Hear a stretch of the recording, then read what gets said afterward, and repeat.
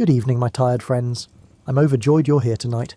Go ahead and settle in for a moment and let the day start to loosen its grip. Because tonight, we're stepping far back into the past to imagine what a single day of survival during the Ice Age might have felt like, waking up in a world of cold winds, wide frozen landscapes, and small decisions that meant the difference between comfort and hardship. So if slow, slightly boring history helps your brain power down, feel free to follow, drop a like, and tell me where you're listening from and what time it is. I always enjoy seeing where everyone is drifting off from. Now dim the lights, get that pillow comfortable, maybe let a fan or some soft background noise run, and let's learn a little about survival if you can keep those ears open. 20,000 years ago, during the height of the last ice age, vast grasslands stretched across continents where forests and cities would later rise. These were the mammoth steppes, cold and windswept plains where survival meant understanding every plant, every stone, and every shift in the weather. Today, you will spend one full day living as your ancestors did, moving through the rhythms of Ice Age life from dawn until the stars appear. You wake before sunrise in a world wrapped in blue twilight. The air inside the shelter tastes sharp and clean, carrying the faint scent of smoke from last night's fire. Your breath forms small clouds that drift upward toward the curved ceiling of mammoth hide stretched over a framework of bones and branches. The ground beneath you feels firm, layered with dried grasses and the soft pelts you've carefully arranged for warmth. Outside, the wind moves across the steppe with a sound like distant conversation. You lie still for a moment, listening to the particular quality of that wind. It comes from the north today, steady rather than gusting, which means the weather will hold. This matters more than almost anything else in your world. The hide door covering the entrance glows faintly as dawn approaches. You can see the dark shapes of other shelters nearby, round structures that look like small hills against the pale grass. Smoke rises from one of them, a thin grey line that tells you someone else has already revived their fire. The sight brings a small measure of comfort. You are not alone on this vast plain. You push aside your sleeping furs and sit up slowly. Your body knows the cold, expects it, and has learned to move in ways that preserve warmth. The deerskin tunic you wore to sleep is already layered over your caribou hide leggings.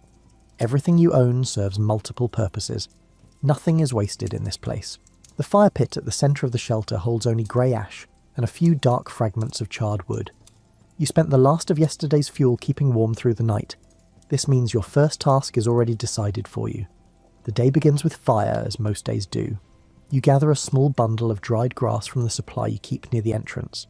The grass crackles softly in your hands, releasing a dusty smell that reminds you of a late summer. You arrange it carefully in the fire pit, building a small nest with a hollow centre.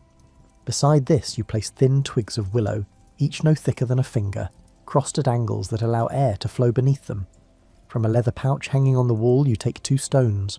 One is a piece of flint, grey and glassy, with edges you've shaped yourself. The other is a chunk of iron pyrite, heavy and golden brown.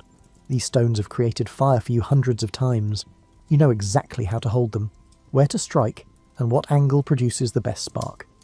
You position the flint above the grass nest and strike it sharply with the pyrite. The first strike produces nothing. The second sends a small orange spark into the air, bright but too brief to catch. The third strike is different. The spark lands directly in the centre of the grass nest and begins to glow. You lean close, so close your face feels the tiny warmth, and breathe gently onto the ember. The grass catches with a whisper of flame. Yellow light fills the shelter, dancing across the curved walls. You feed the infant fire with more grass, then add the thin willow twigs one at a time. The flames grow taller, stronger, beginning to crackle with real authority. You feel your shoulders relax slightly.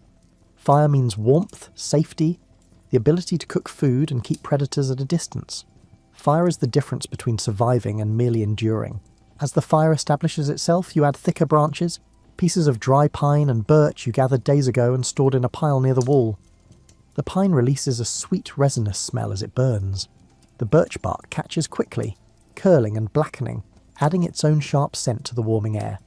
You arrange the larger pieces carefully, creating spaces for air to flow, ensuring the fire will burn steadily while you prepare for the day ahead. Light now fills the shelter completely. You can see every detail of your small home.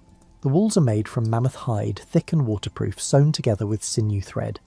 The framework beneath consists of mammoth ribs and leg bones.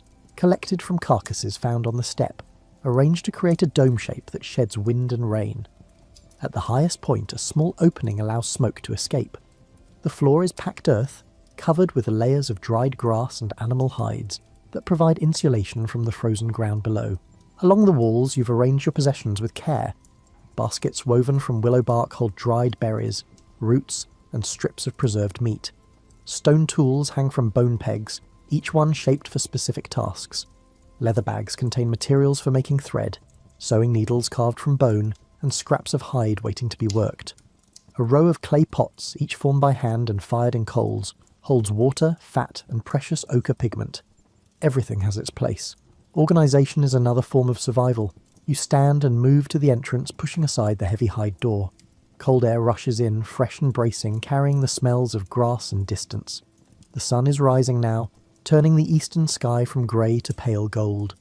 The steppe stretches away in every direction, rolling grassland that seems to have no end. In the distance, you can see a small herd of horses moving slowly across the plain, dark shapes against the dawn light. Farther still, barely visible, a group of mammoths feeds on the tough grass, their curved tusks catching the early sun. This is your world. Vast, cold, beautiful in its own harsh way. The Ice Age steppe provides everything you need to live, but it requires constant attention, constant work and respect for the power of nature in its most raw form. Today, like every day, you will gather what the land offers, craft what you need, and maintain the knowledge that keeps you alive. The wind touches your face, cold, but not bitter. The sky holds no threat of storms. It is a good day to work, to move across the land, to collect the materials that make survival possible. You turn back to the shelter, add 2 more branches to the fire, and prepare yourself for the tasks ahead. The sun climbs higher as you set out from the shelter, walking east across the steppe with a large basket woven from grass and willow bark. The basket hangs from a leather strap across your shoulder, bumping gently against your hip with each step. In your other hand, you carry a digging stick, a sturdy length of hardwood sharpened to a point and fire-hardened at the tip. This simple tool will help you unearth roots and pry stones from the soil. The grass underfoot is coarse and silvery, adapted to cold and drought. It grows in dense tufts separated by patches of bare earth. As you walk, small birds rise from the grass ahead of you, tiny brown shapes that dart away with sharp, chirping calls. The sound is cheerful, a reminder that life thrives here despite the cold. Your first goal is a grove of willow trees that grows along a small stream about 2,000 paces from your shelter. The willows are precious, providing flexible branches for weaving, inner bark for cordage, and twigs that burn hot and clean. You've visited this grove many times, always taking only what you need, never stripping a single tree completely. The willows grow back quickly if treated with respect. As you walk, you scan the ground for useful stones. The steppe is littered with rocks of all sizes, carried here by ancient glaciers and deposited across the grassland. Most are ordinary granite or basalt, but occasionally you find flint, chert, or the golden brown pyrite that makes fire. Every stone has potential uses. Some can be shaped into cutting tools, others work well as hammerstones or grinding surfaces. The largest can be arranged to create hearths or support structures. You spot a piece of flint half buried in the soil. It's roughly the size of your palm, grey, with bands of lighter colour running through it. You kneel and work it free with your digging stick, brushing away the dirt to examine it more closely. The flint has good texture, fine-grained and glassy. It will flake cleanly when struck. You place it carefully in your basket. 100 paces farther, you find a fist-sized chunk of quartzite, hard and pink-tinted. This stone is too tough to shape into cutting tools, but it makes an excellent hammerstone for knapping flint. You add it to your collection. The stream appears ahead, a bright line of water cutting through the grass. Willows grow along both banks, their narrow leaves rustling in the breeze. The trees are still small, none taller than twice your height, but their branches are numerous and flexible. You approach the nearest tree and select several young shoots growing from the base. These shoots are about as thick as your thumb and perfectly straight. You take out a flint blade and cut them close to the ground, making clean cuts that won't damage the tree. The willow branches smell green and alive, even in this cold climate. You trim away the small side twigs and add the cleaned branches to your basket. These will be soaked in water to make them even more pliable, then woven into new baskets, or used to repair the framework of your shelter. Near the water's edge, you notice a stand of cattails growing in the shallow margin of the stream. The cattails are in seed now, their brown, cylindrical heads full of fluffy material that can be used for tinder, stuffed into clothing for insulation, or woven into mats. You wade into the cold water, feeling it seep through your hide boots, and gather several cattail heads. The fluff inside is dry despite the plant's wet location. You wrap the heads in a piece of leather to keep them safe. The stream itself provides another resource. Along its banks you find smooth stones worn round by water. These water-polished rocks are useful for grinding pigments, processing hides, and smoothing wooden tool handles. You select 3 stones of different sizes, each fitting comfortably in your hand, and add them to your growing collection. As you work, a family of ground squirrels watches from the far bank. They sit upright on their haunches, whiskers twitching, clearly curious about your activities. One of them makes a high-pitched chirping sound, possibly a warning to the others. You smile at their caution. These small creatures are also gathering food, storing seeds and roots in underground burrows to survive the winter ahead. In a way, you're doing the same thing, though your methods are more complex. You follow the stream northward, looking for a specific plant you know grows in this area. After searching for perhaps 500 paces, you find what you're seeking. A patch of wild onions grows near a bend in the water, their tubular leaves rising from the soil. You kneel and use your digging stick to carefully extract several bulbs. The onions are small, each no larger than a walnut, but they are pungent and flavourful. They will add taste to tonight's meal and provide nutrients your body needs. The soil here is darker and richer than the dry ground of the open steppe. You dig deeper, searching for other edible roots. Your stick strikes something firm. You work carefully around it and unearth a burdock root, long and pale brown. The root is the length of your forearm and as thick as 2 fingers. Burdock can be roasted in coals or boiled in water. It has a slightly sweet taste and fills the belly. You brush the soil from the root and add it to your basket. The sun is higher now, warm on your face despite the cool air. You estimate the morning is half over. Your basket is beginning to feel heavy, which means you've gathered well. But there is one more thing you want to find before returning to the shelter. You leave the stream and walk toward a rocky outcrop visible in the distance. This outcrop rises from the steppe like a small island of stone, its weathered surface covered with lichen. You know from experience that certain kinds of flint can be found near such rock formations, exposed by erosion, and easy to spot against the pale lichen. The walk takes longer than expected. The outcrop is farther than it appeared. This is the way of the steppe, where distances are hard to judge on the flat land. But the walking is pleasant, and you enjoy the rhythm of your footsteps, the whisper of grass, the vast openness of the sky overhead. When you finally reach the outcrop, you begin searching the base of the rocks. Lichen crunches under your feet, releasing a dry, powdery smell. You move slowly, examining every shadow, every crevice. Then you see it. A nodule of black flint, roughly the size of a goose egg, lying against the base of a large boulder. The flint is nearly perfect, with no visible cracks or flaws. This is a prize worth carrying. You pick up the nodule carefully, feeling its weight, admiring its smooth surface. This piece of stone represents future tools. In your hands, with patience and skill, it will become scrapers, blades, points for spears. The transformation from raw stone to functional tool is a kind of magic you understand deeply. With this final find, your basket is full. The weight pulls pleasantly on your shoulder as you turn back toward home. The return journey feels shorter, perhaps because you walk with purpose, carrying the fruits of your morning's work. As you near your shelter, you see smoke rising from several fires. Other people are awake and active now, beginning their own daily tasks. A child runs between the shelters, laughing at some private game. The sound is bright and unexpected in this austere landscape. It reminds you that humans bring more than just survival to this place. They bring joy, creativity, and the determination to thrive even in difficult conditions. You duck through the entrance of your shelter, glad for the warmth inside.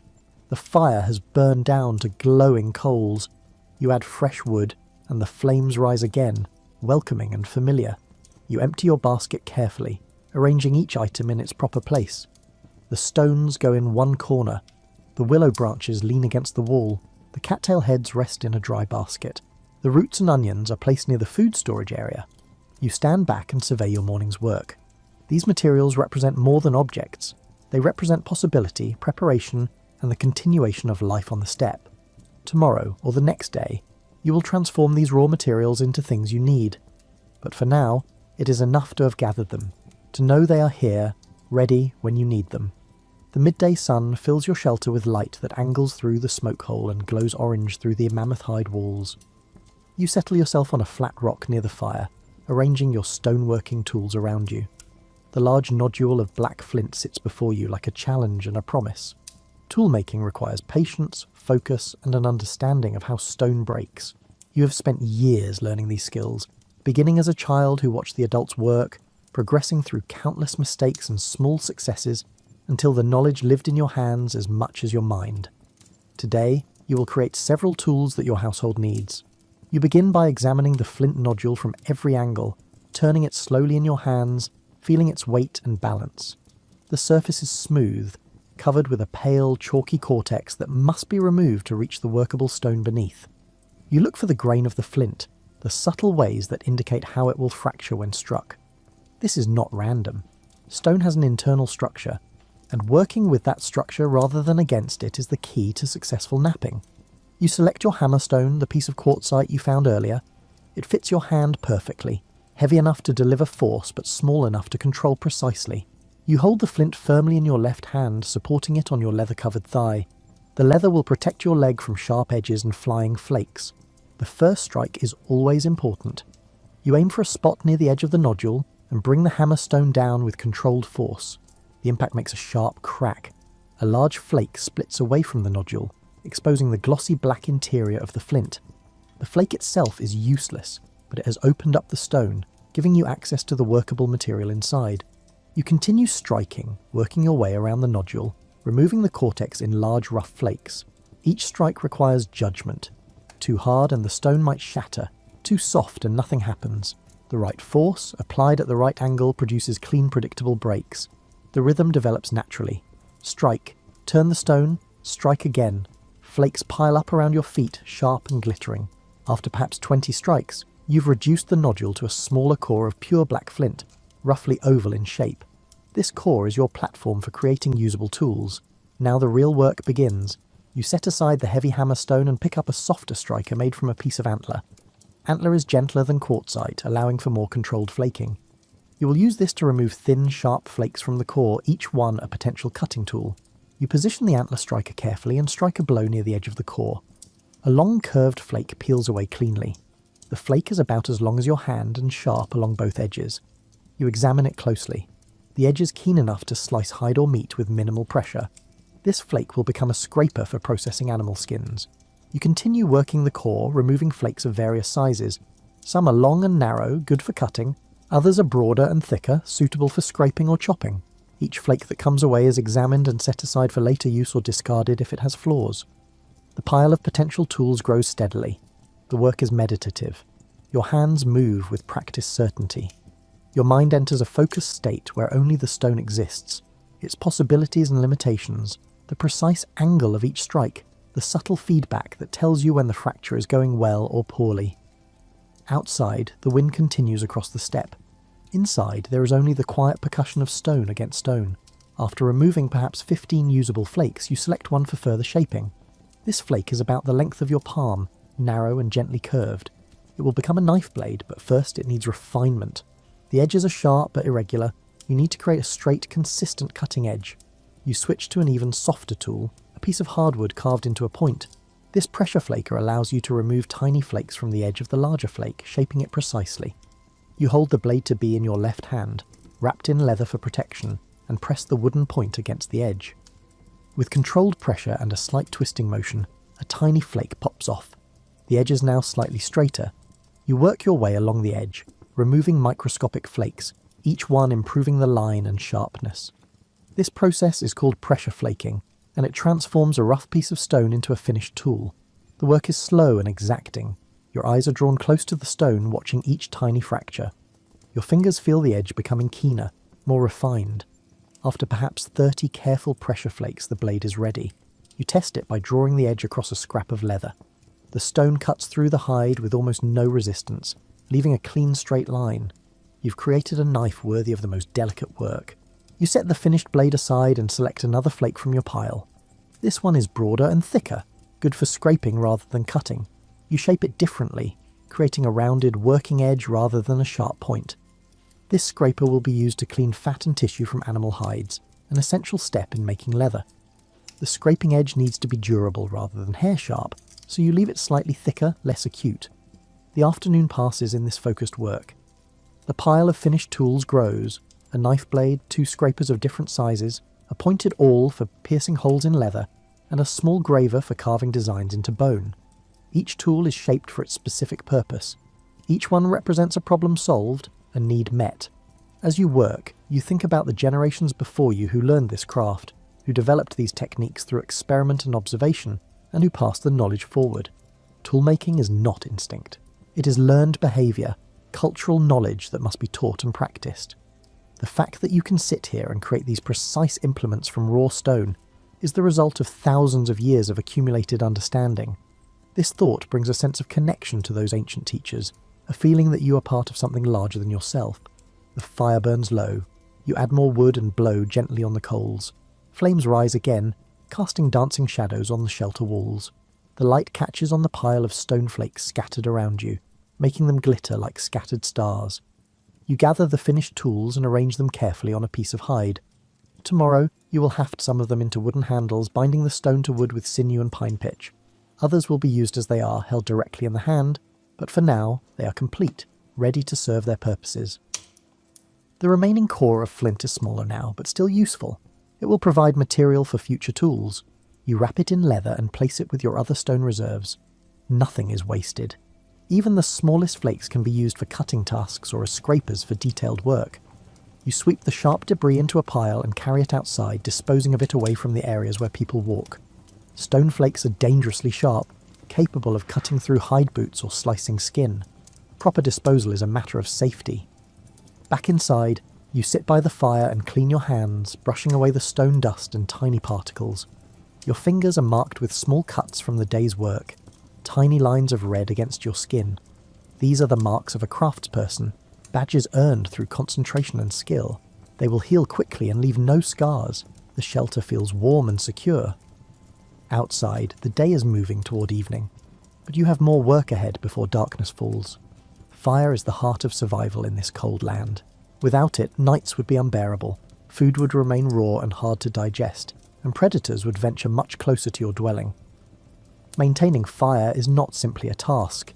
It is a responsibility that runs through every day like a thread through fabric. Your fire has burned steadily since dawn, fed with wood throughout the day. But fire requires more than fuel.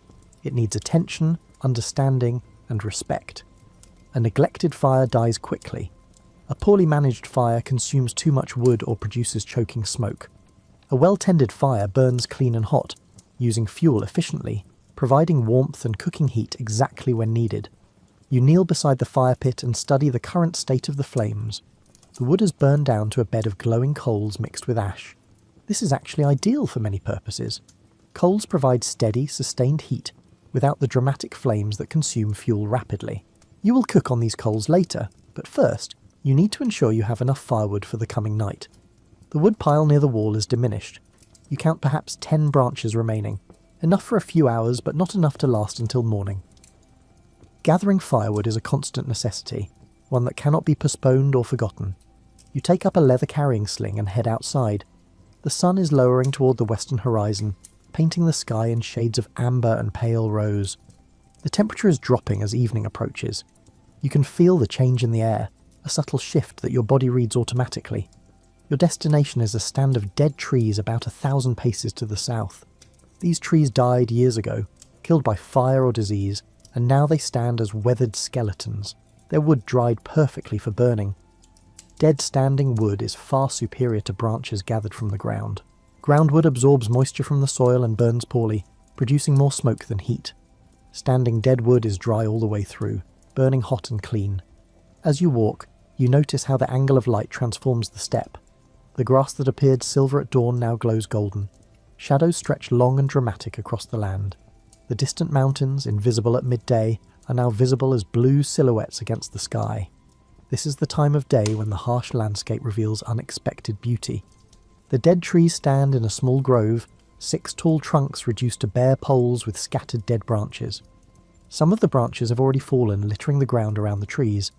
Others still cling to the trunks, dried and brittle. You select the branches that are elevated off the ground, but loose enough to break free with moderate force. You reach up and grab a branch about as thick as your wrist. It's light, much lighter than living wood, evidence of how thoroughly it has dried. You pull down and the branch breaks free with a satisfying crack. The wood is pale grey, worn smooth by years of weather. You break the branch into manageable lengths by bracing it against your knee and applying pressure. Each piece is about the length of your arm, sized to fit easily into your fire pit. You continue gathering, working methodically through the available deadwood. Some branches are too rotted, crumbling to powder in your hands. You leave these. Others are solid and sound despite their age. These go into your carrying sling. The work is physical but not difficult. Your body is accustomed to such labour. A sound makes you pause. Somewhere in the distance are mammoth trumpets, the call carrying across the empty space. You look toward the sound and see a herd moving slowly westward, dark shapes against the golden grass. The mammoths are enormous even at this distance, their curved tusks visible as graceful arcs. They are travelling to their feeding grounds, following routes they have used for generations. You watch them for a moment, feeling a mixture of awe and familiarity. Mammoths are part of the fabric of this world. They provide ivory for tools, hides for shelter, meat for food. But they are also dangerous, massive creatures that can crush a human without even noticing. Respect and caution are the appropriate responses to such animals. The mammoths move on, disappearing beyond a low rise. You return to your wood gathering. When the carrying sling is full, you shoulder the load and start back toward your shelter. The wood is bulky but not heavy. It rustles and shifts as you walk, settling into the sling. Back at your dwelling, you stack the new firewood carefully near the entrance, arranging it so air can circulate around each piece. Proper storage keeps wood dry and ready to burn. Damp wood produces smoke and wastes effort. You return to the fire pit and consider the current state of the coals. They have begun to fade, the bright orange dulling to red. This is the time to add fresh fuel. You select 3 pieces of the newly gathered wood and place them on the coals in a careful arrangement. The pieces are positioned to allow airflow beneath them, creating channels for oxygen to reach the burning coals. Within moments, thin wisps of smoke rise from the wood. The smoke thickens, turning white and substantial. Then, with a soft whoosh, flames appear. The dried wood catches quickly, burning with clean yellow flames that grow rapidly in size and intensity.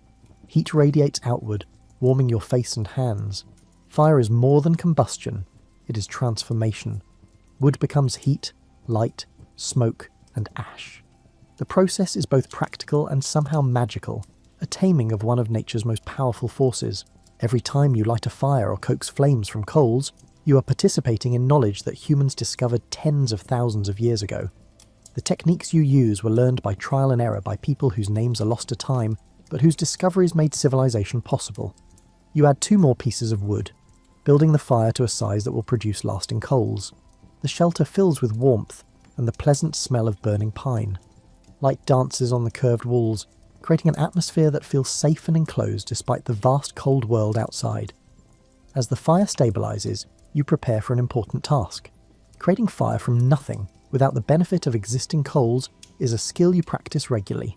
If your fire ever goes completely out and no one nearby can share their coals, you must be able to create flame using only materials found on the steppe. You gather the necessary items: a flat piece of wood, dry and sound, which will serve as the fireboard; a straight stick of slightly harder wood, which will be the drill; a curved piece of bone with a smooth depression carved in one end, which will hold the top of the drill; a bow made from a flexible branch with a leather thong stretched between the ends, and a small pile of dried grass and tinder, ready to catch the first ember. The technique is called bow drill firemaking. It uses friction to create heat, and heat to create an ember. The process requires technique, endurance, and favourable conditions. Even with experience, success is not guaranteed. You carve a small notch in the edge of the fireboard, creating a collection point for the hot wood dust that the friction will produce. You place the fireboard on the ground and brace it with your foot. The drill stands upright on the fireboard, its top end fitted into the socket carved in the bone. The bowstring is wrapped once around the drill shaft. You position yourself carefully, one knee on the ground, the other foot bracing the fireboard. You press down gently on the bone socket with your left hand while moving the bow back and forth with your right. The drill begins to spin, rotating first one direction, then the other. Smoke appears almost immediately where the drill point touches the fireboard. This is good. Smoke means friction, and friction means heat. You increase your speed, moving the bow faster, pressing down harder. More smoke rises, thicker now, with a sharp smell of burning wood.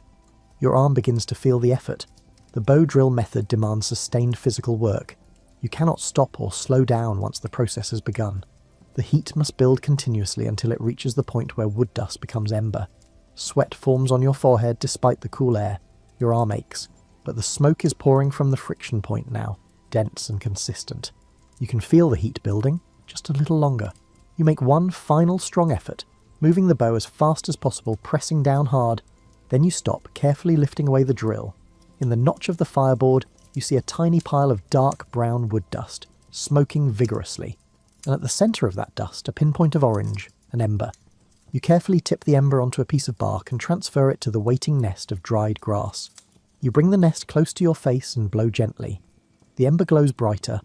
The grass begins to smoke. You blow again, more strongly. Suddenly the grass bursts into flame.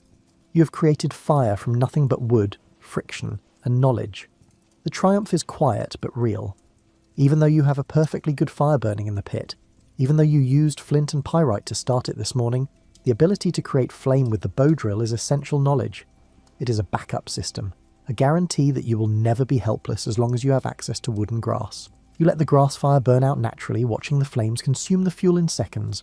The demonstration is complete. Your skill is confirmed. Tomorrow or a year from now, if you need this technique, your hands will remember. The main fire burns steadily, filling the shelter with warmth. Evening is settling over the steppe outside. Soon it will be time to prepare food. But the fire is ready, burning clean and hot, exactly as it should. Your shelter has protected you through many seasons, but like all things made by human hands, it requires constant maintenance. The mammoth hide walls are durable, but wind and weather take their toll. The framework of bones and branches can shift or loosen. Small gaps can appear where cold air seeps through. A shelter neglected becomes a shelter failed. Before the day ends, you make a circuit around the outside of your dwelling, examining every section carefully. The hide walls are held in place by a combination of bone stakes driven into the ground and leather thongs tied to the framework beneath. You test each stake, pushing against it to ensure it remains firm. Most are solid, but 2 have worked slightly loose. You drive them deeper into the earth using a heavy stone as a hammer. One section of hide near the entrance shows signs of wear. The material has developed a small tear where it rubs against a bone support. You examine the damage closely. The tear is not large, perhaps the length of your finger, but it will grow if not repaired. Water could seep through. Cold air could penetrate. You return inside and retrieve your sewing kit. The kit consists of several bone needles of different sizes, each one carefully carved and polished, with an eye drilled through one end. You also take a length of sinew thread, pulled from the dried tendons of a deer you processed weeks ago. The sinew is strong and flexible, perfect for sewing heavy hide. Back outside, you thread the needle with sinew. The light is fading now, but enough remains to work by. You begin stitching the tear closed, using a technique passed down through generations. The stitches are small and tight, pulled firmly but not so tight that they cut through the hide. Each stitch overlaps the previous one slightly, creating a waterproof seam. The work is precise and satisfying. Your fingers know the motion without thinking. Push the needle through the thick hide. Pull it out the other side, loop the thread, repeat. The rhythm is meditative, similar to the rhythm of napping stone. Both activities require focus, patience, and respect for materials. As you work, you think about the mammoth whose hide forms your walls. The animal died years before you were born, killed by hunters from a neighbouring group. The hide was traded for tools and dried meat. It has served as shelter ever since, protecting multiple families from rain, snow, and wind. The mammoth's body transformed into houses, tools, fuel, and food. Nothing of that great animal was wasted. This is the way of the steppe. Everything serves a purpose. The repair complete, you tie off the sinew thread and trim it close to the hide. The tear is now invisible unless you know where to look. The wall is whole again, ready for whatever weather comes next. You circle the shelter once more, this time from the inside. The framework overhead is a lattice of mammoth bones interwoven with willow branches, all lashed together with sinew and strips of hide. You check each connection point, tugging gently to test the bindings. Most are solid, but one shows signs of fraying. The sinew has begun to split, weakened by exposure to smoke and moisture. You untie the damaged binding and replace it with fresh sinew from your supplies. The new binding is wound tightly, crossing and recrossing to create maximum strength. You tie it off with a knot that will not slip or loosen. The framework is secure again. The floor of the shelter also needs attention. The layer of dried grass that provides insulation from the frozen ground has compressed over time, losing its effectiveness. You gather fresh grass from a pile you've kept dry near the entrance and spread it evenly across the floor, especially in the sleeping area. The new grass is springy and resilient, creating a softer, warmer surface. You arrange your sleeping furs over the fresh grass, testing the comfort. Much better. The smoke hole at the peak of the shelter requires regular adjustment depending on wind direction and fire intensity. Today the wind comes from the north, so you shift the position of the hide flap that partially covers the opening, angling it to allow smoke to escape while preventing rain or snow from entering. Getting this balance right is an art learned through experience. A good shelter is more than just walls and a roof. It is a system of interconnected elements, each one affecting the others. The fire produces smoke that must escape through the smoke hole. The smoke hole must be positioned to prevent rain entry. The hide walls must be tight enough to keep out wind but must allow some air circulation to prevent the buildup of moisture. The framework must be strong enough to support the weight of the hides and resist wind pressure. Every element must work in harmony. You step back and survey your dwelling with critical eyes. The walls are sound, the framework is secure, the floor is fresh, the smoke hole is properly adjusted, the entrance hide hangs smoothly, creating a good seal when closed. The shelter is ready for the night ahead, and for many nights to come. Shelter building is knowledge that must be learned and practiced. The skills involved are numerous and complex. Choosing the right location, one with good drainage and protection from prevailing winds, gathering and preparing materials, designing a structure that will shed rain and resist wind, constructing a framework strong enough to support the weight of heavy hides, sewing the hides together into panels large enough to cover the frame, maintaining everything over time. No one learns all this overnight. The knowledge is passed down from experienced builders to novices, taught through demonstration and corrected through patient feedback. You learned these skills as a child, watching adults work, helping with simple tasks, gradually taking on more responsibility as your abilities grew. Now you maintain your own shelter with confidence, knowing that you can repair almost any problem that arises. As darkness falls completely, you return inside and seal the entrance hide behind you. The fire burns brightly, casting warm light throughout the space. Your shelter feels solid and secure, a small island of warmth and safety in the vast cold night outside. The wind can blow, the temperature can drop. Inside you're protected by knowledge, materials and the work of your own hands. Evening is the time for cooking, when the day's work is done and the fire burns steady and hot. Tonight's meal will be simple but nourishing, made from the materials you've gathered and the food you've preserved from earlier hunts and harvests. You begin by selecting a cut of dried meat from your stores. The meat is from a reindeer killed a week ago, cut into thin strips and hung near the fire to dry. Drying preserves meat by removing the moisture that bacteria need to grow. The strips are now hard and dark, reduced to about a third of their original weight. They will keep for months without spoiling. You take 3 strips and place them on a flat stone near the fire. Using your newly sharpened flint knife, you cut the dried meat into smaller pieces, each about the size of your thumb. The meat is tough, requiring pressure to cut through. This toughness is a sign of proper drying.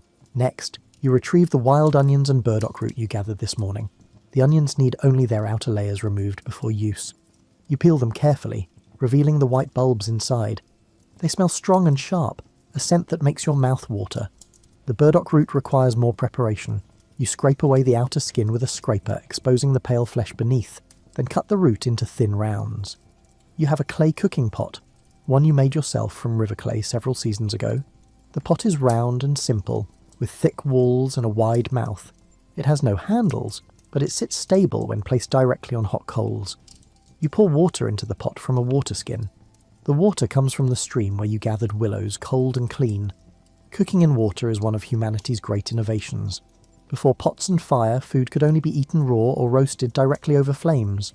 Water cooking allows for gentler heat, better flavour, and the ability to combine many ingredients into a single dish. The invention of pottery changed everything. You place the pot carefully on the bed of coals at the edge of the fire pit. The clay immediately begins to warm. You add the pieces of dried meat to the water. As the water heats, the meat will rehydrate and soften, releasing its flavour into the liquid. Steam begins to rise from the pot's surface. While the meat cooks, you prepare other additions. You take a handful of dried berries from a basket, small purple fruits gathered last summer and sun-dried on flat rocks. These berries add sweetness and nutrition to the stew. You also grind a small amount of wild garlic using a grinding stone. creating a paste that will add flavour and help with digestion. The water in the pot is heating rapidly now, beginning to simmer. Small bubbles rise to the surface and burst. You add the onions, burdock berries and garlic paste. The ingredients settle into the bubbling water. The smell that rises with the steam is rich and complex, a combination of meat, onion and wild herbs. Cooking is partly science and partly intuition. You know from experience how long different ingredients need to become tender. Onions cook quickly, burdock takes longer, dried meat needs time to fully rehydrate. You judge by smell, by the appearance of the bubbling water, and by tasting small amounts as the cooking progresses. You add a pinch of salt, a precious substance traded from people who live near the distant sea. Salt enhances flavour and helps preserve food. You use it sparingly, making your limited supply last as long as possible. The stew bubbles gently, the liquid reducing slowly, concentrating the flavours. You stir occasionally with a wooden spoon carved from birch. Stirring prevents ingredients from sticking to the bottom of the pot and burning. While the meal cooks, you prepare flatbread using a technique you learned from a traveller who passed through several years ago. You take a small amount of ground seed flour, made from grass seeds you collected and ground between stones. You mix the flour with water to form a thick dough, adding just enough liquid to make it workable. The dough is dense and sticky, heavy in your hands. You shape the dough into a flat round, about as wide as your hand and as thick as your finger. You place this directly on a hot stone positioned near the fire. The stone has been heating for the past hour and is now hot enough to cook on. The flatbread sizzles when it touches the stone, releasing a toasted grain smell. The bread cooks quickly on one side, developing brown spots and a firm texture. You flip it with your fingers, working quickly to avoid burning yourself. The other side cooks just as fast. The finished bread is crispy on the outside and chewy inside, perfect for soaking up stew. The stew has been cooking for perhaps half an hour. The meat has softened and expanded, absorbing water and becoming tender again. The burdock is cooked through, slightly translucent. The onions have nearly dissolved, their flavour permeating the liquid. You taste a spoonful. The flavour is deep and satisfying, savoury with a hint of sweetness from the berries. You remove the pot from the coals using a scrap of leather to protect your hands from the heat. The clay is nearly hot enough to burn through the leather. You place the pot on a flat stone and let it cool slightly. This meal represents the convergence of many skills and much knowledge. Hunting to obtain meat, preserving the meat through drying, gathering wild plants and knowing which are edible, making pottery from clay, creating and maintaining fire, understanding cooking times and flavour combinations. Each element is essential. Remove any one and the meal becomes impossible or at least much less satisfying. You scoop stew into a wooden bowl, another item you carved yourself during a long winter. The bowl is smooth from use, worn to fit comfortably in your hand. You tear pieces from the flatbread and use them to soak up the rich liquid. The first bite is almost too hot, but you are patient. You eat slowly, savouring each mouthful. The food is fuel for your body, providing the energy and nutrients you need to continue surviving on the steppe. But it is also more than that. It is comfort, pleasure, and a reminder that life can be good even in harsh conditions. The flavours connect you to the land, to the plants and animals that sustain you, and to the accumulated knowledge that transforms raw ingredients into nourishment. As you eat, the fire crackles softly. Outside, night has fallen completely. The stars are emerging, thousands upon thousands of them scattered across the black sky. The temperature continues to drop, but inside your shelter, with food in your belly and warmth from the fire, you are content. This is what survival looks like when done well, not merely enduring, but living with competence, creativity, and gratitude. After the meal, as the fire burns low and comfortable, you prepare for one final task of the day. This task has no immediate practical value. It produces no food, creates no tools, and improves no shelter. Yet, it may be the most important work you do. You are going to practice passing on knowledge. In a world without writing, knowledge lives only in minds and hands. Everything you know about survival, every technique for making tools, lighting fires, finding food, and building shelter, exists because someone taught you. And that person was taught by someone else, reaching back through countless generations. The chain of knowledge is unbroken only as long as each generation successfully teaches the next. Tonight, you will practice teaching even though no student is present. You do this regularly, speaking the knowledge aloud, reinforcing your own understanding, and preparing for the day when you will have young people to instruct. Speaking knowledge aloud helps you organise it, identify gaps, and find clearer ways to explain complex ideas. You settle by the fire and begin to speak, your voice quiet but steady in the enclosed space. You describe the process of making fire with flint and pyrite. Your hands move as you talk, demonstrating the grip, the angle of strike, the importance of having dry tinder ready. You explain how to recognize good flint by its glassy texture and conchoidal fracture. You describe the feeling of a successful strike, that particular sharp crack that means the spark will come. You move on to tool making. You explain how to read the grain of stone, how to predict where a flake will separate, how much force to apply for different materials. You demonstrate the difference between hard hammer percussion and soft hammer percussion. You describe the patience required for pressure flaking, the importance of taking time to examine the stone from every angle before striking. The words flow easily. You have thought about these processes so many times, performed them so often, that explanation feels natural. But you also notice places where your explanation stumbles, concepts that are difficult to put into words. These are the things that must be taught through demonstration, through the student attempting the task themselves under supervision, through repeated practice until the hands learn what the mind struggles to express. You talk about shelter construction. You explain how to select a building site with good drainage and protection from wind. You describe the process of creating a framework strong enough to support heavy hides. You detail the technique for sewing hides together with waterproof seams. You explain how to maintain proper ventilation while keeping out cold air. Some of this knowledge is seasonal. Building a shelter in spring requires different considerations than building in autumn. You explain these differences, describing how summer shelters can be lighter and more open, while winter structures must be heavily insulated and windproof. You discuss food gathering and preparation. You name the edible plants of the steppe, and describe where to find them at different times of year. You explain which parts of each plant are edible, and which must be avoided. You describe cooking techniques and food preservation methods. You talk about the importance of varying the diet, of eating different foods to obtain all the nutrients the body needs. The knowledge seems endless when you begin to list it all. Plant identification, animal tracking, weather prediction, tool making, fire building, shelter construction, food preparation, hide processing, cordage making, basket weaving, and countless other skills. Each skill has depth, nuance, and subtlety. Each requires practice to master. You pause and add more wood to the fire. The flames rise again, bright and warm. You think about the different ways knowledge can be taught. Some things are best learned through story, memorable narratives that embed practical information in an entertaining framework. Other things require direct demonstration and hands-on practice. Still other knowledge is passed through gentle correction, observing a student's work and offering suggestions for improvement. The most important thing, you realise, is patience. Learning takes time. Students make mistakes, forget steps, become frustrated. A good teacher expects this, accommodates it, and finds ways to make the learning process engaging rather than tedious. You speak about the values that underpin survival skills. Respect for materials, recognising that everything on the steppe is finite and must be used wisely. Attention to detail, understanding that small errors in toolmaking or shelter construction can lead to failure. Persistence, the willingness to attempt difficult tasks repeatedly until skill develops. Observation, the habit of watching nature carefully, learning from the world itself. These values are as important as specific techniques. A person can know every step of fire making but still fail if they lack patience. A person can understand shelter design but create a weak structure if they work carelessly. Skills and values must be taught together, woven into the same lessons.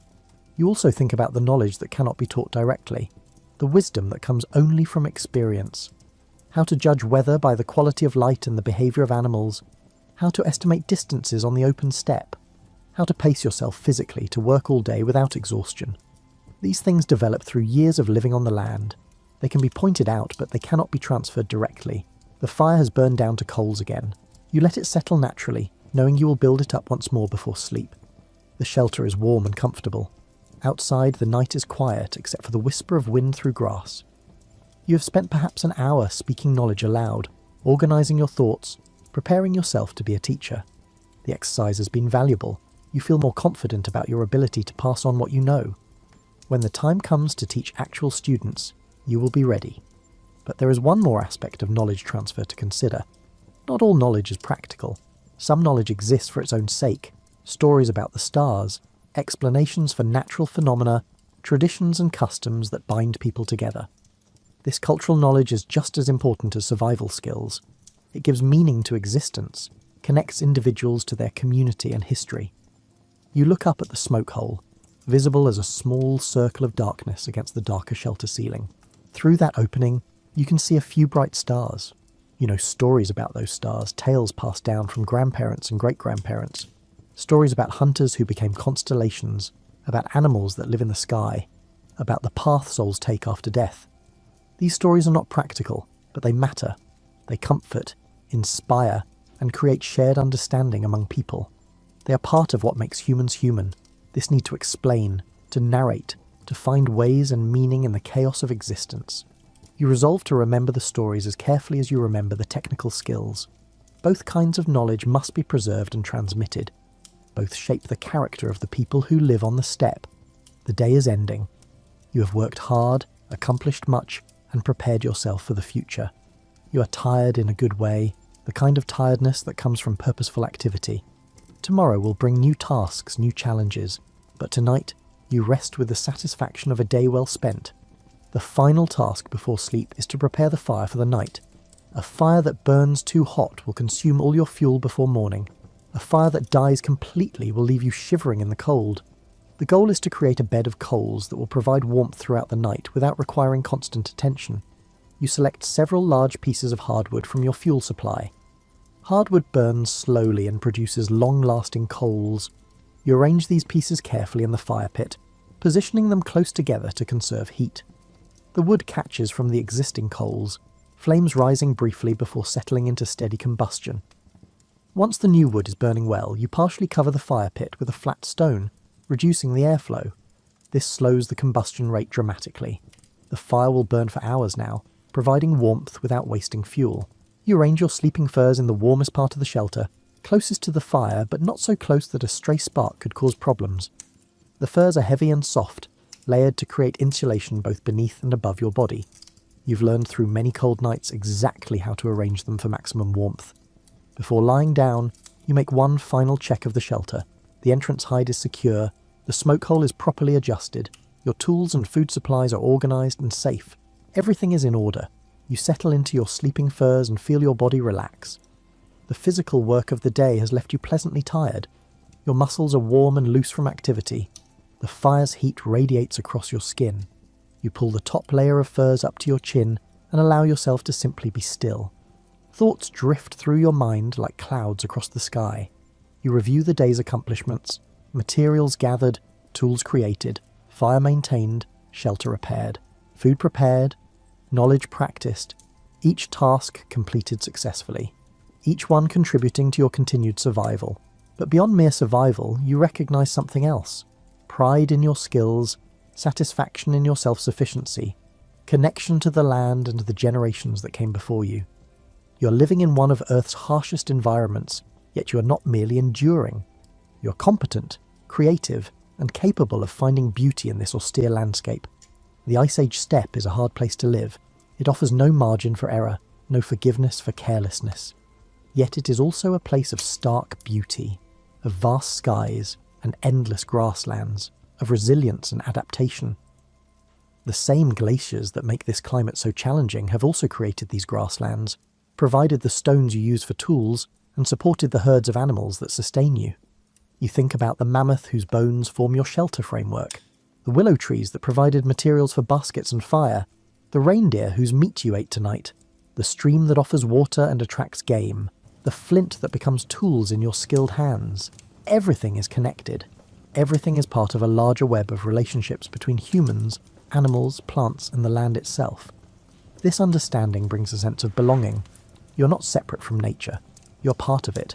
Another species making its way through the world using the abilities evolution has given you.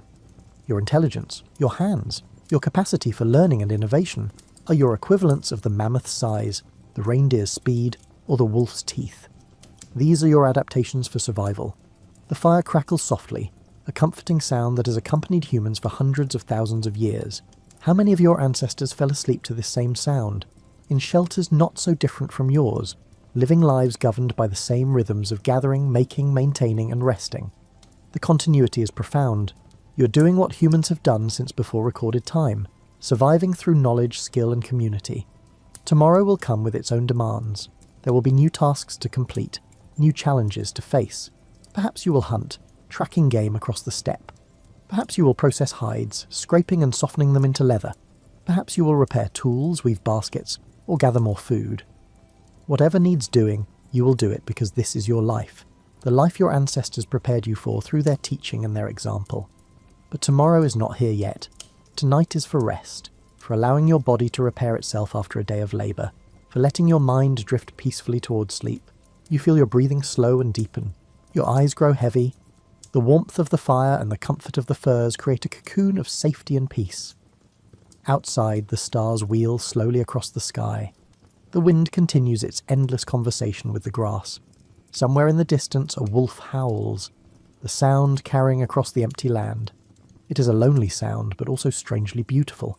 Another voice in the wilderness, another life finding its way through the night.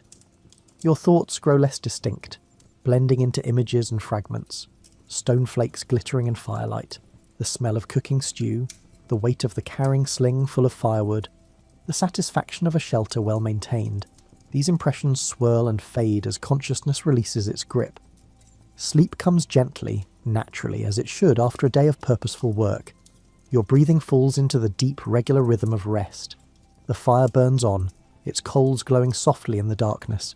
The shelter holds its warmth. The night continues outside, vast and cold and filled with its own life.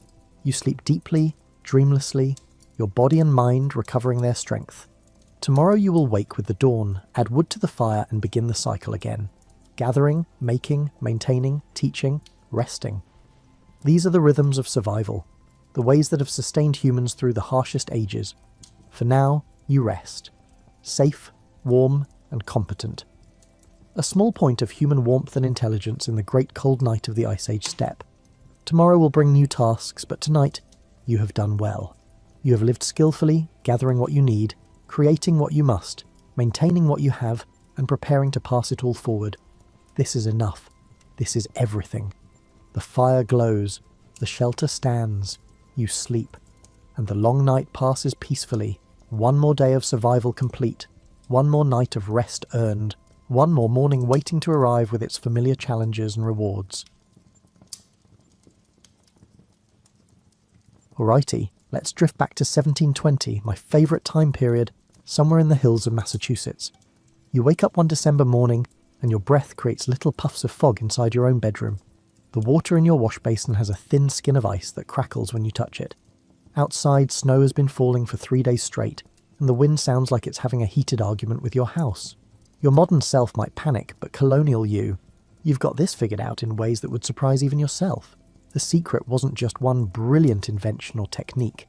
It was a whole symphony of small, clever adaptations that colonial families orchestrated together. Think of it like a recipe where every ingredient mattered, from the way they built their homes to the undergarments they wore, from the foods they ate to the very way they arranged their daily lives around the rhythm of staying warm. Your colonial house wasn't trying to win any beauty contests. It was built like a fortress against winter, with every beam and board placed with survival in mind. The first thing you'd notice about colonial architecture is how these homes seem to huddle into themselves, like people pulling their coats tight against the cold. Those thick wooden walls weren't just for show. Colonial builders understood something that gets lost in our age of perfect insulation: thermal mass. Your walls were often filled with a mixture of clay, straw, and sometimes even seaweed. Yes, seaweed, that created a natural barrier against the cold. The walls breathed just enough to prevent moisture build-up, but held heat like a grandmother holds onto family recipes. The windows were small, and you might think that made the houses dark and gloomy, but colonial families knew that large windows were just expensive ways to let heat escape. Those tiny panes of glass, often no bigger than your hand, were practical gems. They let in enough light during the short winter days while keeping the warmth where it belonged, inside with you. But here's where colonial ingenuity really shines. The way they positioned their rooms. Your kitchen, the heart of winter warmth, sat at the centre of the house like a beating heart pumping heat through the arteries of hallways and doorways. The bedrooms clustered around this central warmth, and the coldest rooms, like storage areas or workshops, got pushed to the edges, where they acted as buffer zones against the winter winds. Those famously low ceilings that make tall modern visitors bump their heads? Pure genius. Heat rises, and colonial builders knew that an 8-foot ceiling meant your heat stayed where you could feel it. not floating uselessly above your head like hot air balloons of warmth drifting away. The colonial fireplace was the crown jewel of home heating, but not in the way you might expect. These weren't the decorative fireplaces of later eras. They were massive, practical beasts that could swallow whole logs and radiate heat like miniature suns. Your fireplace opening might be 4 feet wide and 3 feet tall, big enough to roast an entire pig if the mood struck you. The thick stone or brick construction absorbed heat during the day and released it slowly through the night, turning your fireplace into a thermal battery that kept giving long after the flames died down. Some colonial homes featured what were called beehive ovens, dome-shaped chambers built into the side of the main fireplace. You'd heat these by building a fire right inside the dome, then rake out the coals and slide in your bread, your stew, or whatever needed slow, even cooking. The thick walls of these ovens held heat for hours, turning them into auxiliary heaters that warmed the kitchen long after dinner was done. Your relationship with fire in colonial times was intimate in a way that modern people can barely imagine. Fire wasn't just something you turned on with a switch. It was a living thing that you fed, tended, and coaxed through the long winter months. Letting your fire die was like letting a beloved pet starve, except the consequences were much more dire. The art of fire maintenance began before winter even arrived. In late summer and early fall, you and your family would spend weeks gathering, cutting, and splitting firewood. A typical colonial family needed somewhere between 15 and 25 cords of wood to make it through winter. That's enough wood to fill a modern 2-car garage, floor to ceiling twice over. Every tree that came down was evaluated like a job candidate. Hardwoods like oak and maple for long steady burns, softwoods like pine for quick heat and kindling, and different woods for different purposes. Hickory burned hot and long, perfect for those bitter January nights when the cold seemed to seep through solid walls. Applewood gave off a sweet scent that made the whole house smell like a bakery. Birch bark peeled off in perfect strips that caught fire faster than modern paper, making it precious as kindling. You learned to read wood like a book, the grain, the moisture content, and the way it split, all telling you how it would burn and when to use it. But here's something that might surprise you. Colonial families rarely let their fires burn out completely, even in summer. Instead, they banked their fires, covering the coals with ash to slow the burning to almost nothing, preserving a seed of fire that could be coaxed back to life when needed. Banking a fire was an art form. Too much ash and you'd smother it. Too little and you'd waste precious fuel. Get it right, and your fire would sleep peacefully under its blanket of ash, ready to wake up with just a gentle stirring and some fresh kindling. The fireplace tools weren't just functional, they were the surgical instruments of winter survival. Long-handled shovels for moving coals, bellows for breathing life into dying embers, and iron dogs, those metal stands that held logs, that were positioned just so to create the perfect airflow.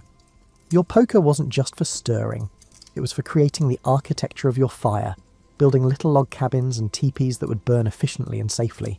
Colonial families developed an almost mystical understanding of fire behaviour. They knew that a fire needed to breathe, that flames liked to dance upward and outward, and that different arrangements of logs created different types of heat. A tight stack burned slow and steady. A loose arrangement burned hot and fast. Green wood hissed and sputtered and filled the house with smoke, while seasoned wood caught quickly and burned clean. The most skilled fire tenders could keep a fire burning for days with minimal attention, banking it at night, and coaxing it back to life each morning like conducting a daily resurrection. They understood the personality of their particular fireplace, knew how their chimney drew air, and could read the colour and behaviour of flames like weather forecasters read clouds. When you think about colonial winter clothing, forget everything you've seen in movies about people shivering in thin cotton shirts. Colonial clothing was engineering in fabric form, a layered defence system that would make modern outdoor gear companies weep with envy. You weren't just getting dressed in the morning, you were constructing a personal environment that would keep you alive and comfortable in temperatures that would send modern people running for their cars. The foundation of your winter wardrobe was linen undergarments, and before you wrinkle your nose at the thought of scratchy old fabric, understand that colonial linen was often softer than modern cotton. These base layers weren't just underwear, they were your first line of defence against moisture and cold. Linen has this remarkable property of wicking moisture away from your skin while still providing insulation, and it got softer and more comfortable with every washing. Over your linen foundation, you'd add layers like building a textile fortress. Wool was your best friend, but not the itchy, harsh wool you might imagine. Colonial wool, especially when it was well processed, could be incredibly soft and warm. Your wool stockings came up to your knees and were often knitted with patterns that weren't just decorative. Different stitch patterns created different levels of thickness and insulation where you needed them most. Women wore multiple petticoats, sometimes 3 or 4 layers deep, creating a sort of textile balloon that trapped warm air around their legs. These weren't the dainty petticoats of later eras. They were serious winter gear, often made from wool or heavy linen, designed to create insulating air pockets while still allowing for movement. The outermost petticoat might be made from a tightly woven wool that shed water and blocked wind. Your stays, what we might call a corset, weren't just about fashion. They provided crucial support for your back during heavy work and created another layer of insulation around your torso. Made from sturdy linen or leather and often lined with wool, stays were like wearing a warm, supportive hug all day long. Men's clothing followed similar principles but with different execution. Your shirt was long, extending down to mid-thigh, providing extra coverage and warmth. Over this came your waistcoat, essentially a sleeveless jacket that provided another insulating layer around your core. Your breeches were often made from leather or heavy wool, and they fit snugly to prevent heat loss, while allowing for the physical work that winter demanded. But the real genius of colonial winter clothing was in the extremities. Your hands and feet were far from your heart's warming influence, and colonial clothing makers knew that keeping these warm was crucial for overall comfort. Mittens were preferred over gloves, because keeping your fingers together shared warmth more efficiently. These weren't the thin mittens you see today. They were often made from thick wool or even fur, sometimes with leather palms for durability. Colonial stockings were architectural marvels in their own right.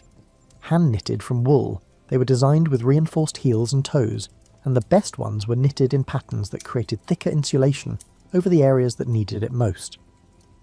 The tops of the stockings were often knitted with patterns that helped them grip your leg, preventing the cold drafts that would sneak in if your stockings slipped down. Your outer garments were where colonial clothing really showed off. Cloaks and greatcoats weren't just large, they were designed to create a personal microclimate around your entire body. A properly made cloak could wrap around you completely, creating a tent-like space that held your body heat. Some cloaks had hoods lined with fur or soft wool that could seal around your head, and the best ones were made from tightly woven wool that shed water and blocked wind while still allowing your body to breathe. The materials themselves were chosen with scientific precision. Wool from different animals had different properties: sheep's wool for general use, rabbit fur for extreme warmth, and beaver fur for water resistance. Colonial families knew that a rabbit fur lining in your hat could make the difference between comfort and misery during a long winter walk, and that beaver fur trim on your cloak would shed snow and sleet like armour. Your colonial kitchen in winter wasn't just about cooking. It was about strategic fuel management for your body's internal furnace. Colonial families understood something that modern nutritionists are just rediscovering: that food isn't just about nutrients, it's about providing the specific types of energy your body needs to generate heat and maintain warmth in challenging conditions. Winter meals were rich, hearty affairs that would make modern dietitians clutch their calculators in horror, but every calorie had a purpose. Fat wasn't the enemy. It was your body's most efficient heating fuel, providing more than twice the energy per gram as protein or carbohydrates. Your winter diet included generous amounts of butter, cream, salt pork and beef fat, all carefully preserved and stored to provide the high-energy fuel your body craved in cold weather. But colonial cooks were too smart to just pile on the fat randomly. They understood food combining in ways that created sustained energy release throughout long, cold days. Your typical winter breakfast might include cornmeal mush cooked with milk and butter, providing quick carbohydrates for immediate energy and fats for long-term fuel. Add some maple syrup or molasses, and you have a meal that will keep your internal fires burning for hours. The preparation methods were as important as the ingredients themselves. Slow-cooked stews and soups weren't just convenient, they were perfectly designed for cold weather nutrition. When you slowly simmer meat, bones and vegetables together for hours, you break down tough fibres and extract nutrients that your body can easily absorb and convert to heat. The gelatin from bone broths provided protein that your body could quickly convert to energy, while the fat that rose to the surface created a protective layer that helped retain heat in both the pot and your stomach. Root vegetables were the unsung heroes of colonial winter nutrition. Potatoes, turnips, parsnips and carrots weren't just filling. They were packed with complex carbohydrates that provided steady, sustained energy release. When stored properly in root cellars, these vegetables actually got sweeter over the winter as their starches converted to sugars, making them more palatable and easier for your body to convert to quick energy. Colonial families were masters of food preservation, and their winter larders were carefully orchestrated systems of stored energy. Salt pork and beef weren't just preserved meat. They were concentrated calorie bombs that could provide the fat and protein needed to maintain body heat during the coldest weather. A few strips of salt pork added to a pot of beans or vegetables could transform a simple meal into a high-energy winter feast. Dried fruits and nuts provided concentrated nutrition and calories in small packages. A handful of dried apples or a small portion of walnuts could provide the quick energy needed for outdoor chores, while also supplying the vitamins needed to prevent scurvy and other winter ailments. Colonial families knew that variety in their diet wasn't just about taste. It was about providing all the different types of fuel and nutrients their bodies needed to function in harsh conditions. The beverages of colonial winter were strategic too. Hot cider wasn't just a tasty drink. It provided quick sugars for energy and warmth from the inside out.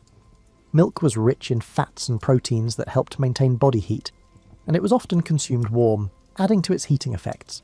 Even alcoholic beverages served a purpose beyond social lubrication. Rum, brandy, and hard cider provided concentrated calories and helped dilate blood vessels to improve circulation to extremities. Cooking methods themselves contributed to winter warmth strategies. Roasting, baking, and slow cooking weren't just about flavour. They were about maximising the heat production from your kitchen fire while creating foods that would provide sustained energy. A pot roast that simmered all day not only created a hearty meal, but also radiated heat throughout the kitchen, making efficient use of precious fuel. The timing of meals was strategic too. Your largest, most calorie-dense meal often came in the middle of the day, providing fuel for the afternoon's work and helping maintain body temperature through the coldest part of the day. Evening meals might be lighter, but still warm and nourishing, designed to provide the steady energy needed to maintain body heat through the long winter night. Your colonial bedroom in winter was a battlefield where comfort met survival, and losing this battle meant shivering through long, miserable nights that left you exhausted and vulnerable to illness. But colonial families had developed an arsenal of strategies that turned even unheated bedrooms into surprisingly comfortable sleeping spaces. The bed itself was the command centre of your nighttime warmth strategy. Colonial beds weren't just furniture, they were elaborate heating systems disguised as sleeping platforms. The foundation was often a rope bed, where thick ropes were woven in a grid pattern across the bed frame. These ropes could be tightened or loosened to adjust the firmness of the sleeping surface, and they provided excellent support while allowing air to circulate underneath the mattress, preventing moisture buildup that could lead to cold, clammy sleeping conditions. Your mattress wasn't the simple affair you might imagine. The best colonial mattresses were layered systems that created insulation while providing comfort. The bottom layer might be straw or corn husks for basic support and insulation from the cold ropes below. Above this came a layer of wool batting or down feathers for warmth and cushioning. The top layer was often fine linen or cotton ticking filled with the softest down or wool, creating a sleeping surface that was both comfortable and warm. But the real genius of colonial bed warmth was in the warming systems. Bed warmers weren't luxuries, they were essential tools for survival. Your bed warmer was typically a long-handled brass or copper pan that you filled with hot coals from the fire. You'd slide this under the covers for 10 or 15 minutes before bedtime, moving it around to warm the entire sleeping area. The metal pan distributed heat evenly, and the long handle kept your hands safe from both the heat and the coals. Some families used heated bricks wrapped in cloth instead of dedicated bed warmers. These held heat longer than metal pans and could be positioned strategically around the bed to create zones of warmth. A heated brick at your feet, another at your back, and perhaps one more near your hands could turn even the coldest bedroom into a comfortable sleeping space. Your bedding was a layered defense system that would impress modern camping gear designers. The bottom sheet was usually linen, which wickered moisture away from your body, while providing a smooth, comfortable sleeping surface. Above this came wool blankets, often multiple layers, each serving a different purpose. A lighter wool blanket next to your body provided warmth without weight, while heavier blankets on top trapped heat and blocked cold drafts. The top layer of your bedding was often a thick comforter or coverlet filled with down or wool. These weren't just warm, they were designed to create a microclimate around your body that held heat while allowing enough air circulation to prevent stuffiness. The best comforters had removable covers that could be washed regularly, keeping your bedding fresh and hygienic even during the months when bathing was infrequent. Bed curtains weren't just for privacy, they were essential heating equipment. Heavy curtains drawn around your bed created a smaller space that was easier to warm and harder for cold air to penetrate. These curtains were often made from thick wool or heavy linen, sometimes lined with additional fabric for extra insulation. Drawing your bed curtains was like creating a tent within your bedroom, a private space that held your body heat and blocked cold drafts from the rest of the room. Your nightgown or sleeping shirt wasn't just sleepwear, It was part of your thermal defence system. Colonial nightgowns were long, often reaching to the ankles, and made from soft but warm materials like flannel or brushed linen. The long sleeves and high necklines prevented heat loss from your extremities and torso, while the loose fit allowed for air circulation that prevented overheating and moisture buildup. Nightcaps weren't fashion statements, they were essential for preventing heat loss from your head, where a significant amount of body heat can escape. These were often made from soft wool or cotton, sometimes lined with silk or fine linen for comfort against your hair and scalp. A well-made nightcap could make the difference between a comfortable night's sleep and hours of shivering wakefulness. The positioning of your bed within the room was strategic too. Colonial bedrooms often placed the bed away from exterior walls and windows, where cold air could seep through gaps in construction. Instead, beds were positioned near interior walls that shared heat from the kitchen or main fireplace. Some colonial homes had bedrooms directly above the kitchen, taking advantage of the heat that rose from the cooking fires below. One of the most ingenious aspects of colonial winter survival was the way families used social dynamics and communal living as heating strategies. Your colonial home wasn't just a building, it was a carefully orchestrated system of human cooperation designed to maximize warmth and minimize fuel consumption. Privacy was a luxury that few could afford when survival depended on sharing body heat and resources. Family sleeping arrangements in winter were practical rather than prudent. Children often shared beds not just to save space, but because 2 or 3 small bodies could generate and share warmth far more efficiently than each sleeping alone. Parents might bring the youngest children into their own bed during the coldest nights, creating a family warming system that kept everyone comfortable while conserving precious heating fuel. The concept of bundling, where courting couples would share a bed while fully clothed and sometimes with a board between them, wasn't just about supervised romance.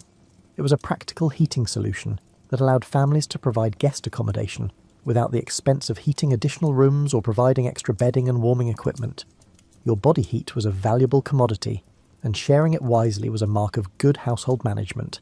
Common rooms served as gathering spaces where the entire family's body heat contributed to overall warmth. During the coldest weather, normal privacy and individual space gave way to practical communal living.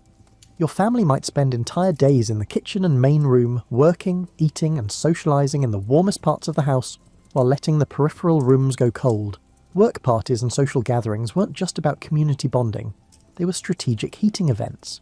A barn-raising or quilting bee brought together dozens of people whose combined body heat could warm even large spaces.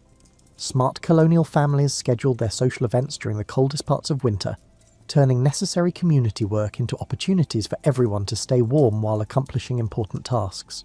The kitchen hearth became the social centre of winter life, and colonial families arranged their activities to take maximum advantage of its warmth. Women would do their spinning, knitting, and mending near the fire, while men might repair tools or work on woodworking projects. Children played games and did their lessons in the warm circle around the hearth. This wasn't just about comfort, it was about making efficient use of heating fuel while maintaining the social bonds that held communities together through the harsh winter months. Evening entertainment was designed around warmth conservation. Storytelling, singing, and games that could be enjoyed while sitting close together near the fire became the primary forms of winter recreation. These activities served multiple purposes. They provided mental stimulation during the long, dark evenings, they kept people sedentary and close to heat sources, and they reinforced the social connections that were essential for community survival. Even religious practices adapted to winter heating realities. Church services in winter were often shorter than summer services, and churches developed strategies like foot warmers, small, portable braziers that could be filled with coals from home and carried to church to provide personal heating during long services. Some congregations would pack into smaller spaces during winter, using their combined body heat to make worship more comfortable. Community resource sharing was another form of social heating. Families would coordinate their heating and cooking schedules to maximise efficiency, perhaps taking turns hosting large meals that could feed multiple families while requiring only one fire, or sharing the use of large ovens for baking bread or roasting meat. These arrangements saved fuel while strengthening community bonds. The concept of neighbouring, helping nearby families with tasks that were easier done in groups, became especially important during winter. Butchering, woodcutting, and food preservation were often community activities that brought people together for warmth, efficiency, and safety. These work parties provided opportunities for social interaction during isolated winter months, while accomplishing necessary tasks more efficiently than individual families could manage alone. Colonial families were master practitioners of microclimate management, understanding how to create warm zones within larger cold spaces, and how to use the physics of heat, air circulation, and thermal mass to their advantage. Your colonial home wasn't uniformly heated. Instead, it was a collection of carefully managed thermal zones that prioritised warmth where it was needed most, while allowing less critical areas to remain cold. The concept of heat layering in colonial homes was sophisticated in ways that modern heating systems sometimes miss. Heat from your central fireplace didn't just radiate outward randomly. It was channeled and directed through strategic architectural choices. Interior doors were positioned to allow warm air to flow from heated rooms to adjacent spaces, while exterior doors were often double-layered with small vestibules that prevented cold air from rushing directly into warm spaces. Thermal mass was used strategically throughout colonial homes. Large stone or brick fireplaces absorbed heat during active burning and released it slowly over hours, acting like massive batteries that stored and distributed warmth long after the fire died down. Some colonial homes featured stone floors near the hearth that absorbed heat during the day and radiated it back during the night, creating comfort zones that remained warm even when the fire was banked. Window management was a precise science in colonial homes. During sunny winter days, even small windows could contribute significant heat gain when positioned correctly. Colonial families understood which windows would catch morning sun, afternoon sun, or were positioned to avoid cold northern exposures. They would open these windows during warm daylight hours to capture solar heat, then cover them with thick curtains or shutters as soon as the sun moved on or set, trapping the captured warmth inside. Air circulation management prevented the stuffiness that could make heated spaces uncomfortable, while avoiding the drafts that could steal precious warmth. Colonial builders understood that still air was insulating air, and they designed their homes to minimize unwanted air movement, while allowing for the gentle circulation needed to distribute heat from fires and prevent moisture buildup that could lead to cold, clammy conditions. The strategic use of textiles turned colonial homes into adjustable thermal environments. Heavy curtains, tapestries, and wall hangings weren't just decorative. They were movable insulation that could be deployed where needed most. During the coldest weather, families would hang extra blankets or quilts to subdivide large rooms into smaller, more easily heated spaces, or to block off unused areas that would otherwise steal heat from living spaces. Furniture placement was another tool in the colonial thermal management toolkit. Chairs, benches, and tables were positioned to create windbreaks around seating areas near fires, while also serving as platforms for warming stones, bricks, or other thermal mass objects that could store and distribute heat. High-backed chairs and settles weren't just about comfort. They created personal heat-reflecting zones that concentrated warmth around individual family members. The timing of daily activities was coordinated with thermal management strategies. Cooking, baking, and other heat-generating activities were scheduled to provide maximum warming benefit during the coldest parts of the day. Laundry might be done during the warmest part of winter days, taking advantage of both solar heat gain and the warmth generated by hot water and steam, while also providing humidity that made cold air feel more comfortable. Even personal thermal management was sophisticated. Colonial families understood that keeping your core body temperature warm was more efficient than trying to heat extremities directly.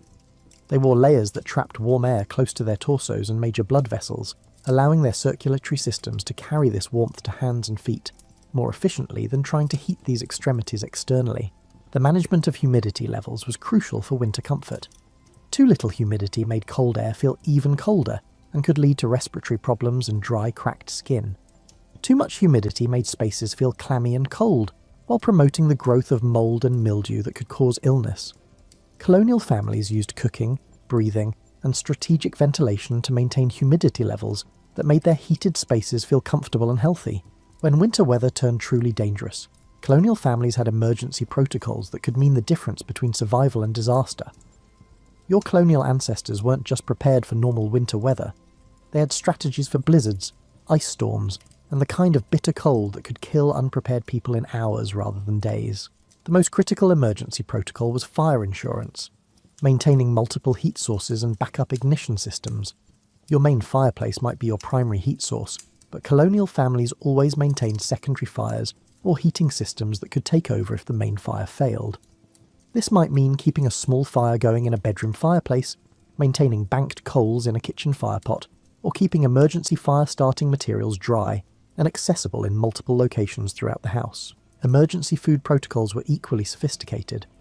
Beyond your normal winter food storage, colonial families maintained emergency food caches, high-energy, long-lasting foods that could sustain life during extended periods when normal cooking wasn't possible.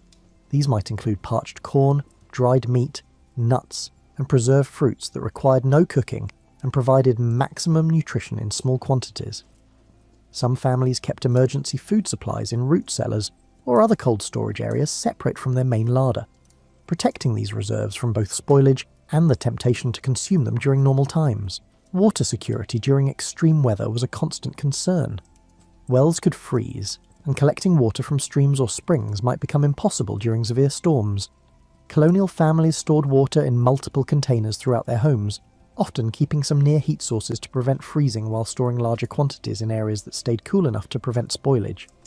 Emergency water included not just drinking water, but also supplies for cooking, basic hygiene, and firefighting if chimney fires or other heating-related disasters occurred. Shelter reinforcement protocols prepared colonial homes for extreme weather conditions. This included securing shutters and storm coverings for windows, reinforcing doors against wind and snow loads, and preparing temporary shelter spaces within the home if normal heating areas became unusable. Some colonial families prepared interior rooms that could be quickly converted into survival spaces, complete with emergency bedding, food, water, and heating supplies.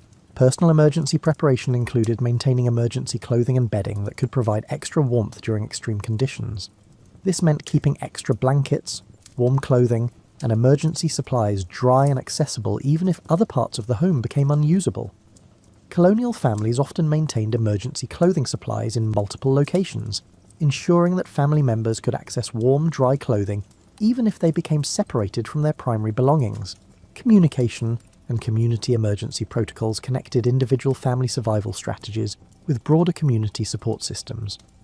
Colonial communities developed systems for checking on isolated families during extreme weather, sharing resources during emergencies, and coordinating rescue efforts when families became stranded or endangered. These systems included prearranged signals, shared emergency supplies, and community spaces that could serve as warming centres if individual homes became uninhabitable. Medical emergency protocols addressed the health crises that extreme cold could create. Colonial families maintained supplies and knowledge for treating frostbite, hypothermia, and the respiratory problems that cold, dry air could cause. They understood that maintaining body temperature was crucial for fighting off illness, and they had strategies for caring for sick family members that prioritised warmth while providing necessary medical attention. Recovery protocols helped families restore normal operations after extreme weather events. This included procedures for safely assessing and repairing weather damage, restoring normal heating and cooking operations, and replenishing emergency supplies that had been consumed during the crisis. Colonial families understood that surviving one emergency was only valuable if you were prepared for the next one. Winter warmth in colonial times wasn't just about comfort and survival. It was about careful resource management and economic strategy. Every piece of firewood, every calorie of food, and every hour of labour spent on heating had to be balanced against other needs and the limited resources that had to last through the entire winter season. Fuel budgeting was as important as food budgeting for colonial families. Your wood supply wasn't just a pile of logs, it was a carefully calculated resource that had to be managed with the same precision as money in a bank account. Families tracked their wood consumption, adjusted their burning practices based on weather forecasts and remaining supplies, and made strategic decisions about when to burn premium hardwoods versus when to make do with less efficient fuel. The labour economics of staying warm were equally complex. Every hour spent cutting, splitting and stacking firewood was an hour that couldn't be spent on other necessary tasks. Colonial families had to balance the immediate need for heating fuel against the long-term need for food production, home maintenance, and income-generating activities. This led to sophisticated time management strategies that maximised the efficiency of heating-related work. Resource sharing and bartering created community economies of warmth. Families might trade surplus firewood for food, exchange labour for heating supplies, or share specialised tools and equipment that made heating more efficient. A family with superior woodcutting tools might provide firewood preparation services in exchange for other goods, while families with large ovens might do community baking in exchange for fuel to heat their ovens. The cost-benefit analysis of different heating strategies was constantly evolving throughout the winter season. Early in winter, when fuel supplies were abundant, families might heat more rooms and maintain higher temperatures. As supplies dwindled and the coldest weather approached, they would retreat to smaller, more efficiently heated spaces and lower their overall heating standards to stretch remaining fuel through the end of winter. Investment in heating efficiency paid long-term dividends for colonial families. Better-built fireplaces, improved chimney design, and high-quality heating tools might require significant upfront investment, but they could reduce fuel consumption and labour requirements over multiple winter seasons. Families that could afford these improvements often found that they could maintain comfort with less fuel while having surplus resources to trade or to provide security against particularly harsh winters. The economics of clothing and textiles for winter warmth involved similar calculations. High-quality wool clothing and bedding required significant investment in materials and labour, but provided superior warmth and durability compared to cheaper alternatives. Colonial families had to decide whether to invest time and money in premium winter clothing that would last for many seasons, or to make do with less expensive options that might need frequent replacement. Food economics is intertwined with heating economics in complex ways. High-calorie winter foods provided the energy needed to maintain body heat, but they were often expensive or required significant resources to produce and preserve. Families had to balance the cost of heating their homes against the cost of eating foods that would help their bodies generate internal heat, often finding that strategic combinations of both approaches provided the most economical winter survival strategy. Colonial families weren't just following ancient traditions, they were constantly innovating, adapting, and improving their winter survival strategies. Your colonial ancestors were inventors and experimenters who faced the daily challenge of staying warm with limited resources and technology, leading to remarkable innovations that often surpassed modern solutions in efficiency and sustainability. Fireplace design evolved continuously throughout the colonial period as families experimented with ways to extract more heat from their precious fuel. Some colonials developed fireplace inserts and heat exchangers that captured heat that would otherwise escape up the chimney. Others experimented with fireplace positioning, angling, and airflow patterns that maximised heat distribution throughout their homes. These innovations were often shared between families and communities, spreading effective improvements throughout entire regions. Insulation innovations used locally available materials in creative ways. Families experimented with different combinations of natural insulation materials, mixing straw with clay, layering different types of animal fur, or using collected bird down in ways that provided maximum insulation value. Some colonial families developed sophisticated understandings of how different insulation materials performed under various conditions, leading to custom insulation solutions for different parts of their homes. Clothing and textile innovations addressed specific heating challenges through creative design and material use. Colonial seamstresses developed techniques for creating garments that maximised warmth while allowing for the physical activity that winter survival demanded. This included innovations in layering systems, strategic reinforcement of high-wear areas, and the development of specialised garments for specific winter activities like ice fishing, woodcutting, or outdoor animal care. Food preservation and preparation innovations extended the effectiveness of winter nutrition strategies. Colonial cooks developed new techniques for preserving high-energy foods, creating concentrated nutrition sources, and preparing foods that provided maximum heating benefit. These innovations often involved creative combinations of traditional preservation techniques with new understanding of nutrition and energy requirements. Heating tool innovations improved the efficiency and safety of fire management. Colonial blacksmiths and metalworkers developed improved fireplace tools, more efficient bed warmers, and specialised implements that made fire management easier and more effective. Some families created their own heating innovations using available materials, copper warming pans that distributed heat more evenly, iron fire dogs that could be adjusted for different log sizes, and specialised coal containers that held heat longer while being safer to handle. Building technique innovations address specific thermal challenges that colonial families discovered through experience. Some families experimented with double wall construction that created insulating air spaces, while others developed innovative chimney designs that captured more heat before it escaped outdoors. These building innovations were often region-specific, adapting to local climate conditions, available materials, and specific heating challenges. Behavioural innovations were perhaps the most important category of colonial winter adaptations. Families continuously refined their daily routines, work schedules, and living patterns to maximise warmth while minimising fuel consumption. This might include innovations in family coordination that ensured fires were tended efficiently, new approaches to task scheduling that took advantage of natural heat sources, or creative solutions for maintaining social connections during isolated winter months. Community innovations in heating strategies often provided solutions that individual families couldn't achieve alone. Some communities developed shared heating resources like communal ovens or warming houses that could serve multiple families efficiently. Others created community fuel sharing systems that helped ensure that no family ran out of heating fuel during extreme weather. These community innovations required cooperation and coordination, but they often provided heating solutions that were more efficient and reliable than individual family efforts. The most successful colonial innovations were those that addressed multiple challenges simultaneously.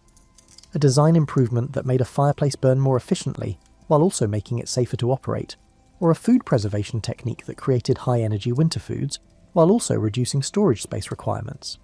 These multi-benefit innovations were especially valuable because they provided improvements without requiring additional resources or labour.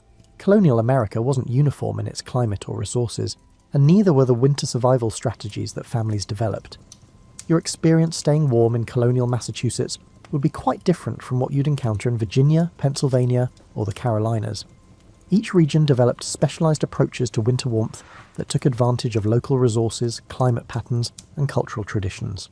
New England families, facing the longest and coldest winters, developed some of the most sophisticated heating strategies in colonial America.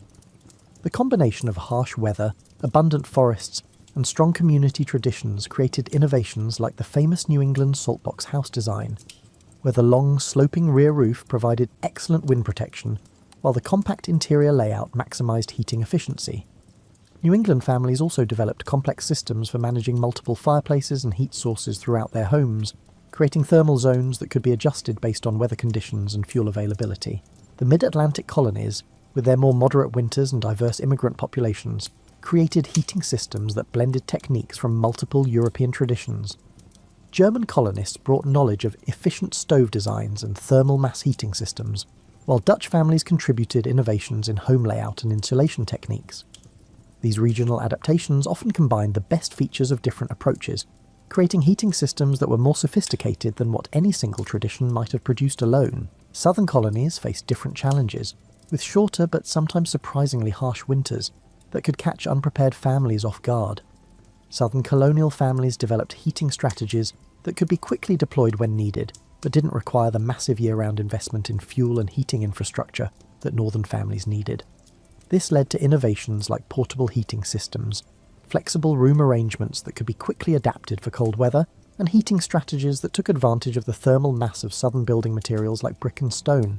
Coastal families, regardless of their latitude, had to deal with the unique challenges of maritime winter weather: high winds, salt air that could corrode heating equipment, and the humidity that made cold air feel even colder.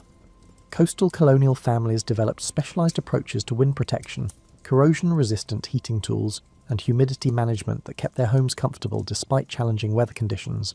Mountain and frontier families faced the challenge of extreme weather, combined with limited access to specialised heating equipment and supplies.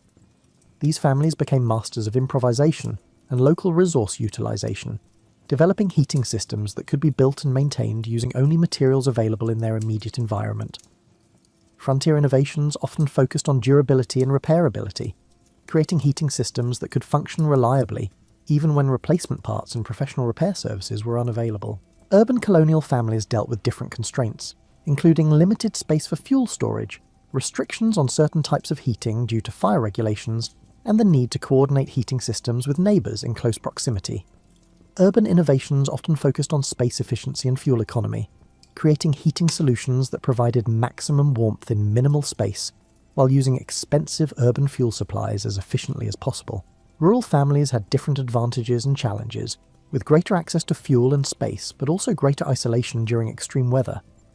Rural heating innovations often focused on self-sufficiency and emergency preparedness, creating heating systems that could function independently for extended periods without outside support or supplies. The interaction between different regional approaches created continuous innovation and improvement in colonial heating strategies. Families moving between regions brought their heating knowledge with them, leading to cross-pollination of techniques and the development of hybrid approaches that combine the best features of different regional traditions.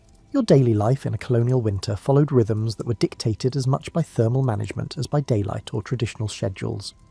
The need to maintain warmth created a choreography of daily activities that was both practical and surprisingly elegant in its efficiency. Your winter day began before dawn, not because you were an early riser by choice, but because the fires banked overnight needed attention before they died completely. In the pre-dawn darkness, You'd slip from your warm bed into the shocking cold of the unheated bedroom, quickly pulling on clothes that had been warmed by being kept under the covers with you overnight. Your first task was always fire management, stirring the banked coals in the kitchen fireplace, adding kindling and fresh wood, and coaxing the sleeping fire back to active life. The kitchen became your morning command centre, and breakfast wasn't just about nutrition. It was about warming yourself from the inside while the house fires began to take the edge off the indoor cold. Hot porridge, warm bread, and steaming cider or milk weren't luxuries. They were essential tools for raising your body temperature to the point where you could function effectively in cold conditions. Morning work was planned around the gradual warming of your living spaces. Tasks that could be done near the kitchen fire took priority: meal preparation, mending, and planning the day's activities. As other rooms slowly warmed up, or as outdoor temperatures rose with the winter sun, you could expand your activities to other parts of the house, or venture outdoors for essential chores. The midday period, when the winter sun provided whatever warmth was available from the outside, became the time for activities that required leaving the warm interior spaces.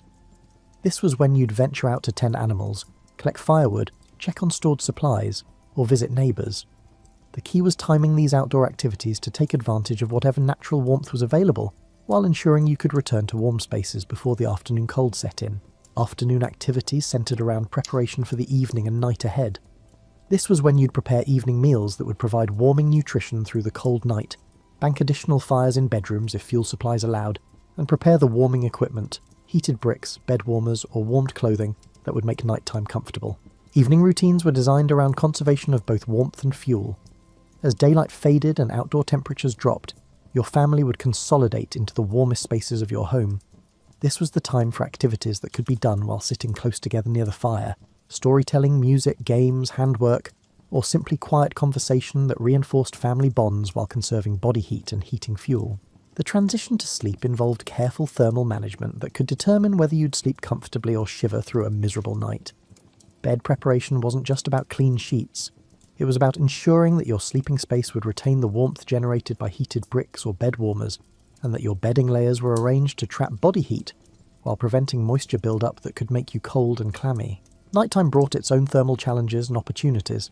Your banked fires needed to provide enough heat to prevent interior temperatures from dropping to dangerous levels, while also conserving enough fuel to make it through to morning. Some families maintained watch schedules during the coldest nights, ensuring that someone was awake to tend fires and address any heating emergencies that might arise. Weekly and seasonal rhythms also revolved around thermal management. Certain tasks, like major cooking projects, laundry, or craft work, were scheduled for the warmest days or times when heating systems were already operating at full capacity. Community activities and social gatherings were planned to take advantage of shared body heat while accomplishing necessary work or maintaining social connections. Weather prediction became a crucial skill for managing these thermal rhythms. Colonial families developed sophisticated abilities to read weather signs and predict temperature changes, allowing them to adjust their heating strategies, activity schedules, and fuel consumption patterns in anticipation of changing conditions. A family that could accurately predict a cold snap could prepare their heating systems and adjust their routines to weather the temperature drop comfortably, while a family caught off guard might struggle through several miserable days of inadequate warmth. Colonial children weren't just smaller adults when it came to winter survival. They required specialised heating strategies that took into account their higher surface area to body mass ratio, their tendency to lose heat more quickly than adults, and their need for protection while still learning the skills necessary for winter survival. Your colonial children's clothing was engineering designed for small bodies with different thermal needs. Children's winter clothing often included extra layers around the torso, where vital organs needed protection, while allowing for the active movement that children required. Small hands and feet, being furthest from the heart's warming circulation, received special attention with multiple layers of mittens and stockings, often made from the softest and warmest materials available. Sleeping arrangements for children prioritised warmth over privacy. Small children often shared beds not just for space efficiency, but because their combined body heat provided better warmth than individual sleeping spaces.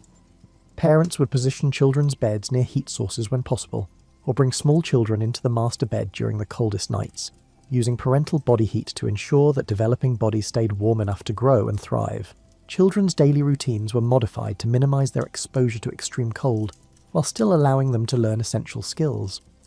Young children might be kept in the kitchen and main rooms during the coldest weather, learning domestic skills near the warmth of fires, while older children gradually took on outdoor responsibilities as their bodies developed the ability to handle cold exposure safely.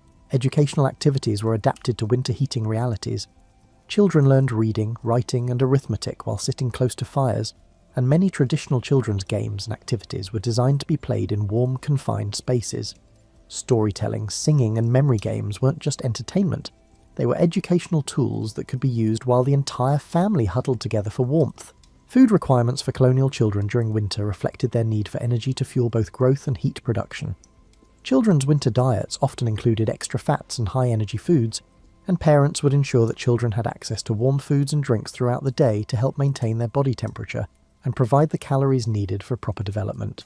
Child safety around heating systems required constant vigilance and specialised equipment. Fire guards, specialised clothing that couldn't easily catch fire, and careful supervision ensured that children could benefit from heating systems without being endangered by them. Children learned fire safety and heating system management as essential life skills, but always under close adult supervision. The development of winter survival skills in children was a gradual process that began early and progressed through increasingly complex responsibilities. Young children might begin by learning to bank fires or arrange kindling, while older children took on more complex tasks like managing fuel supplies or maintaining heating equipment. This skill development was essential for preparing children to eventually manage their own winter survival as adults. Community support systems often provided additional resources for keeping children warm during extreme weather. Neighbours might take in children from families facing heating emergencies, and community warming spaces could provide backup heating for families with inadequate resources. These community safety nets were especially important for ensuring that children, who were most vulnerable to cold exposure, had access to adequate warmth, even during the most challenging weather. Winter health management in colonial times was inseparable from heating and warmth maintenance. Your colonial ancestors understood that staying warm wasn't just about comfort, it was about preventing illness, maintaining the immune systems to fight disease, and ensuring that existing health conditions didn't become life-threatening during cold weather. Respiratory health was a primary concern during colonial winters, and heating strategies were designed to address the dry, cold air that could damage lungs and airways. Colonial families used humidity management techniques, steaming pots of water, wet cloths hung near fires, and breathing warm, moist air from heated beverages to protect their respiratory systems from the harsh, dry air that heating fires could create. Circulation problems caused by cold exposure were addressed through both external warming techniques and internal warming foods and beverages. Colonial families understood that maintaining good circulation was essential for overall health, and they used warming foods, gentle exercise, and strategic heating to ensure that blood flow reached extremities and vital organs effectively. Cold-related injuries like frostbite and hypothermia were serious concerns that colonial families addressed through both prevention and treatment strategies. Prevention focused on proper clothing, limited exposure times, and recognition of early warning signs. Treatment involved gradual rewarming techniques that could restore circulation without causing additional tissue damage.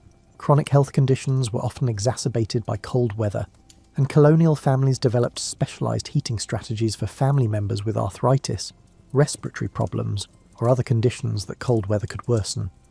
This might include dedicated heating equipment for specific family members, specialised clothing or bedding, or modified daily routines that minimise cold exposure for vulnerable individuals. Herbal medicine and home remedies were adapted for winter health maintenance. Colonial families used warming herbs and spices not just for flavour, but for their therapeutic properties in maintaining body heat and supporting immune function. Hot herbal teas, warming spice combinations, and topical treatments made from warming plants helped support health during the challenging winter months. Nutrition for winter health went beyond simple calorie management to include foods and supplements that supported immune function and cold resistance. Colonial families understood which foods provided the vitamins and minerals needed to maintain health during limited nutrition winter months, and they planned their preserved food supplies to ensure adequate nutrition throughout the winter season. Mental health considerations were important aspects of colonial winter survival.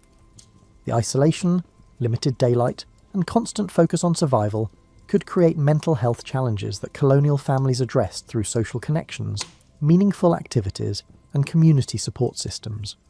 Maintaining mental health was understood to be essential for physical survival, as depression or anxiety could impair judgment and decision-making abilities needed for effective winter management. Sleep health during winter required specialised approaches that ensured adequate rest while maintaining safe body temperature throughout long, cold nights. colonial families developed sophisticated understanding of how to create sleeping conditions that promoted healthy sleep while preventing the temperature drops that could interrupt rest or create health risks. Emergency medical care during winter presented unique challenges when professional medical help might be unavailable due to weather conditions. Colonial families maintained medical supplies and knowledge for treating common winter health problems, and they developed emergency protocols for addressing serious health crises when outside help wasn't accessible. As winter gradually loosened its grip and the first signs of spring appeared, colonial families didn't simply celebrate the end of cold weather. They began the process of evaluating their winter survival strategies, replenishing depleted resources, and preparing for the next year's cold season. The end of winter was both a relief and a beginning, marking the start of preparations that would determine how well the family would survive the next winter. Your colonial family's post-winter assessment was thorough and practical. Which heating strategies had worked well and which had proven inadequate? How much fuel had been consumed, and what did that suggest about next year's fuel requirements? What equipment had worn out or broken, and what replacements or repairs would be needed? This evaluation process was crucial for continuous improvement in winter survival capabilities. Spring cleaning in colonial homes wasn't just about aesthetics, it was about restoring heating systems and living spaces after months of intensive use. Fireplaces and chimneys needed thorough cleaning to remove soot and creosote buildup that could create fire hazards. Clothing and bedding that had provided winter warmth needed careful cleaning and storage to ensure they'd be ready for next year's cold weather. Resource replenishment began as soon as weather permitted. Firewood cutting and processing started early in spring, taking advantage of favourable weather and the full growing season to ensure adequate fuel supplies for the following winter. Food preservation and storage systems were evaluated and repaired, and planning began for the crops and preserved foods that would provide winter nutrition. Equipment maintenance and replacement addressed the wear and tear that intensive winter use placed on heating tools, clothing, and household equipment. This was the time to repair or replace worn-out bed warmers, damaged fireplace tools, and clothing that had worn thin during the winter months. Investing in equipment maintenance during spring ensured that heating systems would function reliably when they were needed again. Community debriefing and knowledge sharing allowed families to learn from each other's winter experiences. Which families had developed new techniques or innovations? What community resources had proven most valuable? How could community cooperation be improved for the next winter season? This knowledge sharing was essential for continuous improvement in community-wide winter survival capabilities. The psychological transition from winter survival mode to spring productivity was as important as the practical preparations. Colonial families had to shift from the conservation and endurance mindset of winter to the growth and expansion mindset of spring and summer. This transition involved both celebration of survival and preparation for the active season ahead. Long-term planning incorporated lessons learned from the winter just survived. Climate patterns, family needs, community resources, and economic conditions all factored into planning for future winter seasons. Families that learned from each winter's experiences were better prepared for future challenges and more likely to thrive despite harsh weather conditions. As you reflect on the ingenuity, resilience, and community cooperation that enabled colonial families to survive harsh winters with limited technology and resources, you might find inspiration for modern challenges. The principles they used: careful resource management, community cooperation, continuous innovation, and adaptation to changing conditions remain relevant for anyone facing difficult circumstances with limited resources. The colonial approach to winter survival wasn't just about enduring harsh conditions, it was about creating sustainable systems that could provide comfort and security year after year. Their success came not from any single brilliant solution, but from the integration of many small innovations and adaptations into comprehensive survival strategies that addressed every aspect of winter living. Their legacy isn't just in the historical record of how they survived, it's in the demonstration that human ingenuity, cooperation, and determination can overcome seemingly impossible challenges. Colonial families proved that with careful planning, community support, and willingness to adapt and innovate, people could not just survive but thrive in conditions that might seem insurmountable to modern observers. As you settle back into your warm, comfortable modern home, perhaps you can appreciate both how far heating technology has advanced and how much wisdom there is in the simple, sustainable approaches that our ancestors developed. Their strategies for staying warm through winter were more than survival techniques. They were expressions of human adaptability, community cooperation, and the determination to not just survive but to create comfort and security, even in the face of nature's harshest challenges. The next time you adjust your thermostat with the flip of a switch, or slip into a warm bed without thinking about heated bricks or bed warmers, you might remember the colonial families who turned the challenge of staying warm into an art form of survival, innovation, and community cooperation that sustained them through countless harsh winters and created the foundation for the communities we know today. Their story reminds us that human comfort and security don't depend solely on advanced technology. They depend on ingenuity, preparation, community cooperation, and the willingness to adapt our methods to meet our challenges. In their success at creating warmth and comfort with simple tools and natural resources, colonial families left us a legacy of practical wisdom that remains relevant whenever we face the challenge of creating security and comfort with limited resources. And as winter settles around your own home tonight, and you drift off,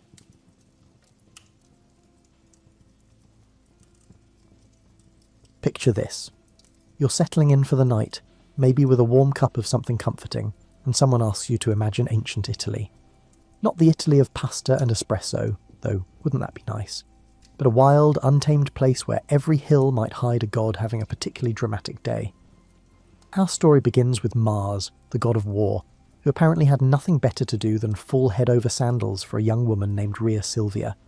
Now, Rhea wasn't just anyone, she was a Vestal virgin, which meant she'd taken a sacred vow to stay single and tend the eternal flame in the temple. Imagine it as the most stringent employment agreement in the ancient world, where violating it could result in death rather than mere termination. But gods, as you've probably noticed if you've ever read mythology, aren't particularly good at respecting human rules. Mars swept down from his celestial perch like a divine hurricane, and before you could say, workplace harassment complaint, Rhea found herself pregnant with twins. The event created what ancient Romans might have called a situation, though they probably used more colourful language. King Romulus, Rhea's uncle and the current ruler, was understandably pleased. He'd already stolen the throne from his brother and wasn't keen on potential heirs popping up to complicate his retirement plans. When the twins were born, two healthy boys who would someday be called Romulus and Remus, Romulus made the kind of executive decision that makes modern corporate restructuring look gentle. He ordered the babies to be thrown into the Tiber River. Now, if this were a modern story, we'd call Child Protective Services, but the setting was ancient Rome, where rivers were apparently considered acceptable babysitters, and wolves had better parenting skills than most humans. The servant tasked with this grim duty, let's call him reluctant middle management, placed the babies in a basket and set them afloat, probably hoping someone upriver would fish them out and wondering if his job description had always included infanticide. The Tiber, swollen with spring rains, carried the basket downstream like nature's own lazy river, except considerably less fun and with much higher stakes.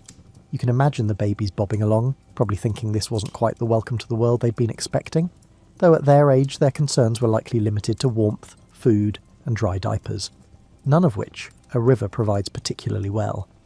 The basket eventually washed ashore near the base of the Palatine Hill, in a spot where a fig tree cast dappled shadows on the muddy bank.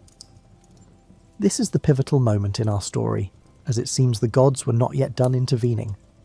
A she-wolf, probably out for her morning constitutional, discovered the crying infants and made a decision that would echo through history. Instead of seeing breakfast, she saw babies in need. This wolf, and you have to admire her maternal instincts, began nursing the twins as if they were her cubs. Picture this scene. Two human babies being raised by a wolf under a fig tree, like some sort of ancient daycare centre run by wildlife. It's the kind of image that makes you wonder if maybe we've been overthinking childcare all these centuries. The twins thrived under their unconventional upbringing, growing strong on wolf's milk and whatever else their adoptive mother could provide. They learned to crawl among the roots of the fig tree, to understand the language of the wild, and to see the world through eyes that knew no fear of beast or storm. In many ways, they were getting an education no Roman school could provide, though it was probably lacking in mathematics and rhetoric. This arrangement could have persisted indefinitely, establishing the world's first truly alternative family structure, but destiny had other intentions, as often happens in the best stories. Just when you think you know where things are heading, a shepherd appears over the hill, and everything changes once again. Faustulus was the kind of shepherd who paid attention to things that weren't strictly his concern, which is either admirable curiosity or professional nosiness, depending on your perspective. On this particular morning, as he guided his flock toward better grazing, he spotted something that made him stop dead in his tracks. And in the shepherd business, stopping when you should be moving usually means you've seen something worth investigating, or you're about to become something else's breakfast. What he saw was a she-wolf nursing 2 human babies under a fig tree, which even by ancient Roman standards was unusual enough to warrant a second look. Most people, finding themselves witness to such a scene, might have backed away slowly and reconsidered their breakfast choices. But Faustulus possessed that particular mixture of courage and poor judgment that drives people to adopt stray animals and investigate strange noises in the basement. He approached carefully, not because he was afraid of the wolf, mind you, but because interrupting a nursing mother of any species tends to end badly for all involved. The wolf, perhaps sensing that her unconventional childcare arrangement was about to be discovered, looked up at Faustulus with the kind of steady gaze that suggested she was evaluating whether he represented help or hindrance. What happened next depends on which version of the story you prefer. Some say the wolf simply walked away, her duty done, like a divine babysitter whose shift had ended. Others claim she adopted Faustulus too, which would have made for interesting dinner conversations. The most practical version suggests that wolf and shepherd reached some sort of understanding, the kind of wordless negotiation that happens between adults who suddenly find themselves responsible for children neither of them had planned for. Faustulus gathered up the twins, probably wondering how he was going to explain this to his wife, Acca Laurentia. You can imagine him practicing the conversation during the walk home. "Honey, you know how we always talked about having children? Well, funny story." Most wives might have questions about babies appearing out of nowhere, but Acca, bless her practical heart, took one look at the healthy, wolf-raised infants and apparently decided that origin stories were less important than diaper duty. The couple raised Romulus and Remus as their sons, though they couldn't quite hide the fact that these boys were different from the average shepherd's children. For one thing, they grew like weeds in a rainy season. Tall, strong, and seemingly immune to the normal childhood ailments that kept other parents up at night. For another, they displayed a natural confidence that suggested they'd never learned to be afraid of anything, which was either inspiring or concerning, depending on your parenting philosophy. The twins learned the shepherd's trade, but they approached it with the kind of innovation that comes from thinking outside traditional boundaries. While other young men were content to follow established grazing routes and time-honoured methods of flock management, Romulus and Remus seemed to view the entire landscape as their personal domain. They knew every cave and stream within miles, could track any animal through the hills, and had an uncanny ability to sense trouble before it arrived. This last skill proved particularly useful, because the hills around their home were not exactly what you'd call a peaceful suburb. Bandits roamed the area like ancient highway robbers, except the highways were mostly goat paths, and the robbery often involved stealing entire flocks rather than just wallets. These bandits had grown comfortable in their profession, operating with the confidence of people who'd never met serious opposition. They were about to learn that confidence can be a fragile thing, especially when it encounters 2 young men who'd been raised by wolves and taught by shepherds, who understood that protecting your flock sometimes required more than just a stern talking to. The twins began organising the local shepherds into something resembling a neighbourhood watch programme, if neighbourhood watch programmes involved strategic ambushes and the kind of justice that doesn't require paperwork. They turned bandit hunting into something approaching an art form, using their knowledge of the terrain and their wolf-taught instincts to outmaneuver criminals who'd grown lazy from easy victories. Word of their success spread through the hills like smoke from a well-tended fire, and soon people were travelling considerable distances just to see these young men who'd made the roads safe again. Some visitors came seeking protection, others hoping to join their group, and a few simply wanted to hear the stories that were already growing in the telling. But success, as anyone who's ever had a particularly excellent year at work knows, has a way of attracting the wrong kind of attention. You know how it is when you're doing something well and word gets around. Suddenly everyone wants a piece of your action, including people you'd rather not meet in a well-lit place, let alone a dark alley. King Amulius himself had heard about the twins' reputation for dealing with bandits. Now, Amulius was the sort of ruler who preferred his subjects to be grateful for whatever protection he provided, which in practical terms meant very little protection, but considerable taxation for the privilege. The idea that 2 young shepherds were handling security better than his forces was not the kind of news that improved his mood during breakfast. But Amulius had bigger problems than freelance law enforcement. His brother Numitor, the one he'd overthrown years earlier, was still alive and still had supporters who remembered when the kingdom had been run by someone who actually cared about effective governance. These supporters had an annoying habit of pointing out that Numitor's rule had been marked by prosperity and justice, while Amulius's tenure was more notable for creative taxation and the kind of paranoia that comes from knowing you're not actually supposed to be in charge.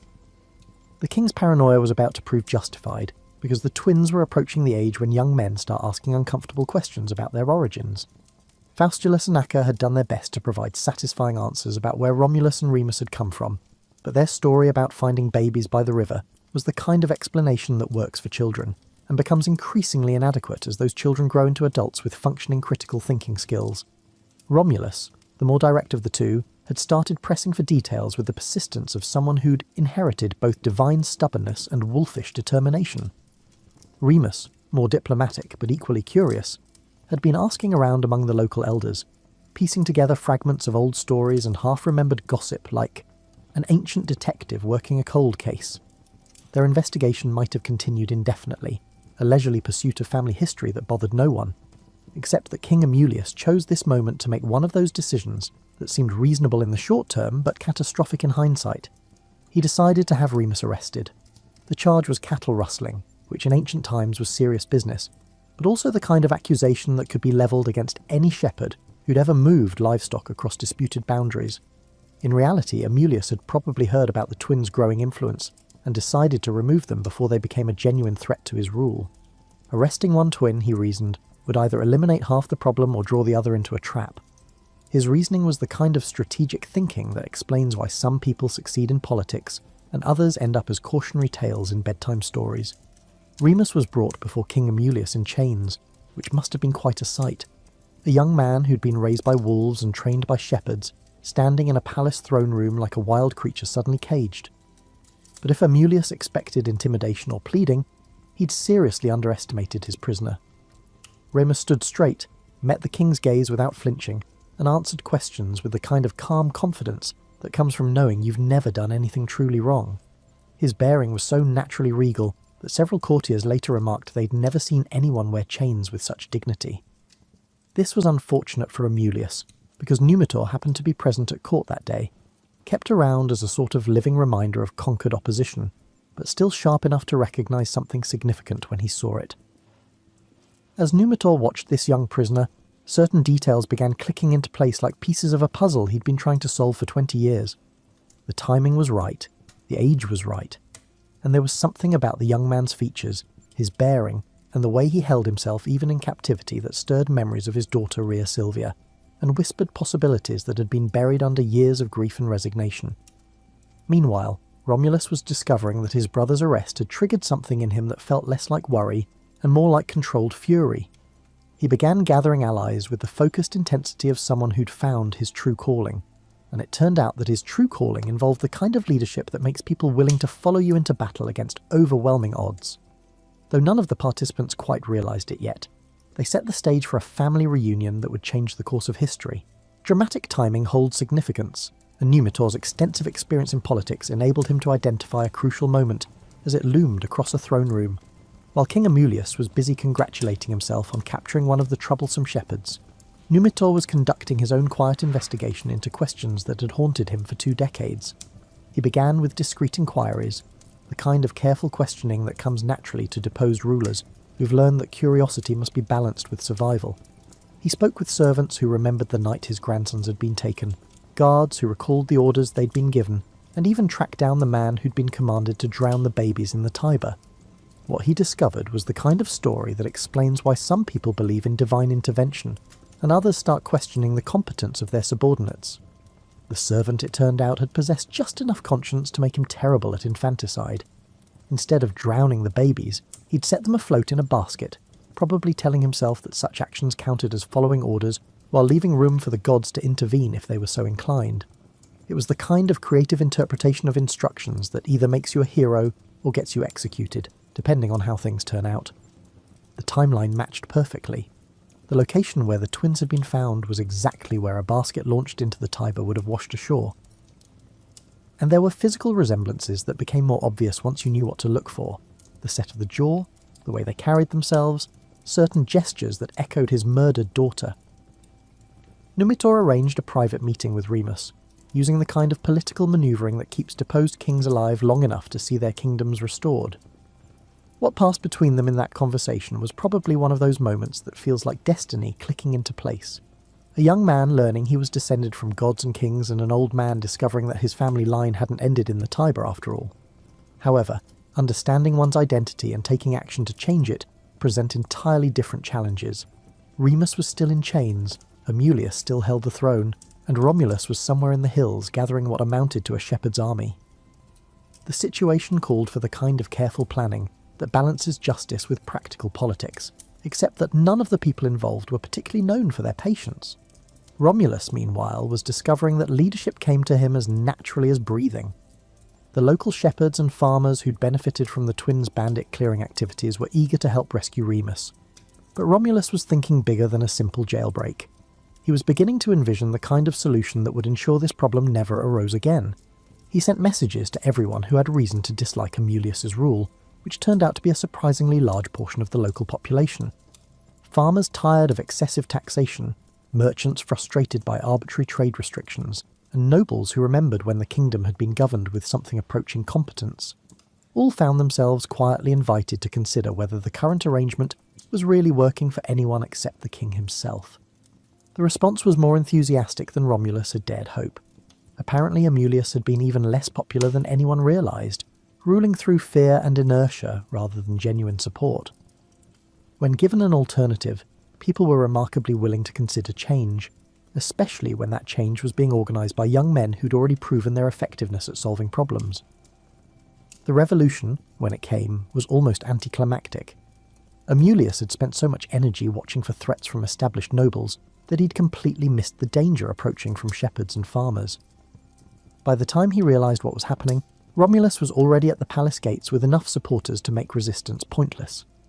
What followed was the kind of regime change that historians later described as surprisingly bloodless, which is another way of saying that sometimes people are ready for change and just need someone competent to organise it. Amulius was removed from power with the same efficiency the twins had once applied to bandit problems, and Numitor found himself restored to a throne he'd never expected to see again. The family reunion that followed was probably worth the wait. Two young men learning they were princes, a grandfather discovering his grandsons had not only survived but thrived, and a kingdom finally getting the kind of leadership it had been missing for 20 years. It was the sort of ending that would have been perfectly satisfying if this had been the end of the story. But this was really just the beginning. You might think that overthrowing a tyrant and restoring a beloved king would be the kind of achievement that leads to comfortable retirement and grateful citizens building statues in your honour, and for most people that would probably be enough excitement for one lifetime. But Romulus and Remus had been raised by wolves and trained by shepherds, who understood that standing still in dangerous territory is usually a mistake. The problem was that success had given them a taste for leadership, and leadership, once you've experienced it, tends to be addictive in the way that solving puzzles becomes compulsive for people who are good at it. They discovered they had a talent for organising people, settling disputes, and turning chaotic situations into functional communities.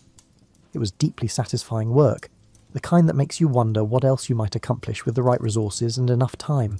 But Numitor's kingdom, while grateful for their help, was already well established with its traditions, hierarchies, and ways of doing things. The twins found themselves in the position of successful consultants who'd completed their project and weren't quite sure what to do with themselves next. They were too young to settle into comfortable advisory roles, and too ambitious to be satisfied with the relatively quiet life of reformed princes. The solution, when it came to them, was both obvious and audacious. They would found their city. They aimed to establish a genuine city that had the potential to grow into something significant, not just a small settlement or an expanded village. It was the kind of project that appeals to people who've never been taught that certain things are impossible, which is either the advantage of a wolf-raised education or evidence that some kinds of ignorance are actually useful. They gathered their most loyal followers, the shepherds and farmers who'd supported their revolution, young men eager for adventure, and anyone else who found the idea of building something new more appealing than maintaining something old. It was the sort of group that forms naturally around ambitious projects, part idealists, part opportunists, and part people who simply couldn't imagine doing anything else. The first decision was where to build their city, which should have been a straightforward question of geography, water access, and defensive positioning. Instead, it became the kind of disagreement that reveals fundamental differences in personality and approach to problem solving. Romulus had a preference for the Palatine Hill, the location where their wolf mother had found them as babies and raised them. It had symbolic significance, excellent defensive potential, and the kind of commanding view that makes visitors take you seriously. From a practical standpoint, it was an excellent choice. High ground, access to the river, and room for expansion. Remus preferred the Aventine Hill, which offered different advantages: better trade routes, more accessibility to merchants, and a position to take advantage of river traffic that could bring prosperity along with strategic importance. His choice reflected a more commercial vision of their future city, one that would grow through trade and diplomacy rather than conquest and intimidation. Both locations had merit, which made the choice more difficult rather than easier. In a perfect world, they might have flipped a coin, built two cities, or found some other compromise that honoured both visions. But the twins had inherited their divine father's competitive nature, along with their human grandfather's political instincts, and neither was particularly inclined to defer to the other's judgment on such a crucial decision. They decided to settle the matter through divination, reading omens in the flight patterns of birds, which was the ancient Roman equivalent of consulting focus groups and market research. It seemed like a reasonable way to let the gods make the final decision, removing personal preference from the equation while maintaining the appearance of divine guidance.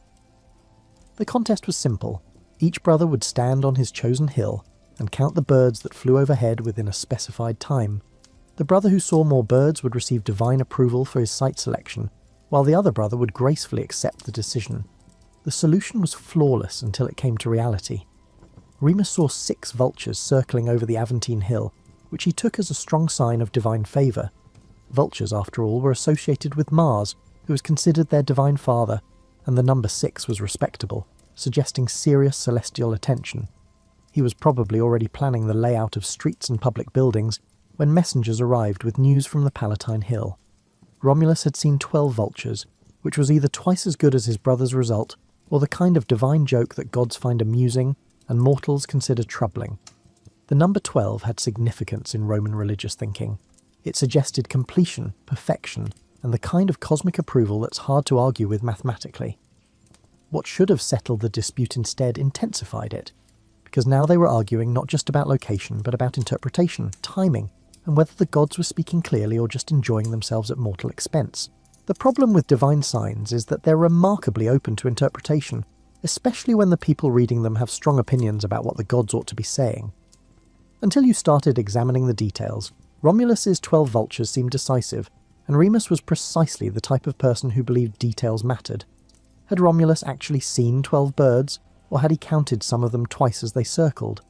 Were they all vultures, or had he included other species to reach his impressive total? And most importantly, who had seen their birds first? Because surely priority should count for something in divine mathematics. These were the kinds of questions that might have been resolved through calm discussion between brothers who trusted each other's honesty and shared a common goal. Unfortunately, the twins were discovering that wolf-raised confidence and divine heritage could combine in ways that made compromise feel less like wisdom and more like weakness. The argument escalated in the way that disagreements do when both parties are absolutely certain they're right, and neither is particularly skilled at backing down gracefully. What had started as a practical discussion about city planning was becoming a fundamental clash over leadership, authority, and who had the right to make decisions that would affect thousands of future citizens. Romulus initiated construction on the Palatine Hill, arguing that the superiority of 12 vultures over 6 was reasonable, and that taking action was preferable to an endless debate. He marked out the boundaries of his future city with a plough, creating the sacred furrow that would define the limits of what he was already calling Rome. It was the kind of bold move that either demonstrates decisive leadership or forces everyone else to choose sides. Remus, feeling his perfectly valid concerns ignored, watched his brother's preparations with growing frustration.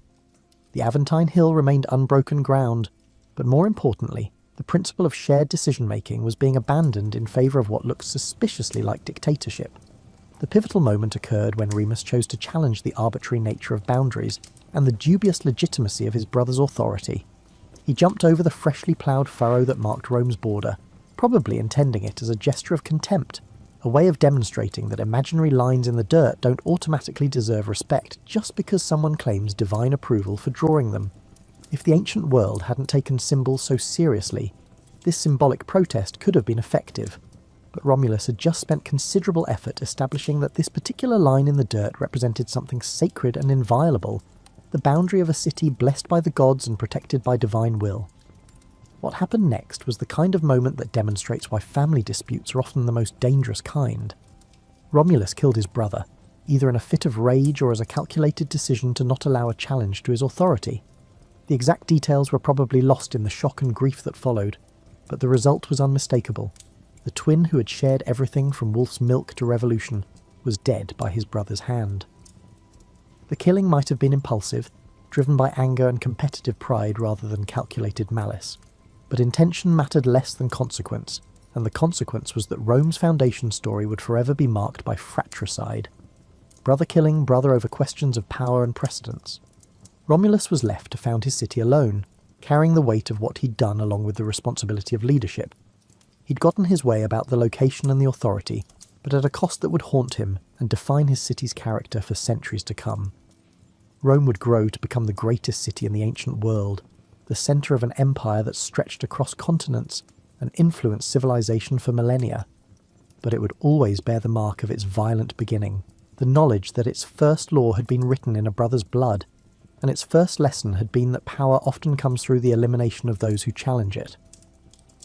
The tragic irony was that both brothers had been right about their visions for the city. Rome's success would ultimately depend on both military strength, Romulus's specialty, and commercial prosperity, Remus's preference. The city would need the defensive advantages of the Palatine Hill and the trade opportunities that connected it to the wider world. But that understanding would come later, built on the foundation of one brother's ambition and another's death. There's something particularly sobering about getting everything you thought you wanted and discovering it tastes like ashes in your mouth. Romulus stood on his chosen hill, surrounded by loyal followers and blessed by divine signs, with the authority to build whatever kind of city he could envision. He should have been triumphant. Instead, he was learning that some victories cost more than defeat ever could. The city that rose on the Palatine Hill grew with remarkable speed, as if Romulus was trying to build something large enough to contain his grief, or impressive enough to justify what he'd done to achieve it. His followers worked with the zeal of those who knew they were part of something historic, but also with the quiet efficiency of those who'd seen their leader's decisiveness and didn't want to test his patience. Rome attracted people the way successful projects always do: refugees seeking safety, traders drawn by opportunity, young men looking for adventure, and families hoping for a fresh start in a place that wasn't burdened by old grudges and established hierarchies. Romulus welcomed them all with the kind of inclusive policies that suggested he'd learned something from his brother's vision of a commercially successful city. But the rapid growth created new problems that required the kind of pragmatic solutions that don't appear in heroic songs or romantic histories. Most of the early settlers were men, which meant Rome had a promising economic future, but a questionable demographic one. You can't build a lasting civilization without families, and you can't have families without women willing to participate in the project. Romulus approached this challenge with the same systematic thinking he'd applied to bandit elimination and political revolution. He organised festivals and trade gatherings, invited neighbouring communities to participate in religious ceremonies, and generally did everything possible to create opportunities for social interaction between Rome's male-heavy population and the daughters of nearby settlements. The results were mixed. Some marriages occurred naturally through these events, creating the kind of alliances that strengthened Rome's position while addressing its population concerns. However, many neighbouring communities continued to harbour suspicions towards this rapidly expanding city due to its reputation for drawing individuals who could be described as adventurous and, less charitably, as fugitives seeking justice elsewhere. The solution Romulus eventually implemented was the kind of strategy that works in the short term, while creating long-term complications that future generations have to manage. During a particularly well-attended festival, Roman men systematically abducted women from the visiting Sabine tribe. Not random violence, but organised recruitment that Rome's leaders presented as emergency matrimony, rather than kidnapping. This event, known to history as the rape of the Sabine women, was probably less brutal than the name suggests, but more coercive than modern sensibilities would tolerate. The Roman version emphasised that the women were treated with respect, offered genuine marriages rather than temporary arrangements, and given the opportunity to become founding mothers of a great city, rather than just wives in traditional communities. Whether the Sabine women saw it that way is a question that ancient historians didn't spend much time exploring, but the practical result was that Rome acquired both the population base it needed for long-term stability and a war with the Sabine tribe that tested every military and diplomatic skill Romulus had developed. The conflict that followed demonstrated that Romulus had learned more from his grandfather Numitor than just how to overthrow tyrants. He fought when fighting was necessary, but also negotiated when negotiation offered better outcomes. Eventually the war ended not with conquest, but with integration. The Sabinas joining Rome as equal partners rather than defeated enemies, their king Titus Tatius ruling jointly with Romulus, in an arrangement that doubled the city's population and political complexity. This integration was probably the kind of outcome that Remus would have approved of. Growth through inclusion rather than just conquest. Prosperity through cooperation rather than simple domination. It suggested that Romulus had, in his own way, found room for his brother's vision within the city he'd built alone. The years that followed were marked by the kind of steady development that historians find less dramatic than wars and revolutions, but which actually determines whether civilizations thrive or merely survive. Rome grew into a genuine city with laws, institutions, and the kind of civic culture that attracts visitors and inspires imitators. It became the kind of place where people chose to live rather than just the place where they happened to end up. Romulus ruled for nearly 4 decades, long enough to see his experimental city become an established regional power. When he finally disappeared, the gods reclaiming him in a whirlwind, according to those who preferred dramatic endings, he left behind something that had grown far beyond one man's vision or ambition. Rome would continue for more than 1,000 years, growing from a single city to an empire that encompassed most of the known world. Its influence on law, language, architecture, and political thought would outlast the empire itself, shaping civilizations that arose centuries after the last Roman emperor had been forgotten. And through all of that history, Rome carried the memory of its beginning, twin brothers raised by wolves, saved by shepherds, and separated by a disagreement that ended in tragedy. It was a story that reminded every generation that greatness often comes at a price, that the most important battles are sometimes fought between people who love each other, and that cities, like people, are shaped as much by their sorrows as their triumphs. The Wolf twins had grown up to found the greatest city in the ancient world, but they'd also demonstrated that even the most extraordinary beginnings can't protect us from the ordinary tragedies that define human experience. In the end, that might be the most important lesson their story teaches. Not that we're destined for greatness, but that greatness itself is never quite what we expect it to be when we finally achieve it. Rome began with a brother's dream and a brother's death, and perhaps that's exactly the right foundation for a city that would teach the world both the possibilities and the costs of human ambition. Some stories end with everyone living happily ever after, but the best stories, the ones that stay with you long after the telling, end with the understanding that happiness and sorrow, triumph and tragedy, are often just different ways of describing the same complex experience of being human. And that really is why we still tell the story of Romulus and Remus after all these centuries. Not because it has a perfect ending, but because it has a true one.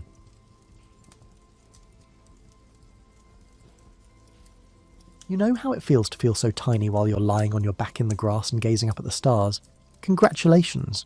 You're experiencing exactly the same thing that, most likely some 40,000 years ago, ignited human astronomy.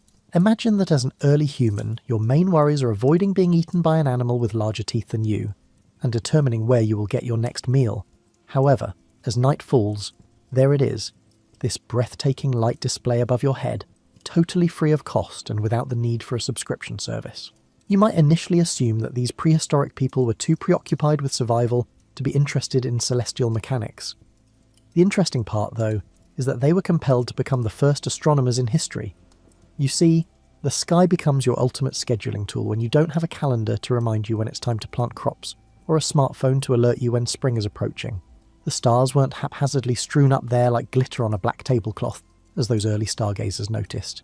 Like a cosmic clock that never needed to be wound, they moved in predictable patterns.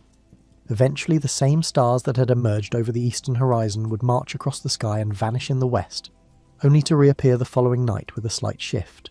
Then came the sun, which was as dependable as a Swiss watch, rising in the east and setting in the west each and every day. Aside from... hold on a second. It appeared to travel a much slower, lower route across the sky in the winter, hardly bothering to reach very high before deciding to call it a day. It jumped high overhead and stayed out until what felt like bedtime in the summer, practically bouncing out of bed. This was survival information, not just idle curiosity. You knew it was time to start searching for certain plants that would soon be ripening when that specific cluster of stars appeared shortly before dawn. You could tell winter was easing when the sun began to shine for longer periods of time each day. Even more fascinating was the moon. The moon appeared to have a personality disorder, in contrast to the sun, which essentially followed a predictable routine. At times, it was a perfect circle that was visible to hunters. At times, it resembled a cosmic smile, a thin crescent. At times, it vanished completely, leaving the night as dark as a cave's interior. The moon, however, had a rhythm despite its seeming moodiness. Humanity's first calendar system was based on the dependable pattern of roughly 29.5 days between full moons. When you could simply look up and see what phase the moon was in, you didn't need to count days. These early astronomers, let's call them that, because even without fancy degrees or telescopes they were unquestionably astronomers, started to notice something else.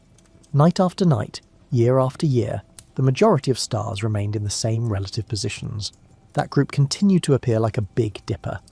It appears that ancient people had very active imaginations when it came to connecting dots, because that row of stars that someone thought looked like a belt remained a belt. The troublemakers, however, were a few luminous objects that roved the sky as if they were unsure of their destination. Later the Greeks would refer to them as planets, which means wanderers, and that is what we still call them today. 5 of these roving stars, Mercury, Venus, Mars, Jupiter and Saturn, were visible to ancient observers even in the absence of telescopes. Venus was especially perplexing because it seemed to be 2 distinct stars, one that emerged shortly before sunrise and another shortly after sunset. It took a long time for someone to realise that it was the sun playing peekaboo with the same object.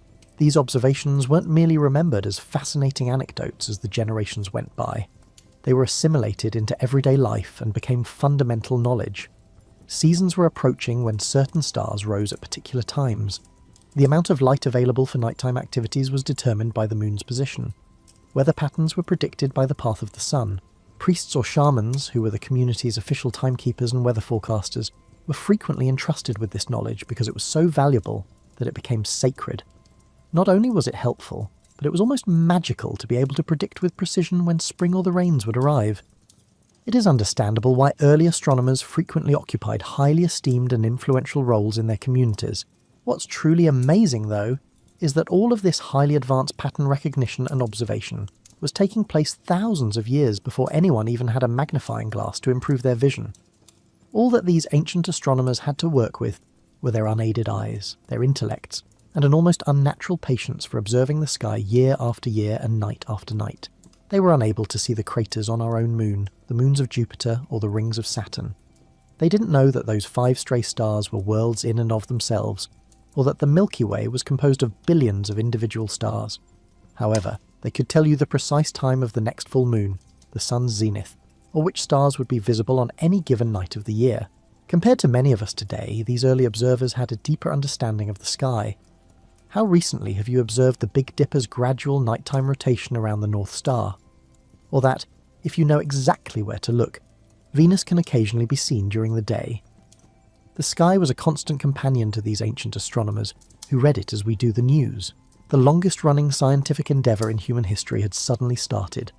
For tens of thousands of years it would go on uninterrupted, evolving from one generation to the next and becoming more accurate and sophisticated with every century that went by.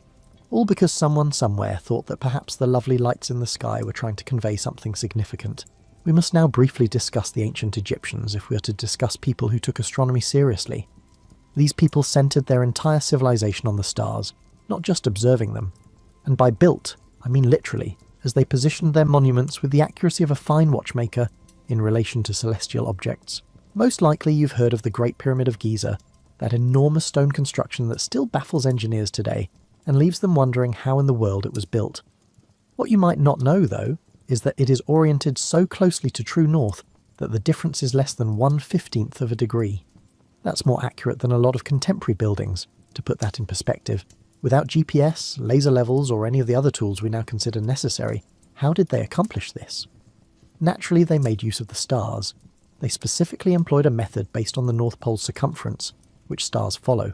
They were able to determine true north with remarkable accuracy by observing a star at its eastern and western extremes during the night, and then calculating the midpoint between those positions.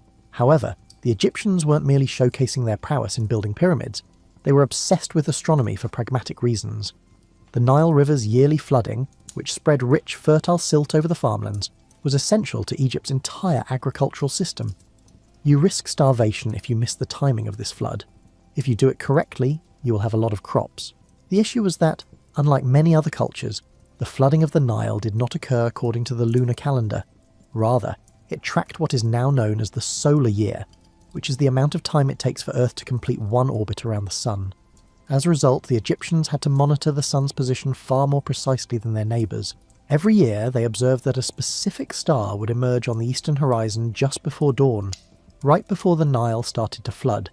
Their cosmic alarm clock was this star, which we call Sirius, and they call Sopdet. After being invisible for weeks, Sirius appeared in the pre-dawn sky, signalling that the flood would arrive in a few days.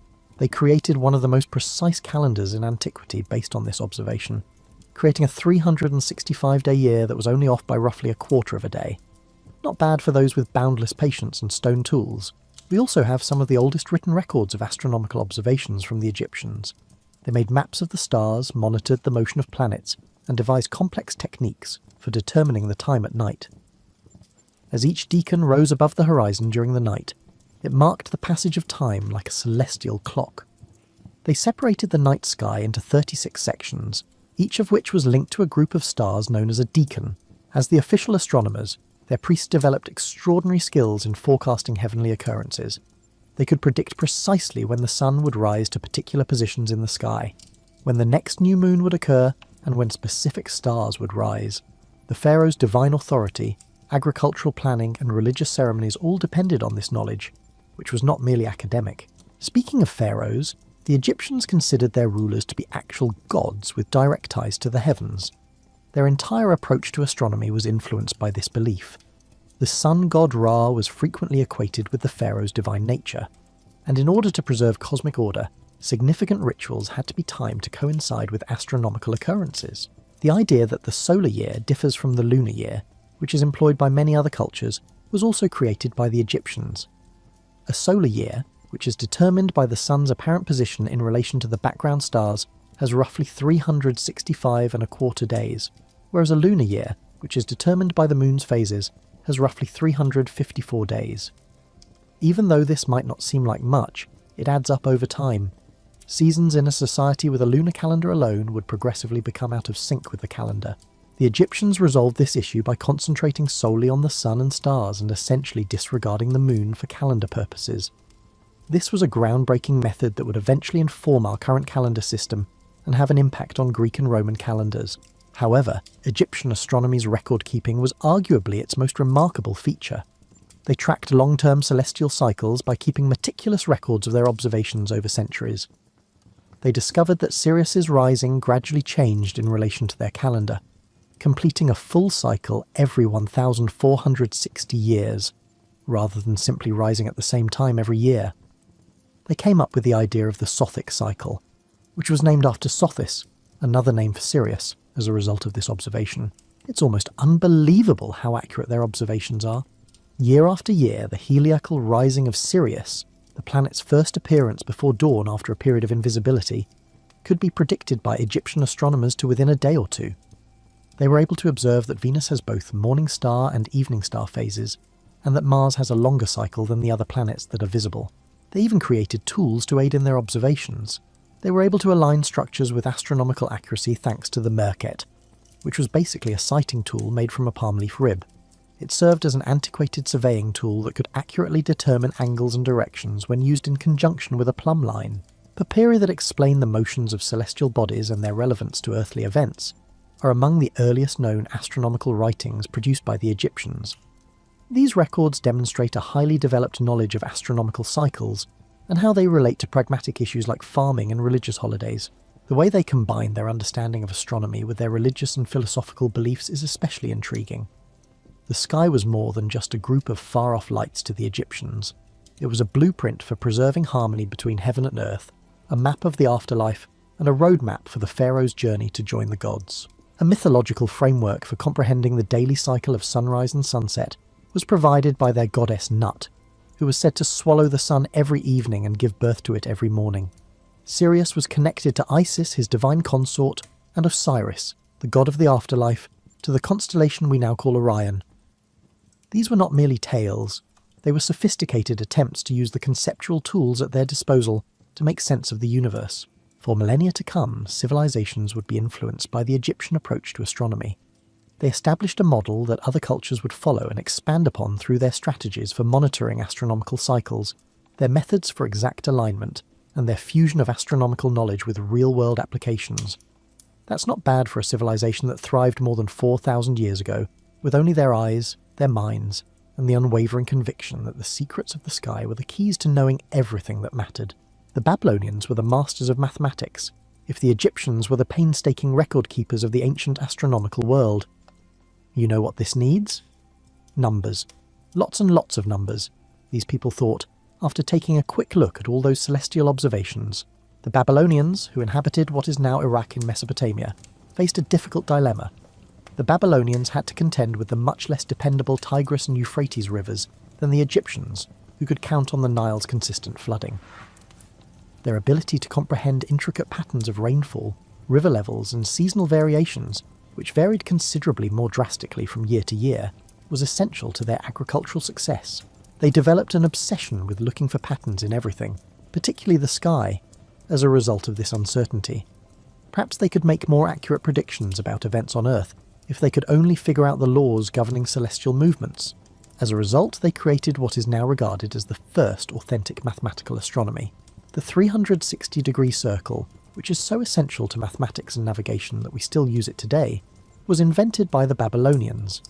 Because 360 is divisible by so many numbers, 2, 3, 4, 5, 6, 8, 9, 10, 12, 15, 18, 20, 24, 30, 36, 40, 45, 60, 72, 90, 120, and 180. They decided to use it. In a world without computers or calculators, this greatly simplified calculations. In addition, they created the sexagesimal, base 60 system for measuring time and angles, which divides an hour into 60 minutes and a minute into 60 seconds. Why 60? It is extremely helpful for breaking things down into smaller, more manageable parts because, like 360, it has many factors. Here is where the Babylonians truly excelled, however, as they discovered that the planet's ostensibly chaotic movements actually followed mathematical patterns. They found that mathematical formulas could be used to describe the motion of a planet if its position was closely monitored over a period of years. The notion that the heavens functioned in accordance with mathematical laws that people could learn and comprehend was revolutionary. Consider Mars. For centuries, astronomers had been baffled by this planet's seemingly unpredictable behaviour. Like the Sun and Moon, Mars would typically travel steadily from west to east against the background stars. However, it would occasionally slow down, pause, go in the opposite direction for a few weeks, pause once more and then start moving east. This was referred to by the Greeks as retrograde motion, and it appeared to defy any logical notion of how celestial bodies ought to function. Like the mathematical detectives they were, the Babylonians tackled this problem. They accumulated massive tables of data by meticulously monitoring Mars' position night after night, month after month, and year after year. They eventually found that the retrograde loops on Mars had a regular pattern, repeating every 687 days, which is now known to be the orbital period of the planet. In order to forecast precisely when Mars would start its retrograde motion, how long it would last, and where the planet would be at any given point in the future, they created complex mathematical models.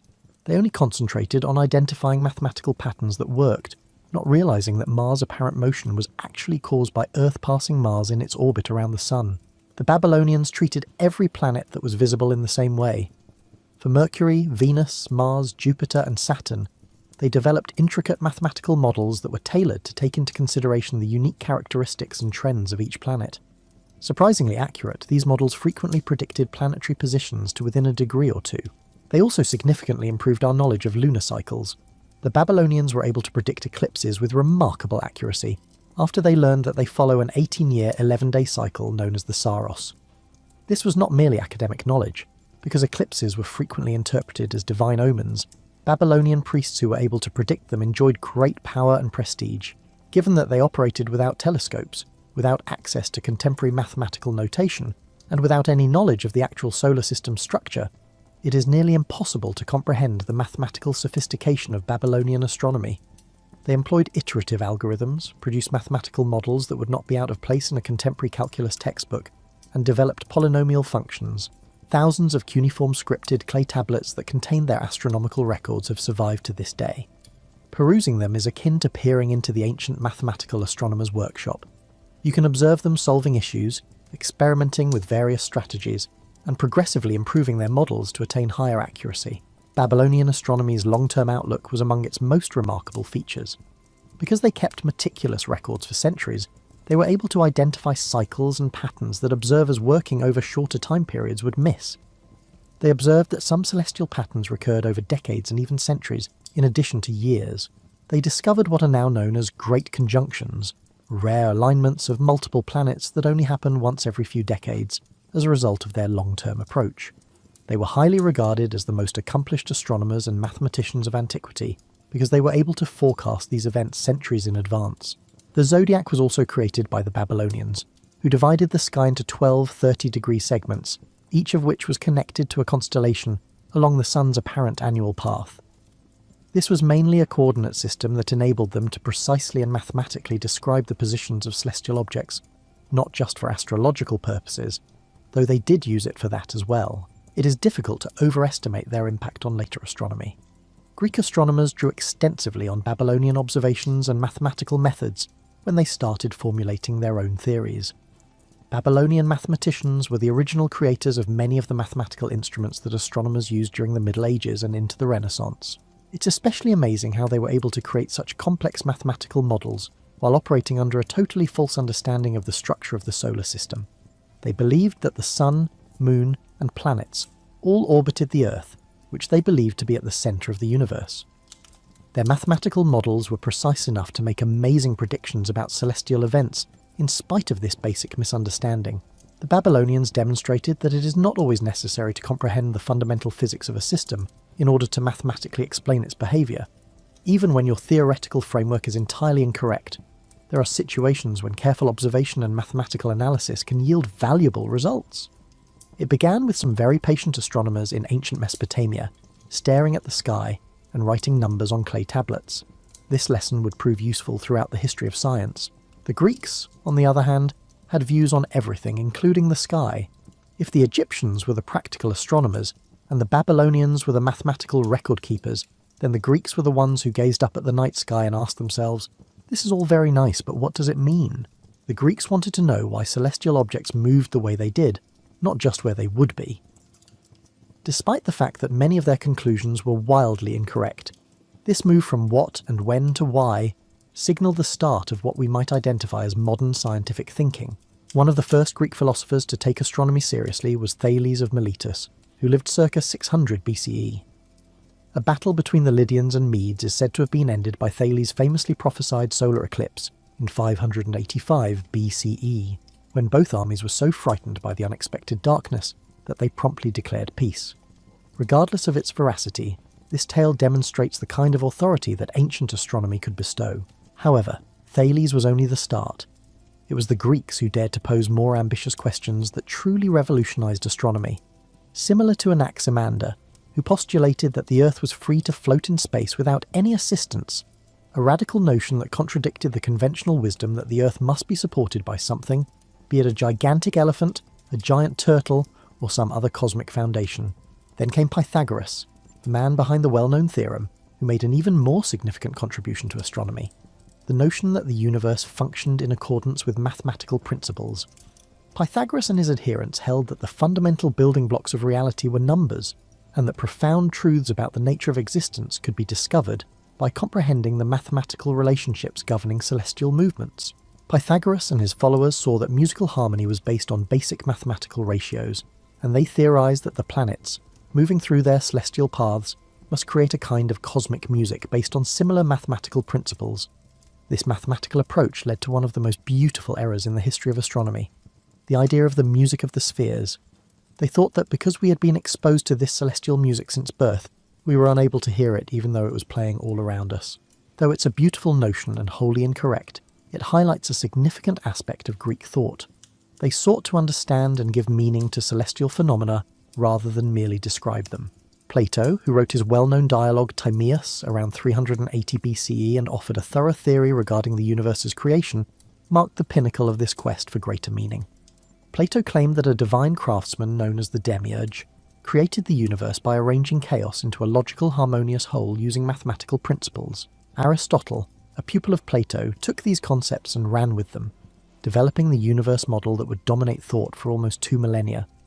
According to Aristotle, the universe was made up of a number of nested crystalline spheres, each of which carried a celestial object in its orbit around the Earth, which was stationary at the centre of the universe. Many of the observations made by ancient astronomers were explained by this model. Because all of the stars were embedded in the outermost sphere, which rotated once a day, they stayed fixed in relation to one another.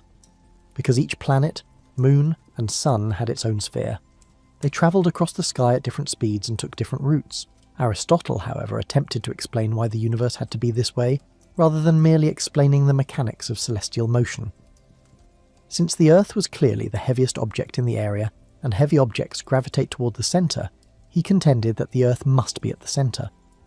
Since circles were the most ideal geometric shape, and the heavens had to be flawless, he insisted that all celestial objects must move in perfect circles. This union of philosophy, mathematics, and observation was distinctly Greek. They sought to comprehend the fundamental ideas that underpin the necessity and inevitability of the celestial movements, not merely to monitor them.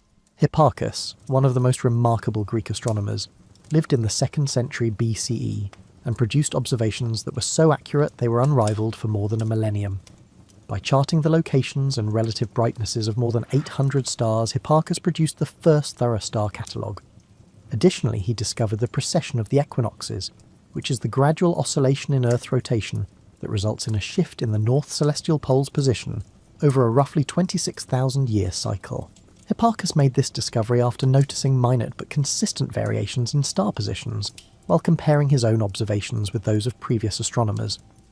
Hipparchus saw these discrepancies as proof of a gradual long-term shift in Earth's orientation with respect to the stars, which a less attentive observer might have mistakenly ascribed to errors in the older records. It takes extraordinary precision to detect precession. Even over the course of a human lifetime, the shift we're discussing, roughly 1 degree every 72 years, is hardly noticeable. Hipparchus, however, was cautious enough in his own measurements and had access to Babylonian records dating back several centuries to pick up on this remarkably subtle effect. Hipparchus also significantly advanced our knowledge of the moon and sun.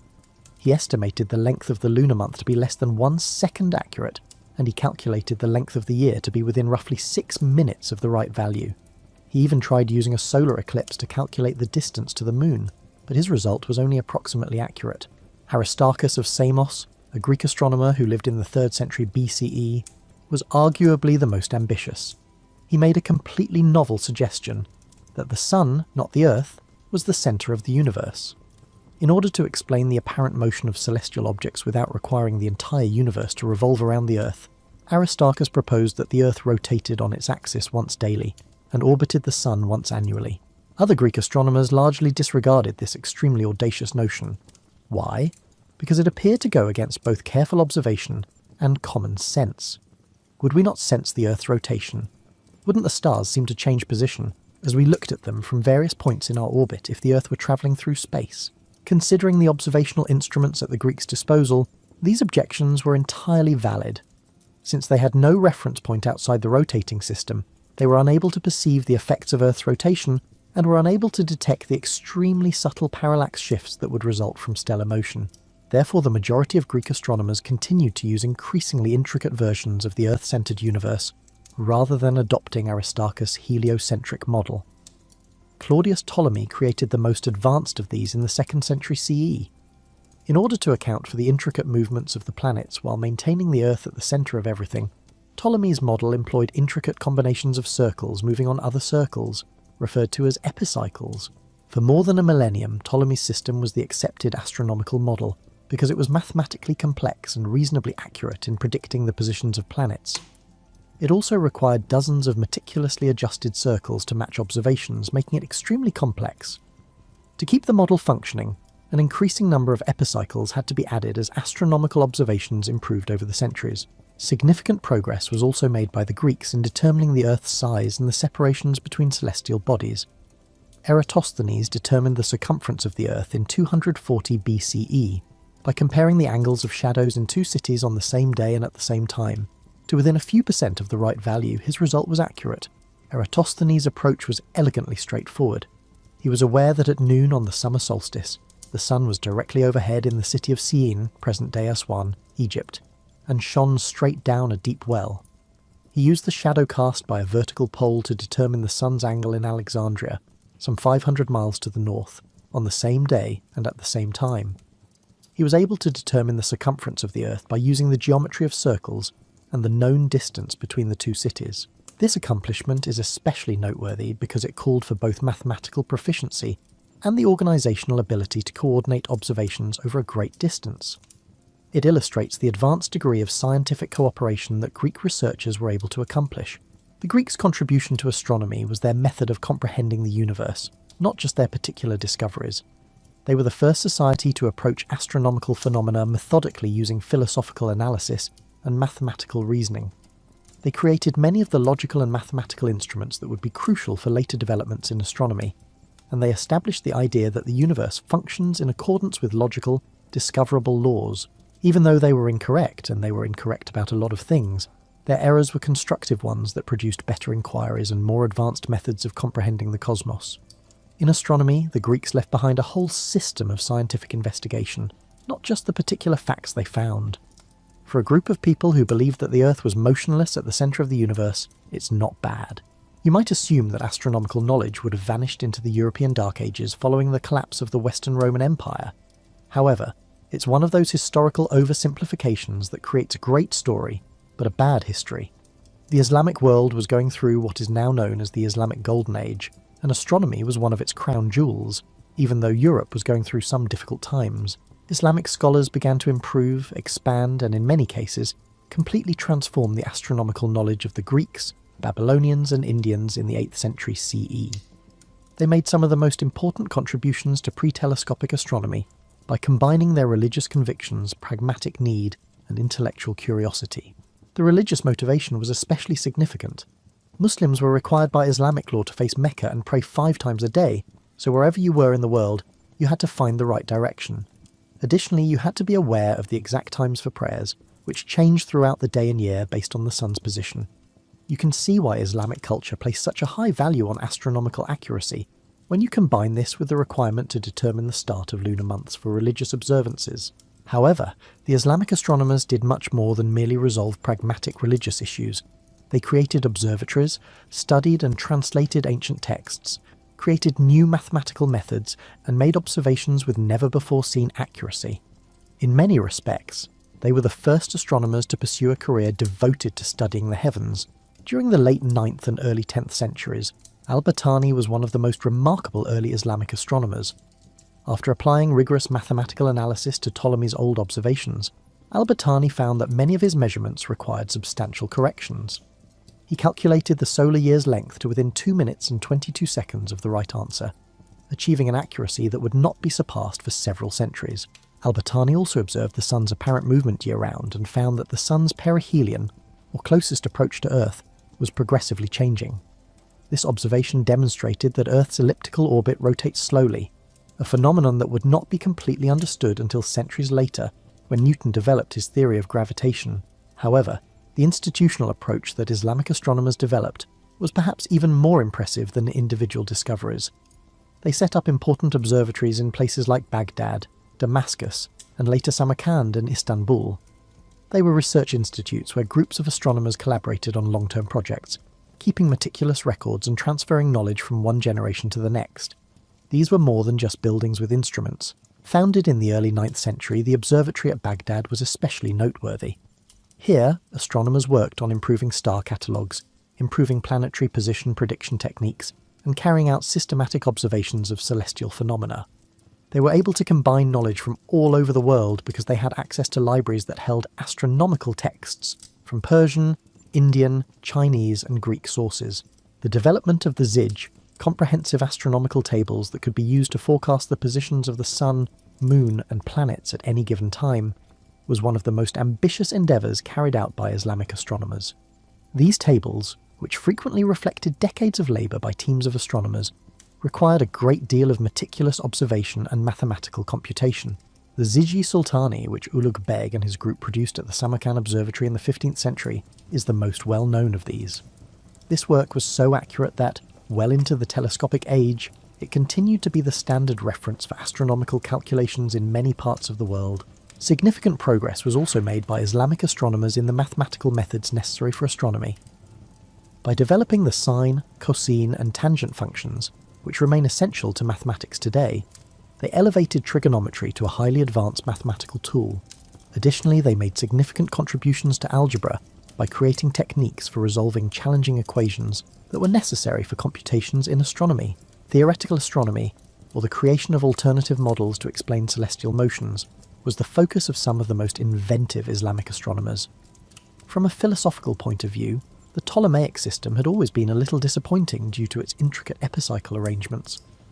Alternative methods were developed by Islamic astronomers such as al-Biruni and Ibn al-Haytham, known as al-Hazan in the West, in an effort to provide more physically plausible explanations for planetary motions.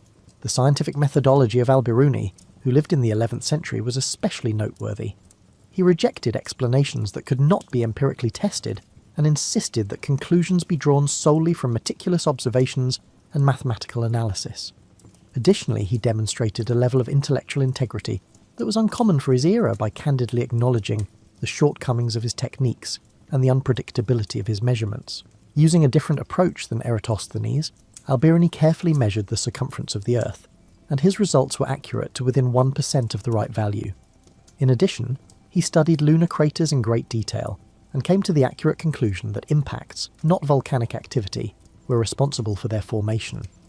This conclusion would not be accepted by European astronomers for several more centuries. The creation of more precise tools for observing the stars was one of Islamic astronomy's most important contributions. They developed better models of the astrolabe, an advanced instrument that could be used to measure the positions of planets and stars, calculate local time, and resolve a number of astronomical issues. In addition, Islamic instrument makers created the torquetum, the quadrant, and several types of sundials, all of which were intended to more precisely address particular astronomical issues than earlier devices. These tools were frequently both scientific and artistic creations, embellished with calligraphy and elaborate geometric designs. In the hands of Islamic artisans, the astrolabe in particular became so sophisticated that it transformed into a portable analog computer that could solve a variety of navigational and astronomical issues. With a single device small enough to carry in one hand, a competent user could predict the rising and setting times of stars, determine the time of day or night, find the direction of Mecca from any location, and even cast horoscopes. Important observations were also made by Islamic astronomers.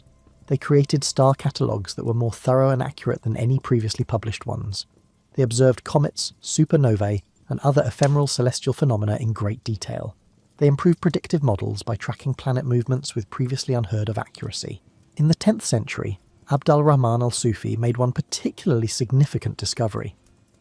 Al-Sufi discovered a fuzzy star-like object that hadn't been in any of the earlier catalogues while he was assembling his star catalogue.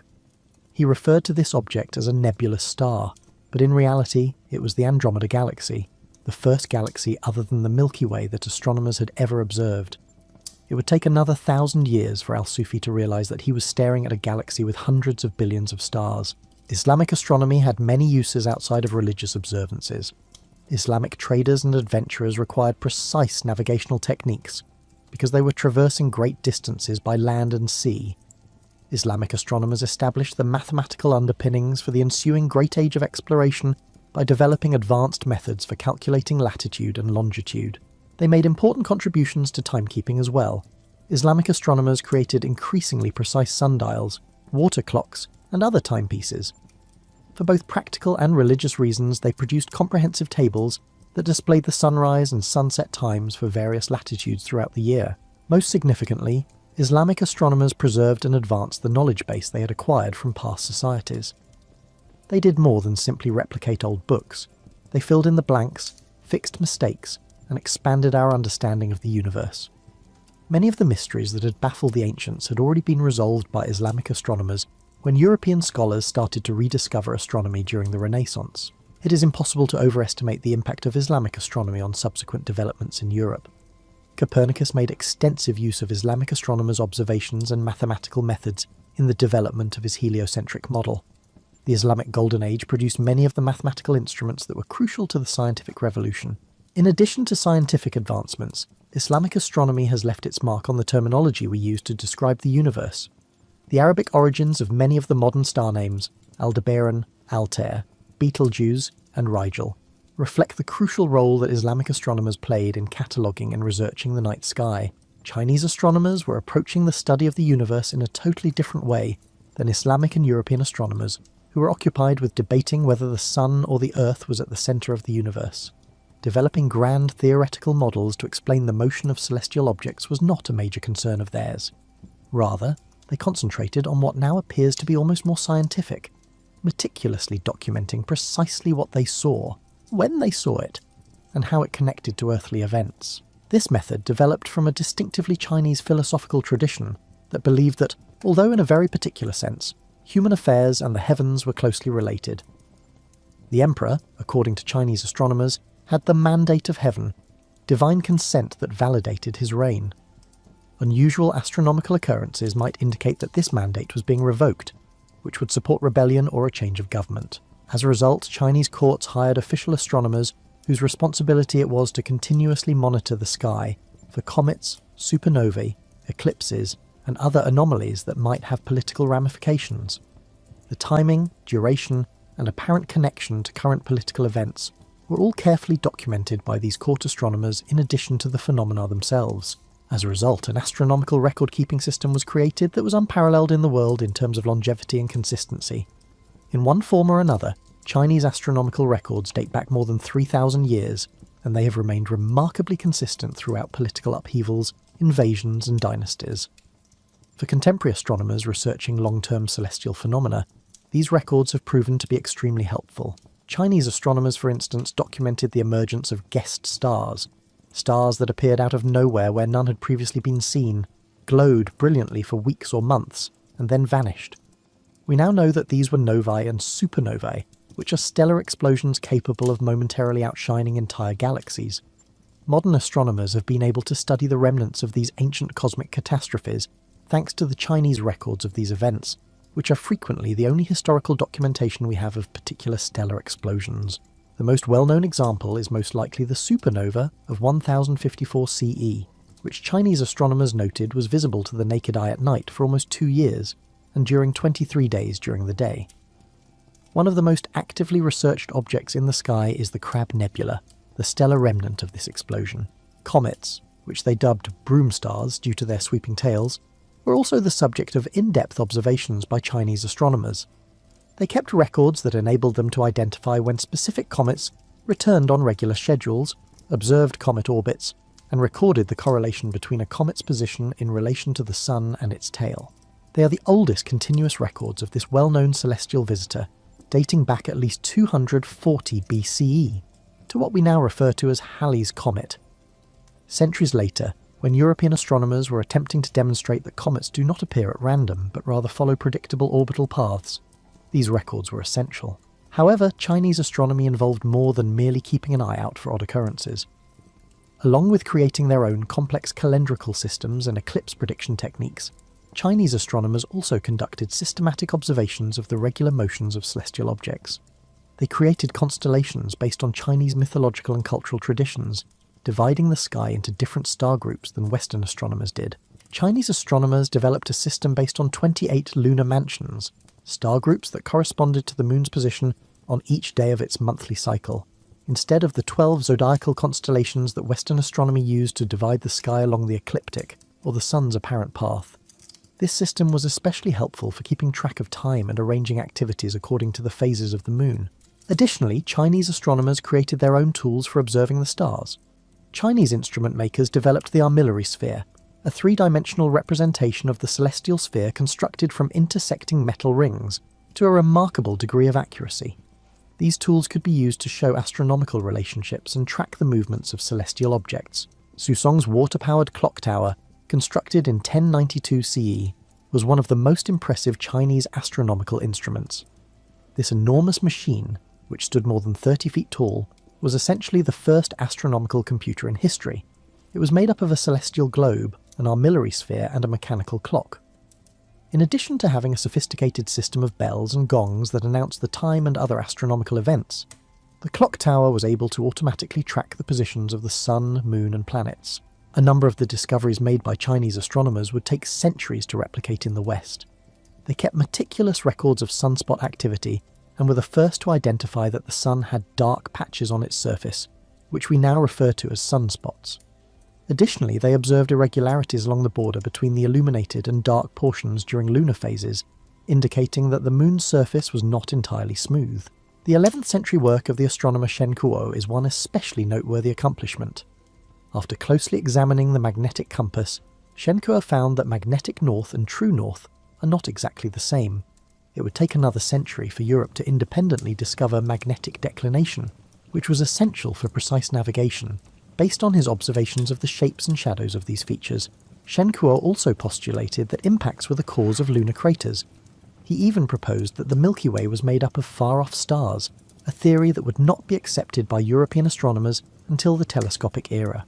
Chinese astronomers created complex mathematical methods for astronomical computations, such as eclipse prediction techniques that were frequently more accurate than modern Western methods. They produced intricate star maps and celestial globes that accurately depicted the positions and motions of stars. Practical applications were another noteworthy aspect of the Chinese approach to astronomy. For long-distance land and sea travel, Chinese navigators employed astronomical methods.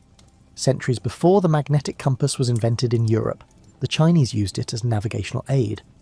By combining compass readings with astronomical observations, they were able to determine position and direction with remarkable accuracy.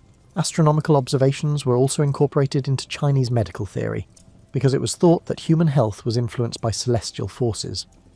From a modern standpoint, this may appear to be purely superstitious, but it prompted Chinese doctors to keep meticulous records that linked astronomical events, seasonal variations, and disease patterns, observations that occasionally showed real links between environmental influences and health.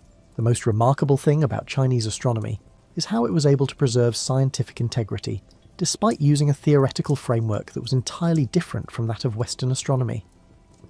Chinese astronomers were not attempting to demonstrate that celestial motions could be explained by physical laws, or that the universe was built on geometric principles. Rather, their goal was to comprehend how earthly events and celestial patterns relate to one another. Because of this method, they were able to concentrate on astronomical topics that Western astronomers occasionally overlooked. They were more methodical in keeping long-term records, more interested in fleeting phenomena, and more perceptive of minute changes in familiar objects. Although their method may not have resulted in significant theoretical advances, it did build a priceless database of observational data that has been crucial to comprehending long-term astronomical phenomena. Another significant aspect of scientific inquiry is illustrated by the Chinese astronomical tradition. There are multiple scientific approaches to studying the cosmos. The Chinese method, which prioritized meticulous observation and documentation over the development of theoretical models, was equally legitimate as a scientific inquiry method as the more theory-based methods that emerged in other cultures. Compared to modern Western astronomy, it was less speculative and more empirical in many respects. Now, we must discuss the astronomical accomplishments of the pre-Columbian Americas if you truly want to be astounded by what people can achieve when they pool their collective intelligence. Working with stone tools and lacking some of the basic technologies that other cultures took for granted, such as the wheel, iron tools, or written language mathematical notation as we know it today, these civilizations created amazing monuments that matched celestial events and advanced sophisticated astronomical knowledge. Let's begin with the Maya, whose achievements in astronomy are simply astounding. The Maya created what was likely the most precise calendar system in antiquity. In fact, it was more precise than the Julian calendar that was in use in Europe at the time.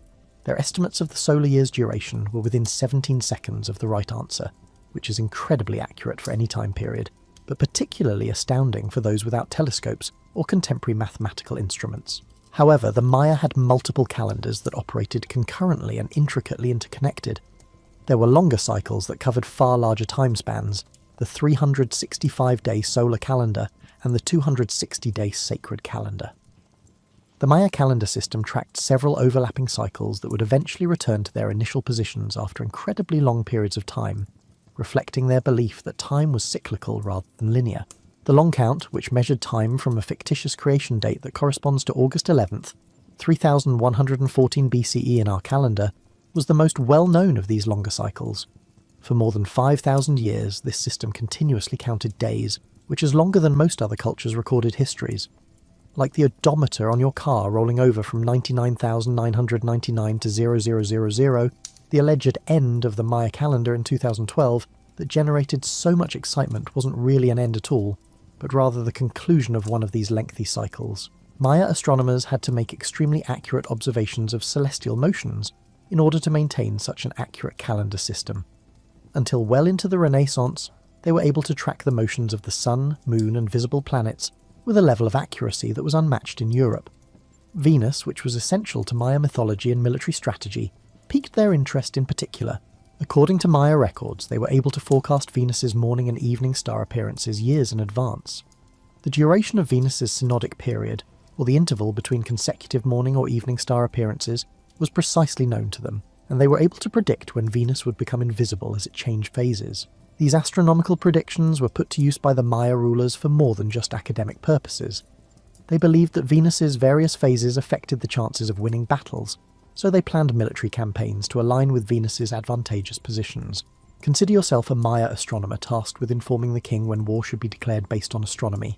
Amazing architectural monuments that doubled as enormous astronomical instruments were also constructed by the Maya. El Castillo, the pyramid at Chichen Itza, is arguably the most well-known example.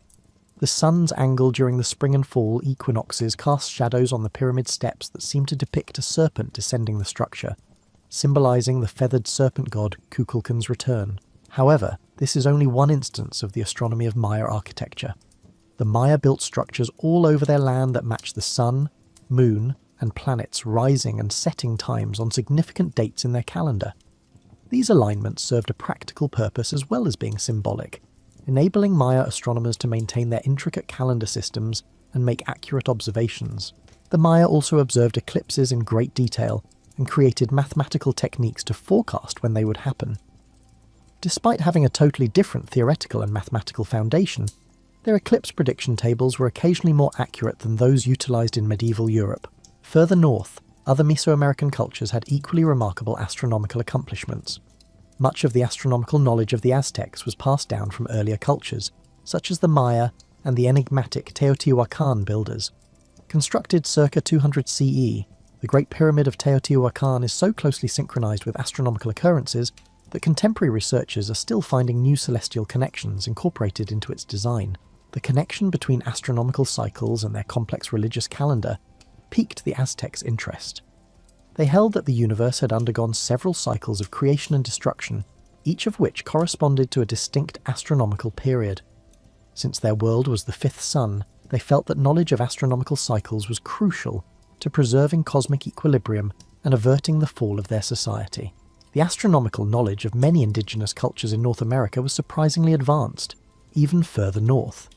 Numerous tribes used celestial observations for agricultural and ceremonial purposes, constructed earthwork monuments in accordance with celestial events, and preserved oral traditions that monitored astronomical phenomena.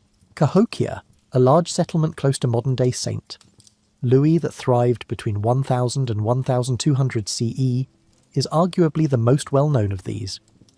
At Cahokia, earthen mounds were placed around the central plaza to commemorate important solar and lunar occurrences.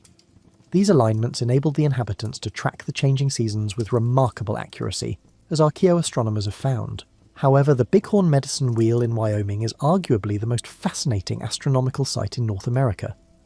Built by unidentified Native American cultures, this ancient stone structure is made up of a circular arrangement of stones with spokes extending outward towards smaller stone cairns. According to contemporary analysis, the structure's various components correspond to the positions of bright stars as they rise and set throughout the year. These alignments' accuracy indicates that the builders were well versed in precession, the slow wobble in Earth's rotation that causes star positions to gradually change over centuries, and stellar motions. In addition to knowing the current star positions, it would have been necessary to comprehend how those positions were evolving over time in order to create such alignments.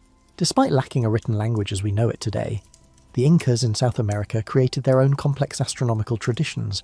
They recorded numerical data, including astronomical data, using a sophisticated quipu system of knotted strings.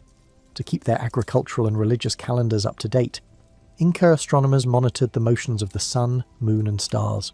Astronomical principles guided the layout of the Inca capital at Cusco, with key structures and ceremonial areas lining up with important astronomical occurrences. Among the many buildings at the well-known Inca site of Machu Picchu that serve as astronomical observation points is the Intihuatana stone, which creates shadows that follow the path of the sun year-round.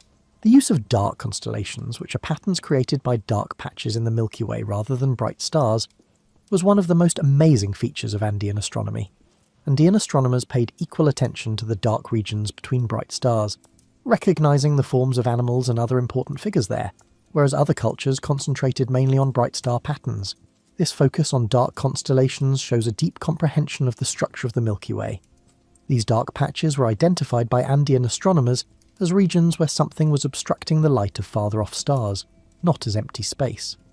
In actuality, they were observing galactic structure in ways that European astronomy would not formally comprehend until the 20th century.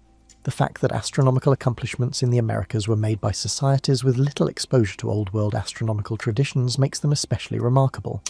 These societies produced their own theoretical frameworks, mathematical methods, and techniques for making accurate observations. Frequently, their findings were more accurate than those of recent research in Asia or Europe. The variety of methods employed by various American cultures also shows a significant aspect of human ingenuity in scientific research. With an emphasis on cyclical computations and numerical patterns, Maya astronomy was highly mathematical. More architectural in nature, Inca astronomy incorporated astronomical knowledge into the actual design of cities and ceremonial locations. The integration of astronomical knowledge with seasonal activities and oral traditions was frequently emphasized in North American approaches. All of these methods, however, were remarkably accurate in tracking celestial phenomena and forecasting astronomical events.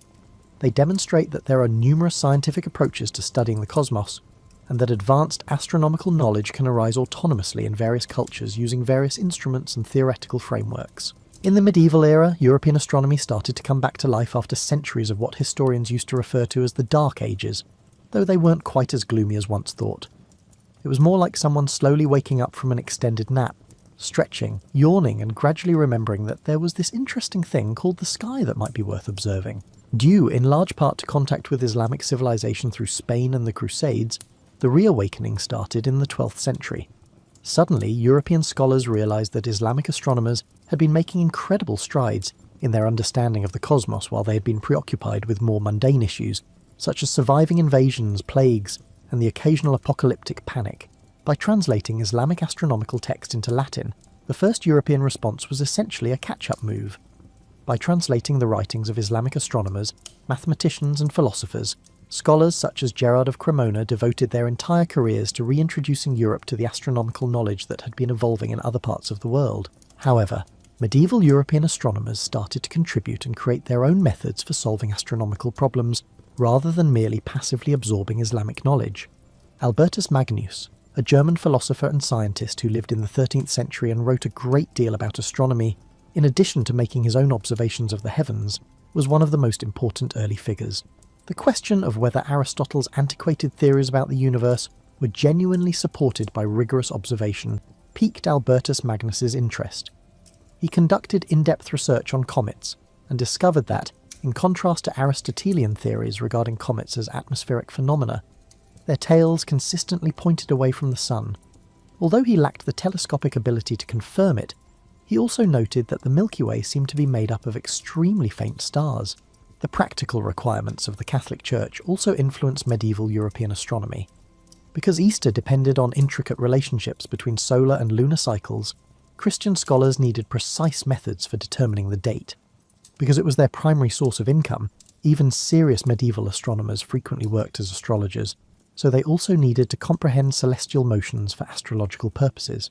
Significant progress in computational astronomy was made as a result of this pragmatic approach. Improved mathematical methods for determining eclipse dates and predicting planetary positions were created by medieval scholars. They improved techniques for converting between calendar systems and produced calendars that were more accurate. The creation of mechanical astronomical instruments was one of the most significant contributions made during the Middle Ages. European artisans produced ever more advanced quadrants, astrolabes, and other tools for observing the stars. They also started creating mechanical clocks that could record the sun, moon, and planet positions in addition to the time. The astronomical clock, which was constructed in Prague circa 1410 and is still in use today, was arguably the most remarkable of these. This amazing device, which is automatically updated by a complex clockwork mechanism, displays the moon's phases, the sun and moon's positions in the zodiac and other astronomical information. The development of universities in medieval Europe also helped astronomy by establishing institutional frameworks for the advancement and preservation of astronomical knowledge. Universities in Paris, Oxford, Bologna, and other locations developed into hubs for astronomy education and research. Along with mathematics, geometry, and music, astronomy was regarded as one of the core liberal arts at these universities. As a result, educated Europeans were supposed to understand the fundamentals of astronomy. Scholarly discussion of astronomical theories was also fostered by the university setting. Instead of simply accepting the wisdom of the ancients, medieval astronomers debated the merits of various models, suggested changes and enhancements, and sometimes created completely original solutions to astronomical issues. The growing sophistication of observational methods was one significant medieval development. Prominent academics such as John of Holywood, Sacrobosco, authored important textbooks that described how to use basic instruments to make precise astronomical measurements. They created standardized techniques for timing astronomical events, measuring celestial angles and locating stars. Significant progress was also made by medieval astronomers in comprehending the connection between astronomical phenomena and mathematics. They improved geometric models for planetary motions, developed trigonometric methods for calculating angles and distances, and started applying algebraic methods to solve challenging astronomical problems. Johannes de Muris, who proposed calendar reforms in the 14th century that were centuries ahead of their time, was likely the most mathematically advanced medieval astronomer. De Muris determined precisely how much correction would be required to correct the Julian calendar, which was then in use, as it was gradually becoming out of sync with the seasons. Although most of his suggestions were disregarded at the time, they foreshadowed many of the modifications that would later be made to produce our current Gregorian calendar. Important observations were also made by European astronomers in the Middle Ages. They made meticulous observations of planetary positions, tracked comet movements, and created new star catalogues. They were especially intrigued by what they dubbed conjunctions, rare, close approaches between planets that were believed to have astrological meaning. More complex theoretical solutions to astronomical issues also emerged during the Middle Ages. The fundamental tenets of ancient astronomy, especially the requirement that all celestial motions be perfectly round, started to be questioned by academics. They started creating mathematical methods that would later be crucial for more precise explanations of planetary motion, and experimented with different geometric models. Most significantly, medieval European astronomy started to formulate what is now known as a more scientific theory of the universe. The significance of meticulous observation, mathematical analysis, and logical reasoning in astronomical investigations was increasingly stressed by medieval scholars. They were more interested in comparing theoretical predictions to empirical data than they were in blindly accepting ancient authorities. The more significant changes that would occur during the Renaissance were made possible by this change in strategy. By the end of the Middle Ages, European astronomy had transformed from a mainly passive effort to preserve ancient knowledge into a dynamic, innovative field prepared to address some of the most important issues regarding the composition and functioning of the cosmos. Scientific knowledge requires institutions, communities of scholars, and cultural frameworks that support and encourage intellectual inquiry, as the medieval era demonstrated. These circumstances were established in medieval Europe, setting the stage for the astronomical revolutions that would follow. Spend some time reflecting on the amazing journey we've just taken together as you curl up deeper in your blankets. Tens of thousands of years of human curiosity, inventiveness, and perseverance have preceded Galileo's groundbreaking discovery of the sky in the early 1600s, which altered the course of history.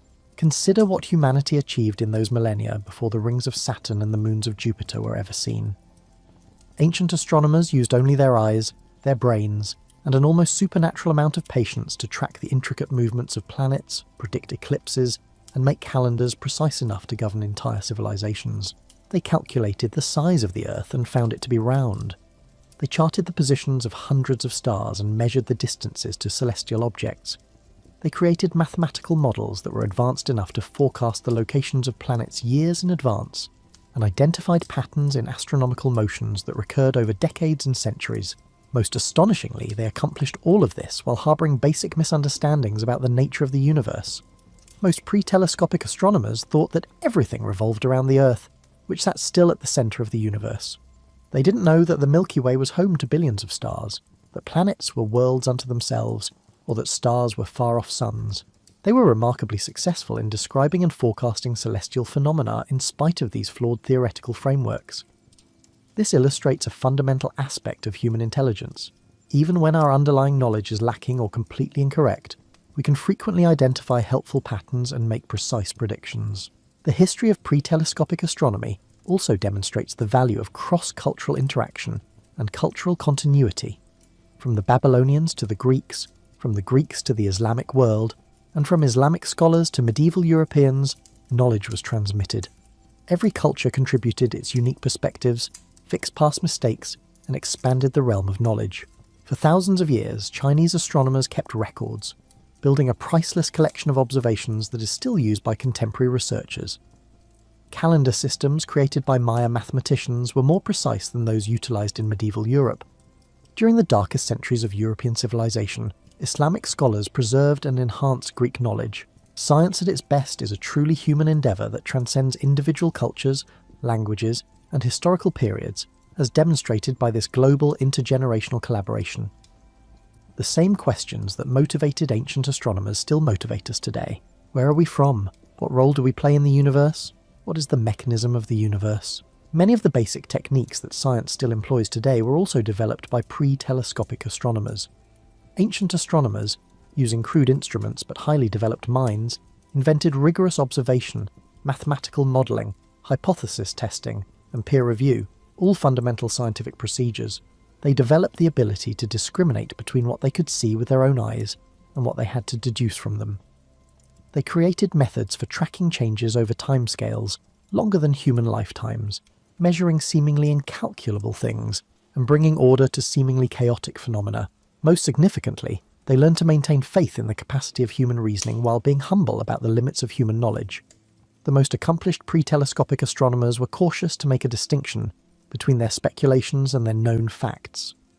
They were aware that hypotheses needed to be verified by observations, and they were prepared to give up on concepts that didn't work, even if they made sense intuitively. Beyond the particular facts that ancient astronomers found, pre-telescopic astronomy left behind a rich legacy. They created the entire foundation of scientific investigation, the notion that the universe functions in accordance with discoverable laws, that these laws can be expressed mathematically, and that humans are able to understand the workings of the cosmos by means of rigorous observation and reasoned analysis. Galileo was expanding on tens of thousands of years of accumulated knowledge and perfected technique when he eventually pointed his telescope skyward in 1609. Ancient astronomers had formulated the questions he was trying to answer. The mathematical instruments he employed had been created over centuries by academics from a wide range of cultural backgrounds. His observations were even more precise because earlier generations had mastered the use of much simpler instruments to make precise measurements. Pre-telescopic astronomy was extended by the telescope, not replaced.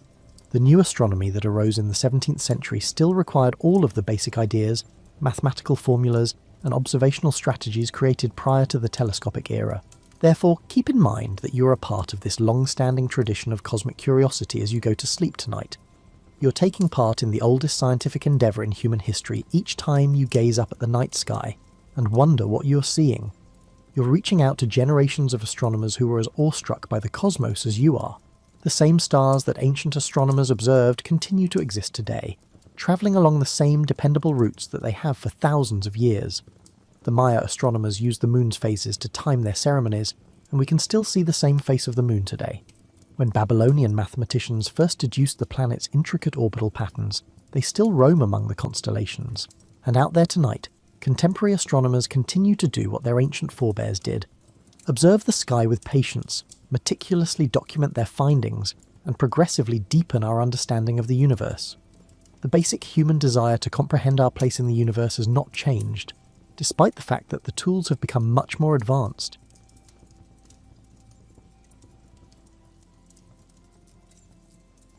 Amelia Earhart's legacy often flashes by as a brisk summary. Bold pilot, lost at sea, yet behind that outline sits a life shaped by tumult, restless curiosity, and unorthodox choices. Long before she took the pilot's seat, she navigated a zigzag childhood moulded by her father's struggles, her own fierce independence, and an unrelenting search for something that matched her hunger for exploration. Born in 1897, Amelia Mary Earhart arrived during an age of rapid technological shifts. horses giving way to automobiles, electric lights replacing oil lamps. While society clung to rigid ideas about women's roles, she already sensed that convention would never satisfy her. Her father, Edwin, faced recurring employment issues and a battle with alcoholism, pushing the family from one Midwestern town to another. Her mother, Amy, tried to soften these disruptions, but instability became a constant companion. Even as a child, Amelia bristled at traditional expectations for girls. She climbed trees, collected insects, and roamed outside with an irrepressible sense of adventure. Some saw the behaviour as a lack of etiquette. Amelia viewed it as following her instincts. In 1908, her father took her to an air show in Des Moines. At first, she wasn't enthralled by the airborne spectacle. She gravitated more toward mechanical toys on display. Yet the memory of rickety planes overhead planted a subtle seed. Machines capable of transcending everyday boundaries. Financial and personal troubles deepened, and Amelia and her sister Muriel moved to Chicago to live with friends. There, Amelia saw the gap between her restless mind and the rigid structures of typical schooling. She was competent in her classes, but captivated by SENS, science labs and sports fields, places where she could experiment physically and mentally. Upon finishing high school, she worked as a nurse's aide in Toronto during World War I, tending to wounded soldiers. This glimpse of wartime grit and sacrifice gave her a new perspective on courage. She encountered airmen who spoke of the sky as a place of both danger and liberation, an idea that lingered in the back of her mind. After the war, Amelia briefly studied at Columbia University, flirting with a path in medicine. But she felt caged by the academic routine. She yearned for movement, for experiences that unsettled her comfort zone. All of this set the stage for 1920, when she took a short ride in an open cockpit plane over Long Beach, California. The frigid wind slapped her face. The engine's roar rattled her bones. It wasn't glamorous, but it was real. She stepped off, convinced she had to learn to fly. Her family, unsettled by her father's ongoing issues, wasn't in a position to finance her ambitions.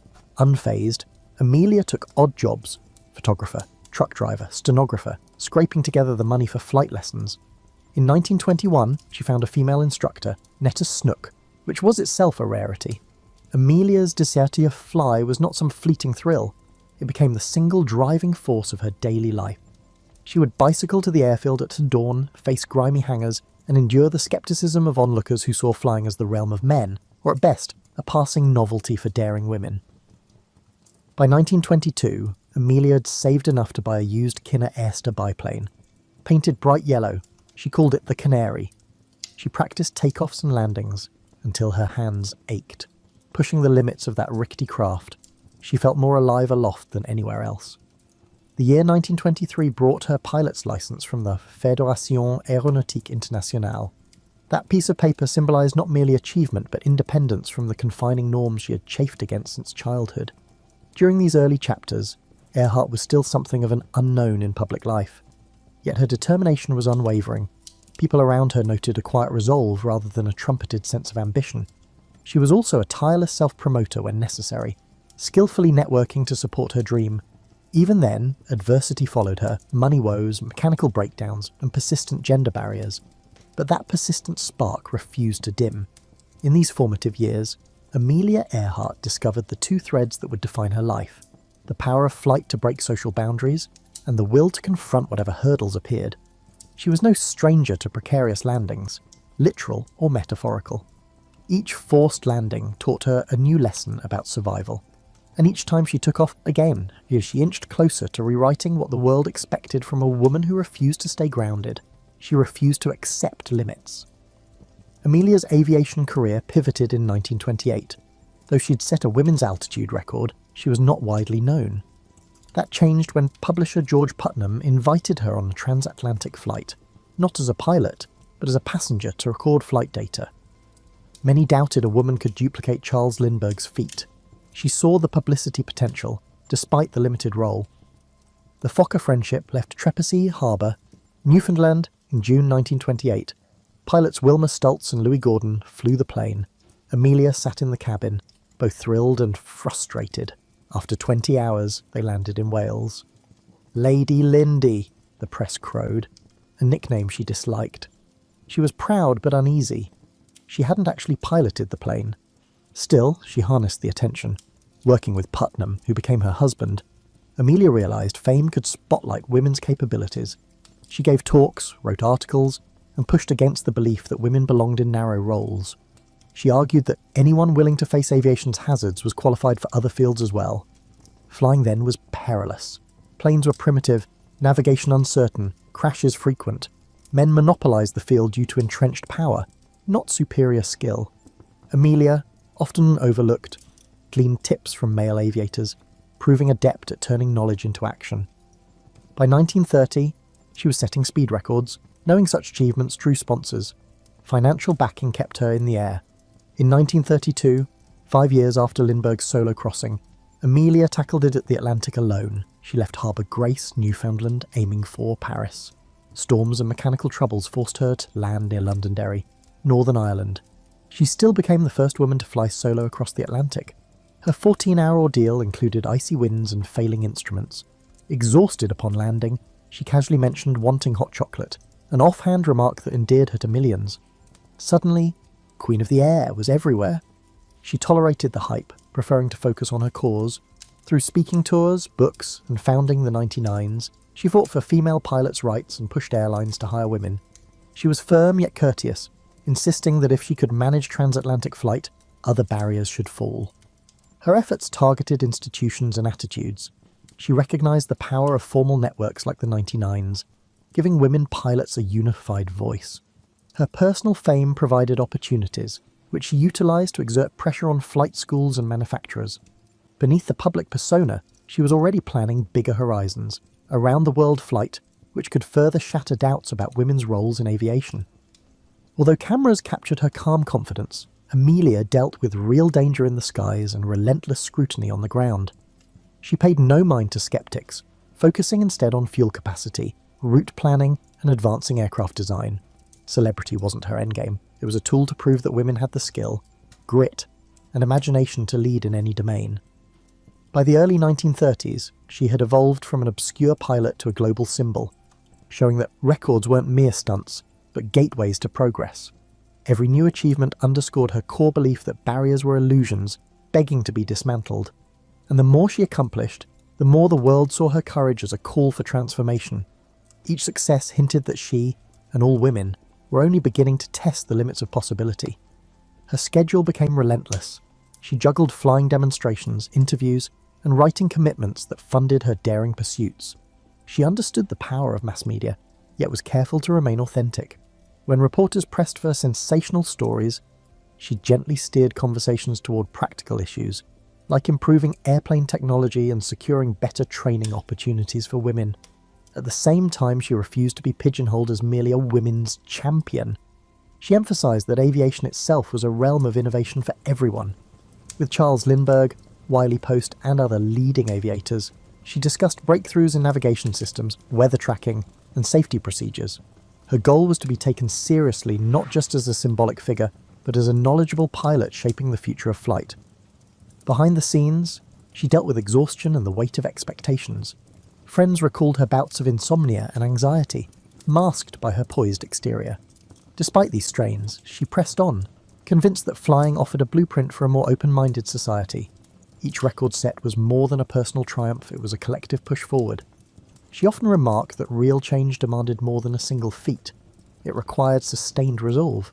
Aviation, in her view, was the symbol of what humanity could accomplish after abandoning outdated prejudices. By the mid-1930s, Amelia Earhart balanced record-setting flights, a role as aviation's public face, advocacy for women, and, amusingly, fashion consulting. Her relationship with George Putnam continued to evolve. Though he came from a publishing background, he believed Amelia could be aviation's brightest star and negotiated deals to fund her ambitions. They respected each other's autonomy, even after marrying, a stance that defied social norms. She refused to adopt his surname or confine herself to traditional wifely roles, a choice that drew gossip but matched her insistence on individuality. Putnam's PR skill brought endorsement offers, from luggage to sportswear, but Amelia stayed selective, wanting authenticity over empty promotion. She used her public profile to push improvements in flight infrastructure, better runways, weather stations, and aircraft maintenance. Far from glory hunting, she believed proper resources would make aviation safer and more accessible. She also mentored younger pilots, sharing the lesson that technique, not bravado, saved lives in the sky.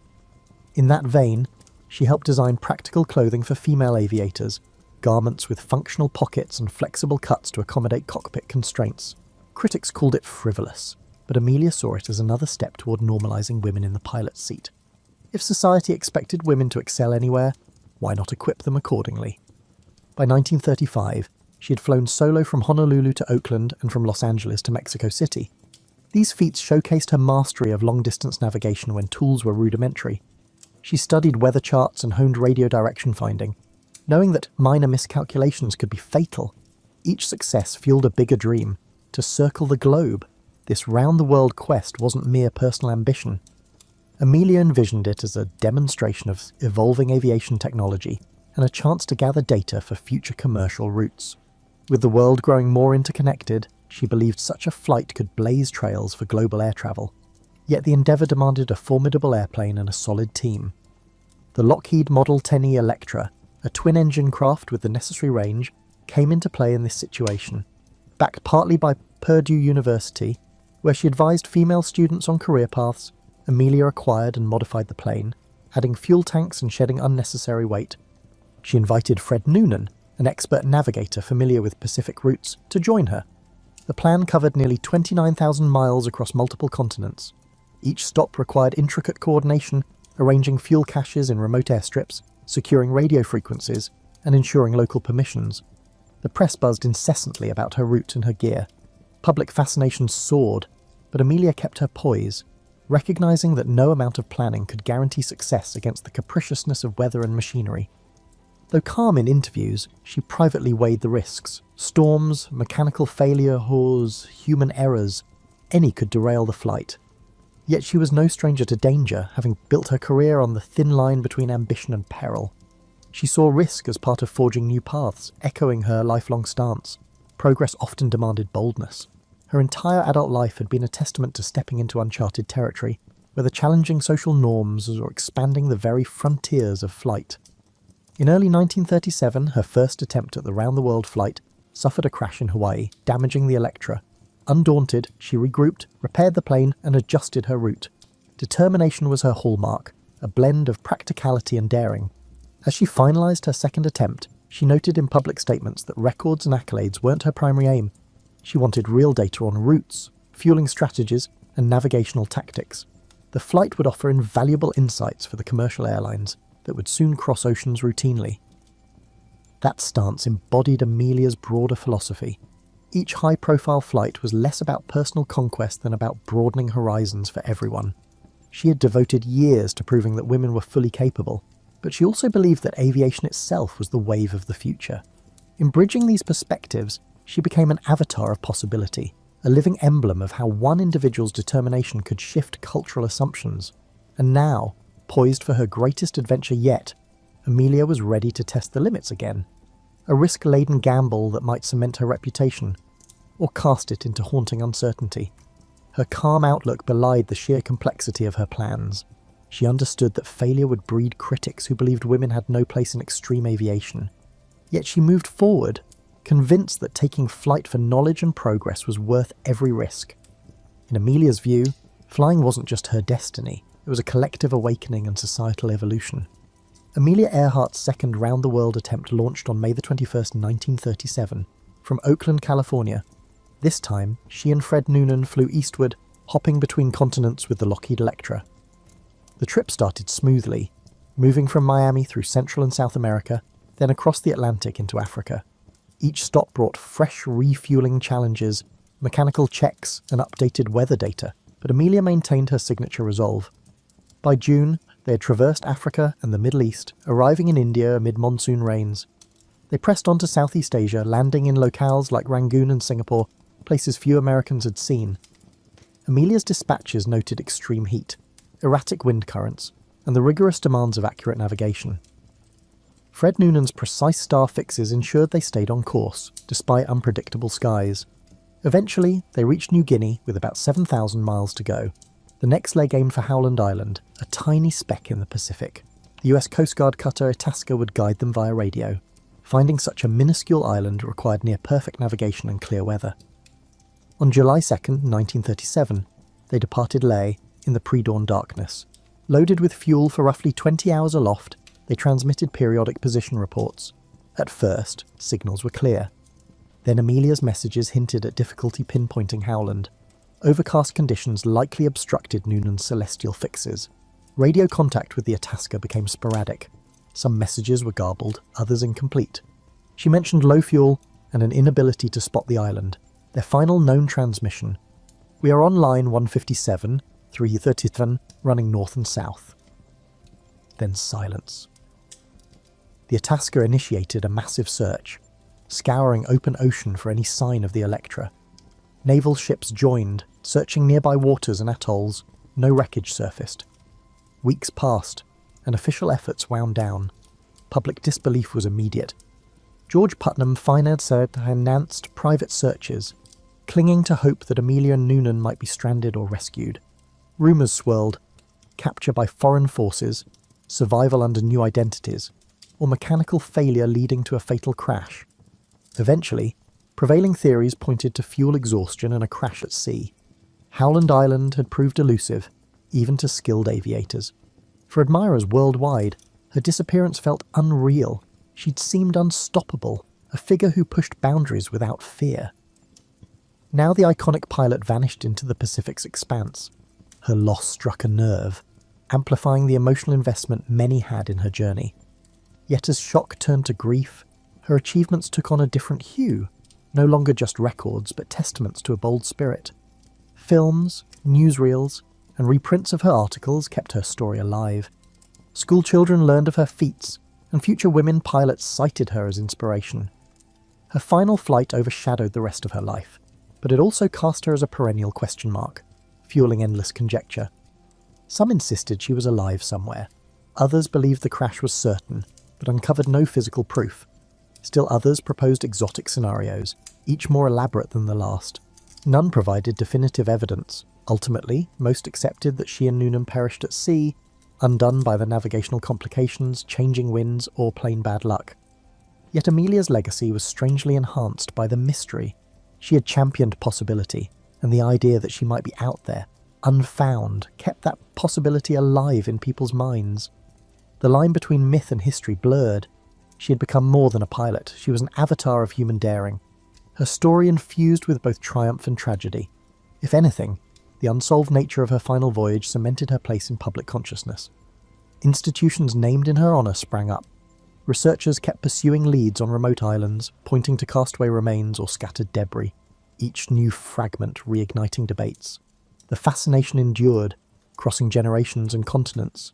In the wake of her loss, the aviation community pushed for better safety measures, improved radio technology, and refined navigation techniques. Governments funded more comprehensive maps and placed greater emphasis on weather forecasting. Ironically, Amelia's demise accelerated the very reforms she'd long advocated. If she could have witnessed the progress, she might have nodded quietly, pleased that even in absence. She was moving aviation forward, and so the world mourned, searched, and eventually accepted its heartbreak. Amelia Earhart, whose smiling face had adorned magazines and whose gritty determination broke barriers, was gone, but rather than diminishing her impact, her disappearance etched her into the global consciousness. Hers became a story of possibility cut short, yet also eternal, a reflection of how high humanity can climb and how unforgiving the frontier can be, undeniably. In the immediate aftermath of Amelia Earhart's disappearance, the public learned the scope of the desperate search underway. The Coast Guard cutter Itasca had already been combing the waters around Howland Island, but the US Navy soon mobilised, launching one of the most extensive rescue efforts in peacetime history. Over several weeks, ships and airplanes fanned out across the Central Pacific, scanning for any sign of wreckage or survivors. Military personnel interviewed islanders, contacted passing vessels, and monitored all radio frequencies for stray signals that might lead them to the missing plane. George Putnam, distraught but resolute, organised private expeditions of his own. He poured personal funds into hiring search craft, offering rewards for credible information. Messages from psychics, adventurers, and self-appointed investigators flooded his office. Though many leads were far-fetched, Putnam refused to dismiss them outright, afraid of missing any clue that might point to Amelia's location. A handful of newspapers criticised the urgency, questioning the expense at a time when global tensions were on the rise. Still, for countless admirers worldwide, The operation was a moral duty. Someone as groundbreaking as Amelia should not simply vanish without every effort to locate her. Rumours bloomed. Early on, some claimed she had been spotted in distant ports, fueling speculation of a forced landing followed by rescue under mysterious circumstances. Others pointed to unconfirmed transmissions that briefly crackled over shortwave radios in the days following her disappearance. Could it be Amelia, calling for help? Enthusiasts hung on each scrap of reported signal, though none were convincingly traced to the missing Electra. The mass of conflicting stories stoked a media frenzy, with headlines proclaiming everything from miraculous survival to sinister conspiracies. In official circles, however, evidence began to narrow. Reports from the Itasca indicated that Amelia's last radio messages had grown increasingly urgent.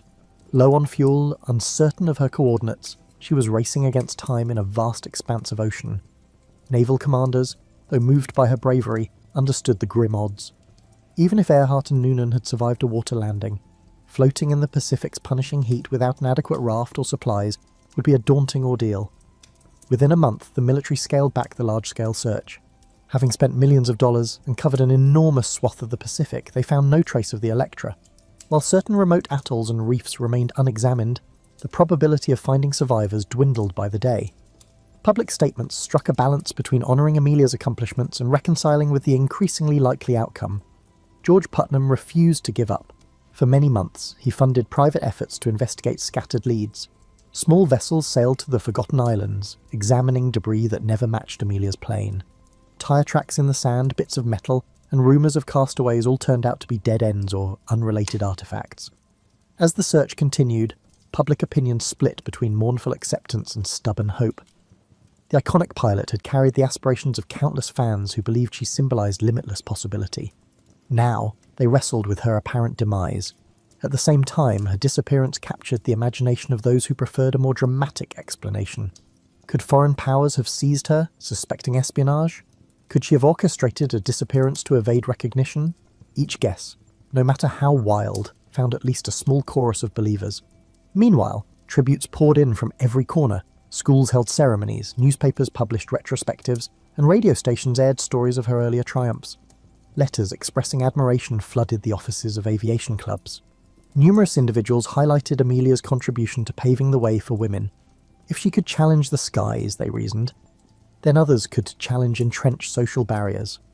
Politicians, too, invoked her legacy in calls for expanded roles for women in the workforce, hoping to harness the public's admiration for her accomplishments. By early 1938, the official verdict leaned heavily toward a crash at sea. Within another year, Amelia Earhart would be declared legally dead.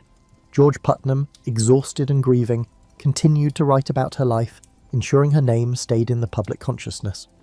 Having travelled alongside her in countless ways, he refused to let a silent ocean claim the last word on her story. Photographs of Amelia, smiling in front of her plane, goggles perched on her forehead, remained pinned to his walls, reminders that her spirit, daring and unbreakable, transcended whatever fate had befallen her. In the public eye, she had already entered a realm where myth and memory intertwined.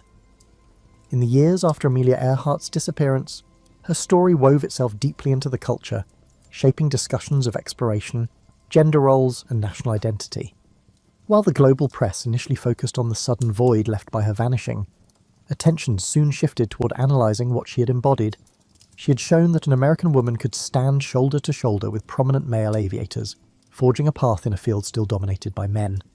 Her example lingered in the minds of young women contemplating fields traditionally closed to them, not just in aviation but in science, technology, and beyond.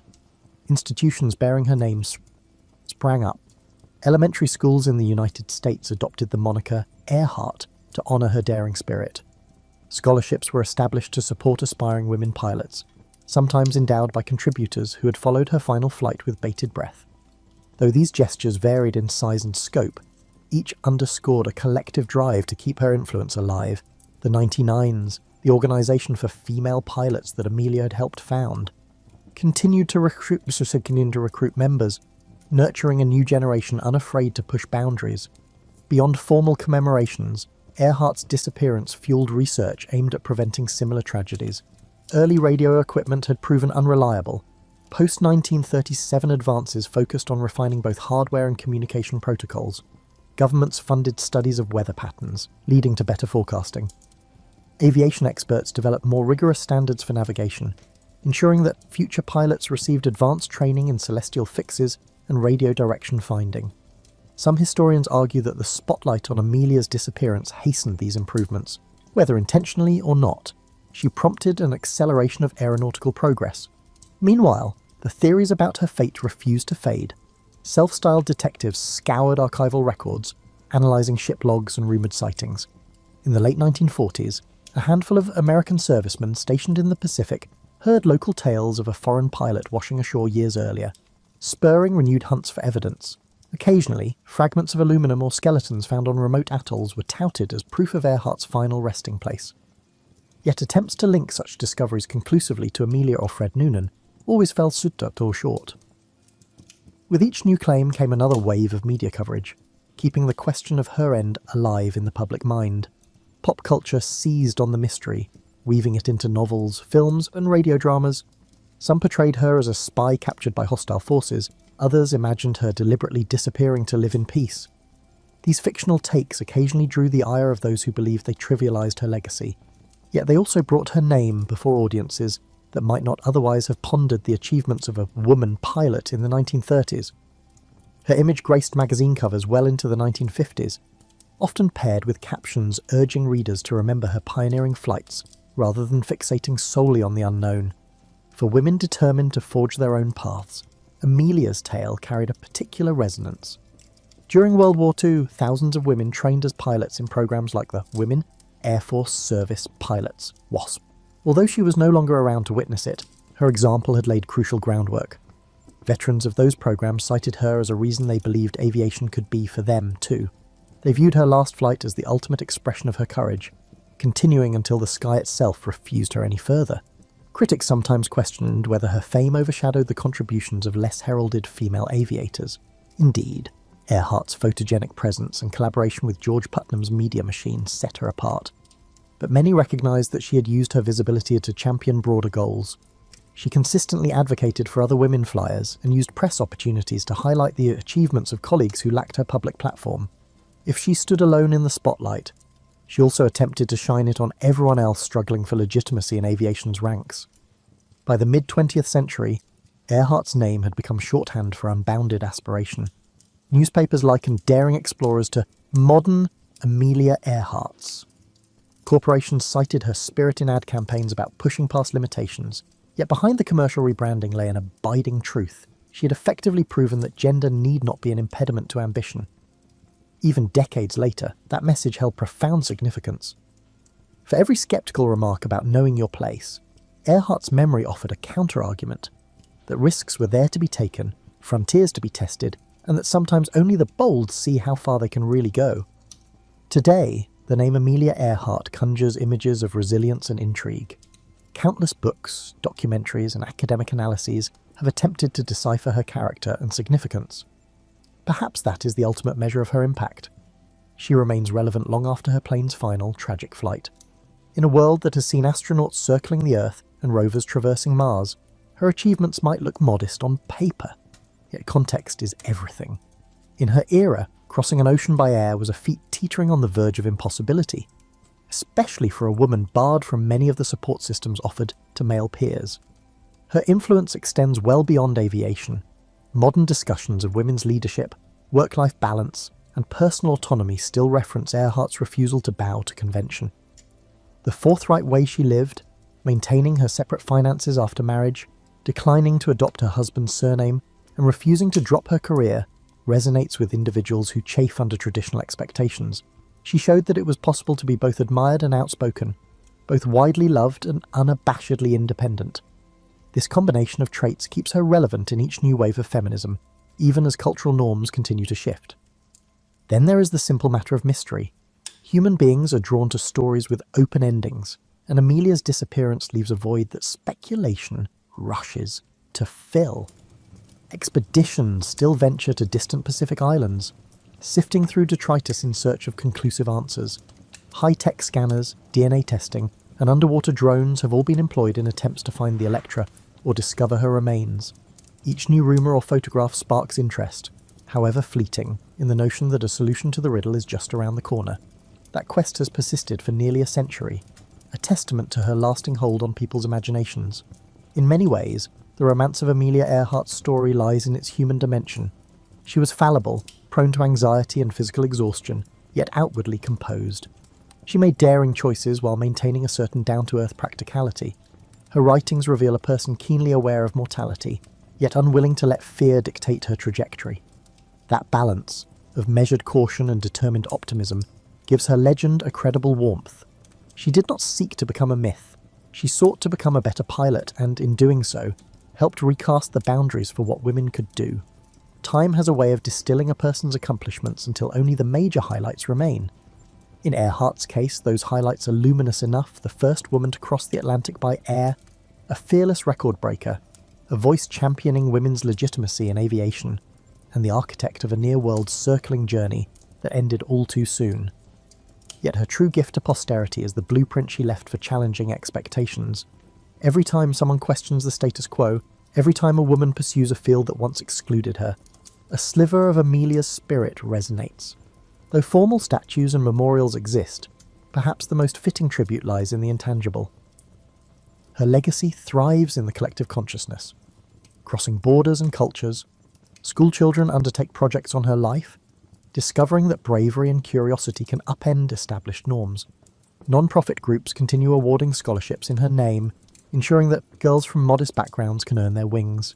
Engineers, astronauts, and even entrepreneurs cite her as an influence, exemplifying self-reliance and bold vision. Critics might argue that the aura surrounding Amelia Earhart romanticizes risk-taking. Indeed, she faced criticisms in her lifetime for the dangers she accepted, but her approach, grounded in rigorous practice and serious study, suggests she treated risk as a necessary ingredient in progress, not a reckless thrill. The spirit that drove her planes into the sky was the same spirit that drives any pioneer, an abiding desire to see what lies beyond the horizon. As we consider her today, we find that her story is less about flight than about transcending limitations. She didn't merely fly, she challenged the gravitational pull of society's assumptions. That she vanished while pursuing her grandest ambition adds a paradoxical layer of both sorrow and admiration. Yet her final lesson endures. Uncharted territory remains, waiting for those who dare to step off the map. In that sense, she is still aloft, guiding those who look skyward with their dreams of possibility and a steadfast refusal to accept the confines others have drawn.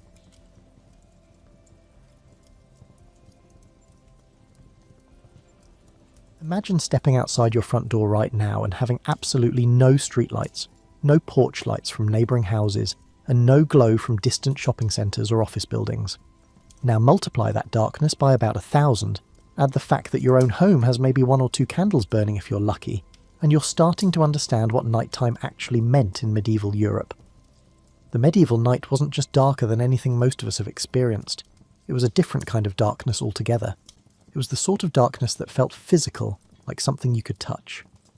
When the sun set, which happened much earlier in practical terms because people actually paid attention to it, the world transformed into something unfamiliar and potentially dangerous. Your own village, which you'd walk through countless times during the day, became a maze of shadows and uncertain footsteps. This darkness shaped everything about how medieval people approached sleep. You couldn't just decide to stay up late binge-watching your favourite show or scrolling through social media until your eyes hurt. Once darkness fell, your options were basically to sit in the dark doing nothing, burn expensive candles or oil that you'd need for more important things, or go to bed. Most people chose bed, which meant that medieval sleeping patterns were dramatically different from ours. The typical medieval person went to bed shortly after sunset. We're talking about 7 or 8 in the evening during winter months. But here's where it gets interesting. They didn't sleep straight through the night the way we try to. Instead, most people practiced what historians call segmented sleep, or first and second sleep. You'd go to bed at dusk, sleep for 3 or 4 hours, then wake up naturally in the middle of the night for an hour or 2. What did people do during this middle of the night wake period? Well, they'd pray, think about their dreams, talk quietly with their spouse if they had one, maybe tend to the fire, or engage in activities that led to medieval Europe's impressive population growth. Then they'd settle back down for a second sleep that lasted until dawn. This wasn't considered insomnia or a sleep disorder. It was just how human sleep naturally worked before artificial lighting convinced our bodies to consolidate everything into one chunk. The darkness also meant that bedtime wasn't a precise moment you could check on your phone. People judged time by church bells if they lived near a church, or by the position of stars if they could see them, or more often by simply feeling tired when their bodies had been awake since dawn. Time was less about exact hours and more about natural rhythms. When you could no longer see well enough to work, it was time to start thinking about sleep. This relationship with darkness shaped medieval sleep in ways we barely understand today. Going to bed wasn't about optimal sleep hygiene, or making sure you got your full 8 hours. It was about surviving the cold, staying safe from both real and imagined dangers, and making the best use of expensive lighting resources. The night was something to be gotten through, not enjoyed, and sleep was your primary tool for doing exactly that. The quality of your sleep in medieval times was directly connected to your social status, in ways that might seem strange to us now. A noble in a castle had access to private chambers, good fires, and plenty of candles or rushlights. A peasant in a one-room cottage shared sleeping space with their entire family. The fire had to be carefully managed to last until morning, and lighting was a luxury saved for emergencies. But regardless of whether you were a duke or a ditch digger, the darkness was still the darkness, and it still defined your entire relationship with nighttime. Let's talk about medieval bedrooms. Except for most people, the word bedroom would have been a completely foreign concept. Separate rooms dedicated solely to sleeping? That was a luxury so extreme that even many wealthy people didn't have it. For the majority of medieval Europeans, the question wasn't, "Where's your bedroom?" but rather, "Where in your living space are you going to sleep tonight?" Picture a typical peasant cottage, and by typical, we mean the homes where about 90% of medieval people lived. You'd have one room, maybe two if you were doing pretty well for yourself. This single room served as kitchen, dining room, living room, workshop, and yes, bedroom. The whole family slept there, often in the same bed or on adjacent sleeping platforms. Privacy was not a medieval value, mainly because privacy was simply not possible for most people. The bed itself, if you could call it that, often consisted of a wooden frame with rope or leather straps stretched across it to create a flexible sleeping surface. This is where the phrase "sleep tight" supposedly comes from. You'd need to tighten those ropes periodically to keep the sleeping surface from sagging too much. Though historians debate whether that's the real origin of the phrase, it makes a nice story and captures something true about medieval sleeping arrangements. They required maintenance. Now, if you were a peasant without even a proper bed frame, you might sleep on what was essentially a large sack filled with straw, placed directly on the dirt floor or on a raised platform to avoid the worst of the cold and damp rising from the ground. These straw mattresses were called pallets, and they were about as comfortable as they sound, which is to say, not very, but considerably better than sleeping directly on cold earth. The straw in these mattresses needed regular replacement because, well, imagine sleeping on the same pile of dried grass for months on end. It would compress, accumulate moisture, attract various forms of wildlife you didn't particularly want sharing your bed, and generally become less pleasant over time. Replacing the straw was a regular household task, like changing your sheets, except you were changing the entire mattress. Moving up the social ladder, things got marginally better. Wealthier peasants and merchants might have actual wooden bed frames, possibly even with some basic decoration if they were showing off. The mattress might be stuffed with wool instead of straw, which was warmer, more comfortable, and less likely to poke you with sharp bits throughout the night. Some even had feather mattresses, though these were expensive enough that they often appeared in wills as valuable property to be inherited. The nobility slept in what we'd recognise as actual beds, though even these were different from what you might expect. A noble's bed was often a major piece of furniture and a significant status symbol. It would have a wooden frame, but more importantly it would have curtains, heavy fabric hangings that could be drawn around the bed to create a smaller, warmer space within the already cold chamber. These bed curtains were crucial technology that doesn't get enough credit. Think about it. You're in a stone castle where the walls are thick, but not particularly good at keeping out cold. The windows have shutters but no glass, or only expensive, poor quality glass if you're very wealthy.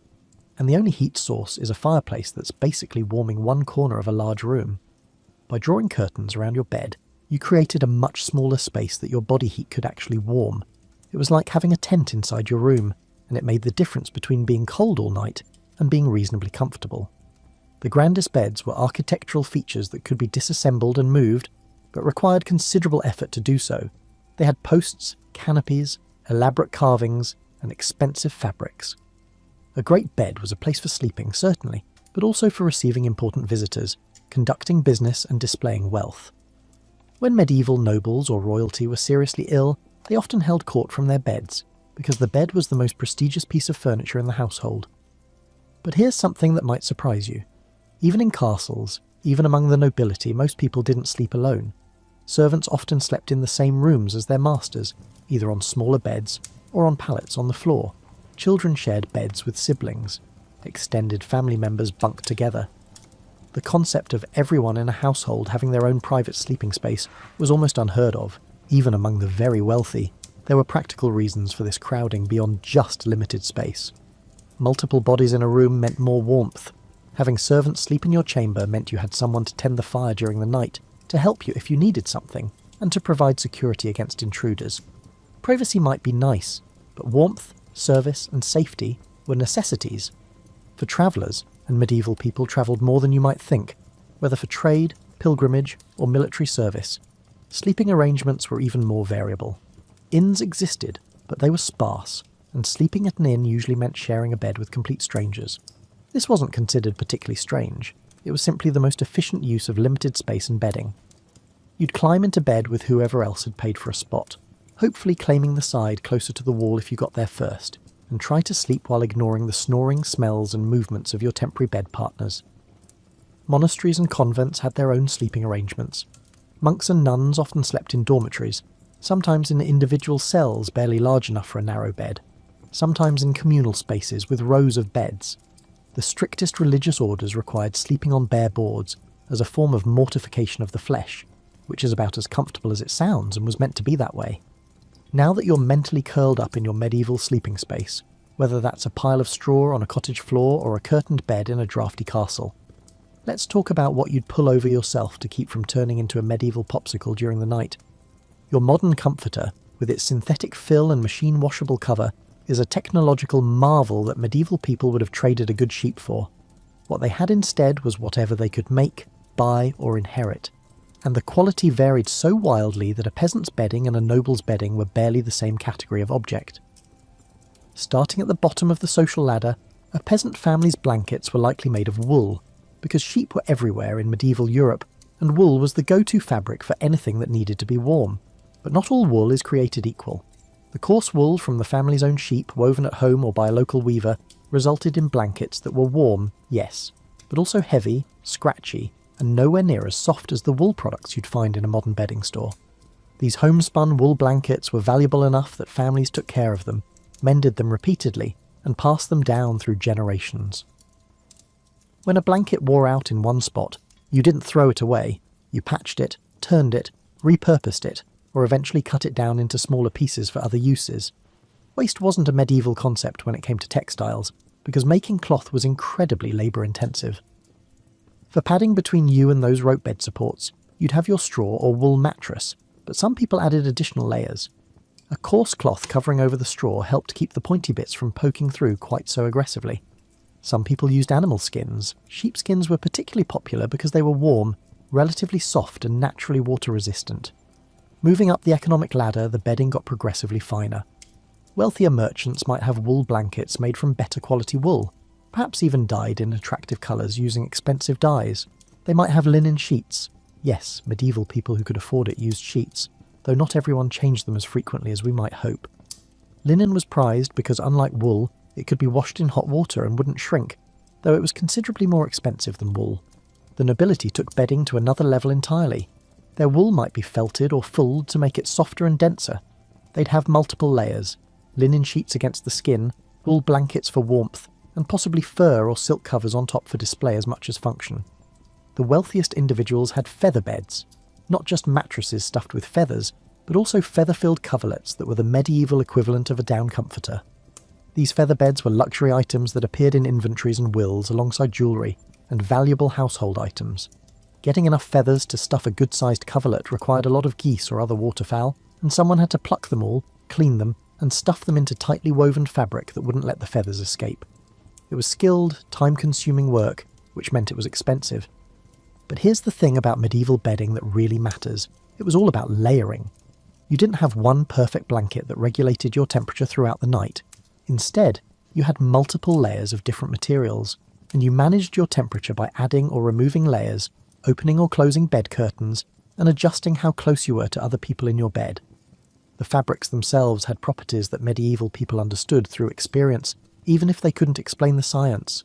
Wool stays warm even when damp, which mattered in drafty, moisture-prone buildings. Linen absorbs moisture and dries relatively quickly, which was important for sheets that would absorb sweat and body oils. Furs provided excellent insulation and had the added benefit of being a visible display of wealth. Medieval people also used what we might call sleeping costumes. You didn't just strip down to your underwear and hop into bed, partly because underwear in the modern sense didn't really exist, and partly because it was too cold for that nonsense. Instead, most people slept in a long linen garment called a nightshirt or night shift. This wasn't decorative sleepwear, it was a practical layer that absorbed body oils and sweat, keeping your outer garments cleaner since those were difficult to wash. Wealthier folks might have specific nightshirts set aside just for sleeping, while poorer people might sleep in their undertunic, essentially the same linen garment they wore during the day under their outer clothing.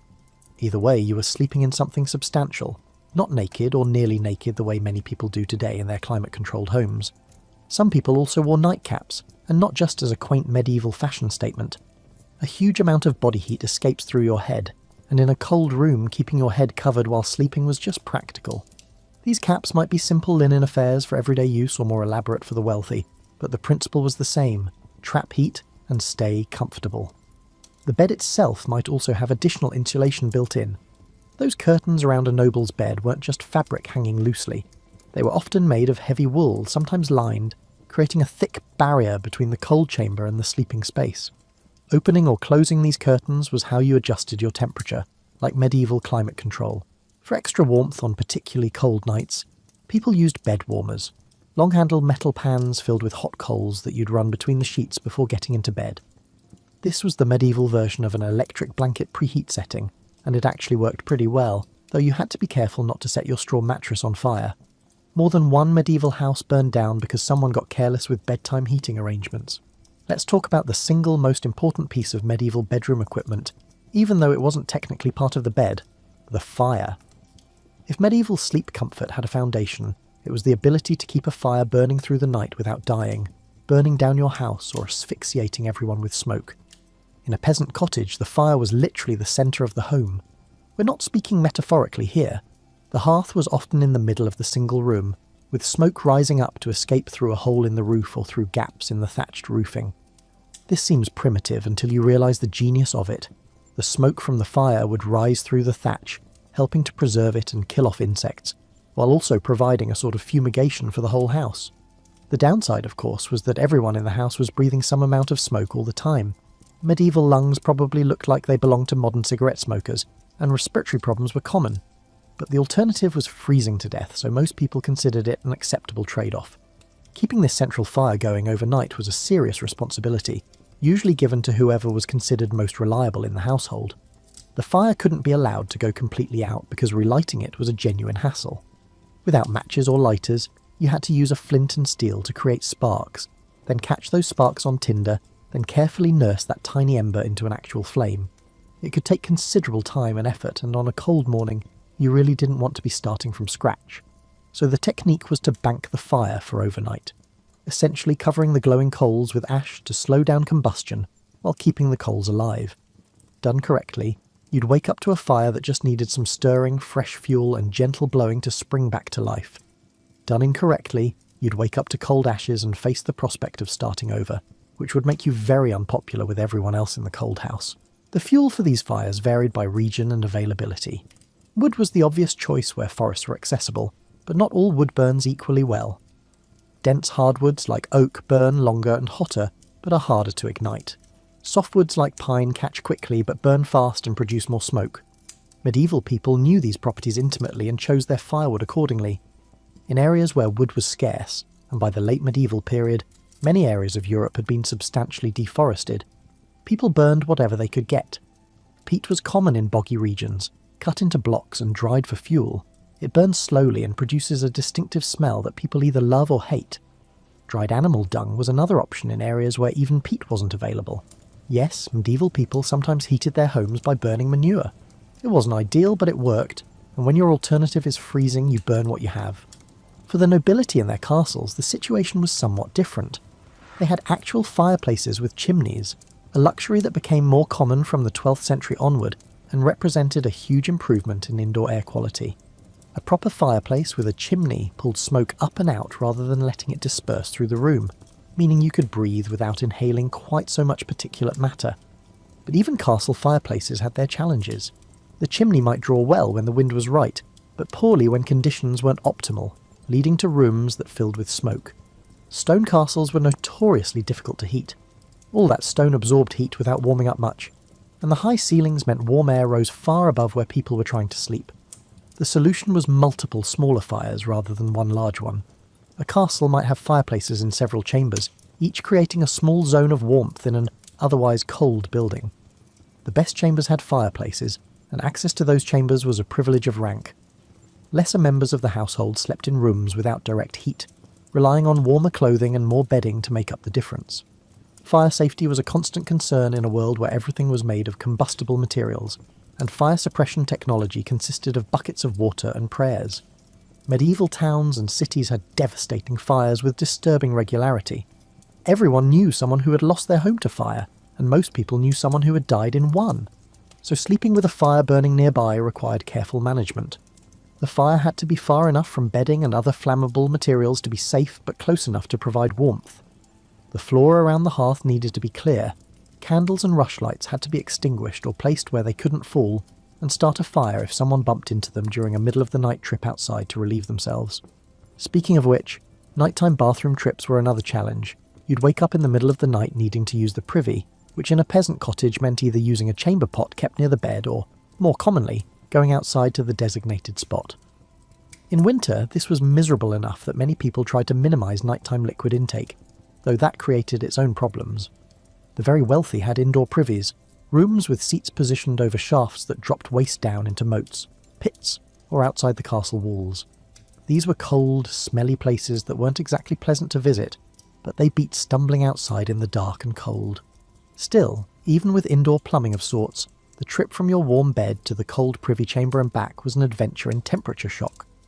The fire also provided the only nighttime light that didn't require burning expensive candles or oil. If you woke during that traditional middle-of-the-night interval between first and second sleep, you might sit near the fire watching the flames while your thoughts wandered. This quiet time, with just the firelight and the sleeping sounds of your household, was often described as peaceful, a meditative period that our modern compressed sleep schedules have eliminated.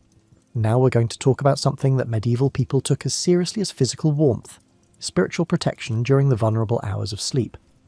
Because in the medieval mind, nighttime wasn't just physically dangerous, it was spiritually dangerous too. You have to understand that medieval Europeans lived in a world absolutely teeming with supernatural beings. Not in the way we might casually talk about believing in ghosts or checking our horoscope, but in a visceral, constant awareness that the spiritual world was just as real as the physical one, and considerably more dangerous. And nighttime was when the boundary between these worlds grew thinner. Before going to bed, most medieval people performed some form of protective ritual.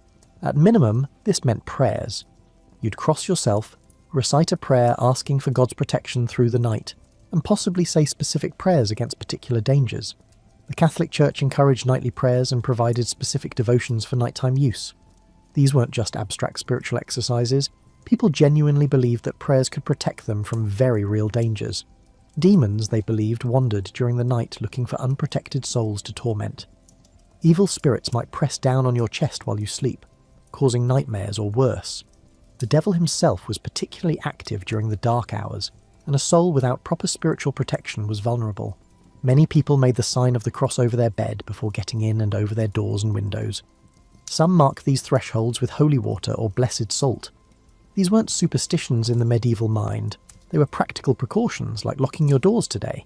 Except you weren't just protecting against human intruders, you were warding off spiritual ones.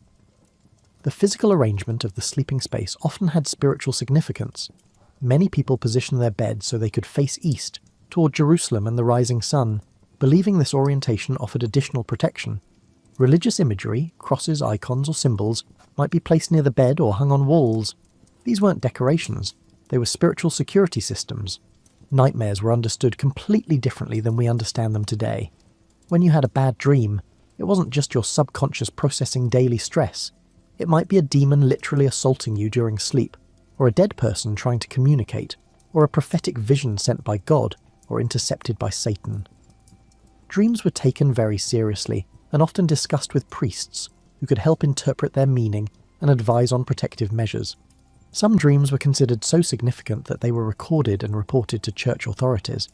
If you dreamed of something that might relate to heresy or had visions that seemed prophetic, these were matters that could have serious consequences. Dream interpretation was a recognized spiritual skill, and people paid attention to the messages they believed were being sent to them during sleep. The phenomenon of sleep paralysis, that terrifying experience where you're conscious but can't move, often accompanied by a sense of pressure on your chest in the presence of a threatening entity, was universally interpreted as a demonic attack or visitation by a malevolent supernatural being. Different cultures had different names for the entity that caused this. The night hag or old hag in some traditions, the mare in others, which is where our word nightmare comes from. Protection against these entities involved both physical and spiritual measures. You might place iron near your bed, as iron was believed to repel fairies and evil spirits.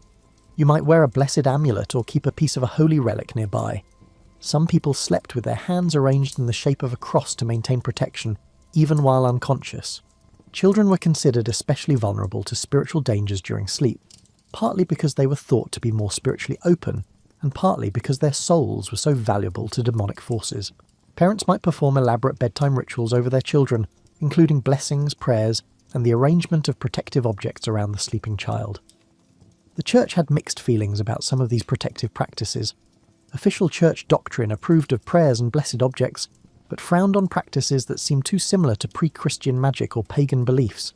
This created a grey area where people practiced a blend of approved Christian devotion and traditional folk protection that made church authorities uncomfortable, but was too widespread to effectively suppress.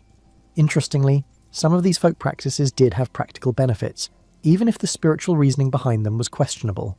Keeping certain herbs near your bed, blessed by the church for spiritual protection, might actually help repel insects or improve air quality. Maintaining evening prayer routines provided psychological comfort and helped mark the transition from waking to sleeping. The ritualization of bedtime created structure and predictability in a chaotic, dangerous world. The fear of nocturnal spiritual dangers also reinforced social structures and behaviours. Going to bed properly with appropriate prayers and protections was seen as morally correct. Someone who neglected these spiritual duties was not just being careless, but was committing a minor sin and inviting danger. This religious framework around sleep made it a moral issue, as well as a practical one. So far we've been talking about sleeping indoors, but let's address the elephant in the room, or rather the absence of a room, because plenty of medieval people regularly slept outside, not by choice but by necessity, and they managed not to freeze to death doing it. How? First, let's talk about who was sleeping outdoors. Shepherds, for one, spent nights out with their flocks during warmer months, protecting sheep from predators and thieves. Travellers caught between towns might find themselves sleeping rough rather than risk travelling after dark. Soldiers on campaign spent more nights under the sky than under roofs. Harvest workers during peak season sometimes slept in fields rather than waste time walking back to town each night. And the poor, particularly in cities, often had no choice but to find what shelter they could under bridges, in doorways, or in other semi-protected spots. The first rule of outdoor medieval sleeping was, don't do it in winter, if you have any choice whatsoever. Medieval people understood that sleeping outside in deep winter was an excellent way to die of exposure. They didn't have magical cold weather techniques we've lost. They just tried very hard not to be outside overnight when it was truly cold. But during the rest of the year, outdoor sleeping was manageable with the right approach. Location was everything. You didn't just lie down anywhere. You looked for natural windbreaks like large rocks, earthen banks, or thick hedges. You positioned yourself to take advantage of any available shelter while staying away from obviously dangerous locations like avalanche paths, flooding risks, or places where animals had established roots. Ground insulation was critical. Sleeping directly on cold earth would suck the heat right out of your body, so medieval outdoor sleepers would gather whatever materials they could find to create a barrier. Dry leaves, bracken, heather, pine needles and grass, all of these could be piled up to create an insulating layer between you and the ground. The deeper the pile, the warmer you'd be. Some travellers carried their own portable bedding. A shepherd might have a wool cloak that could double as both clothing and a blanket. Wealthier travellers might have an actual blanket roll.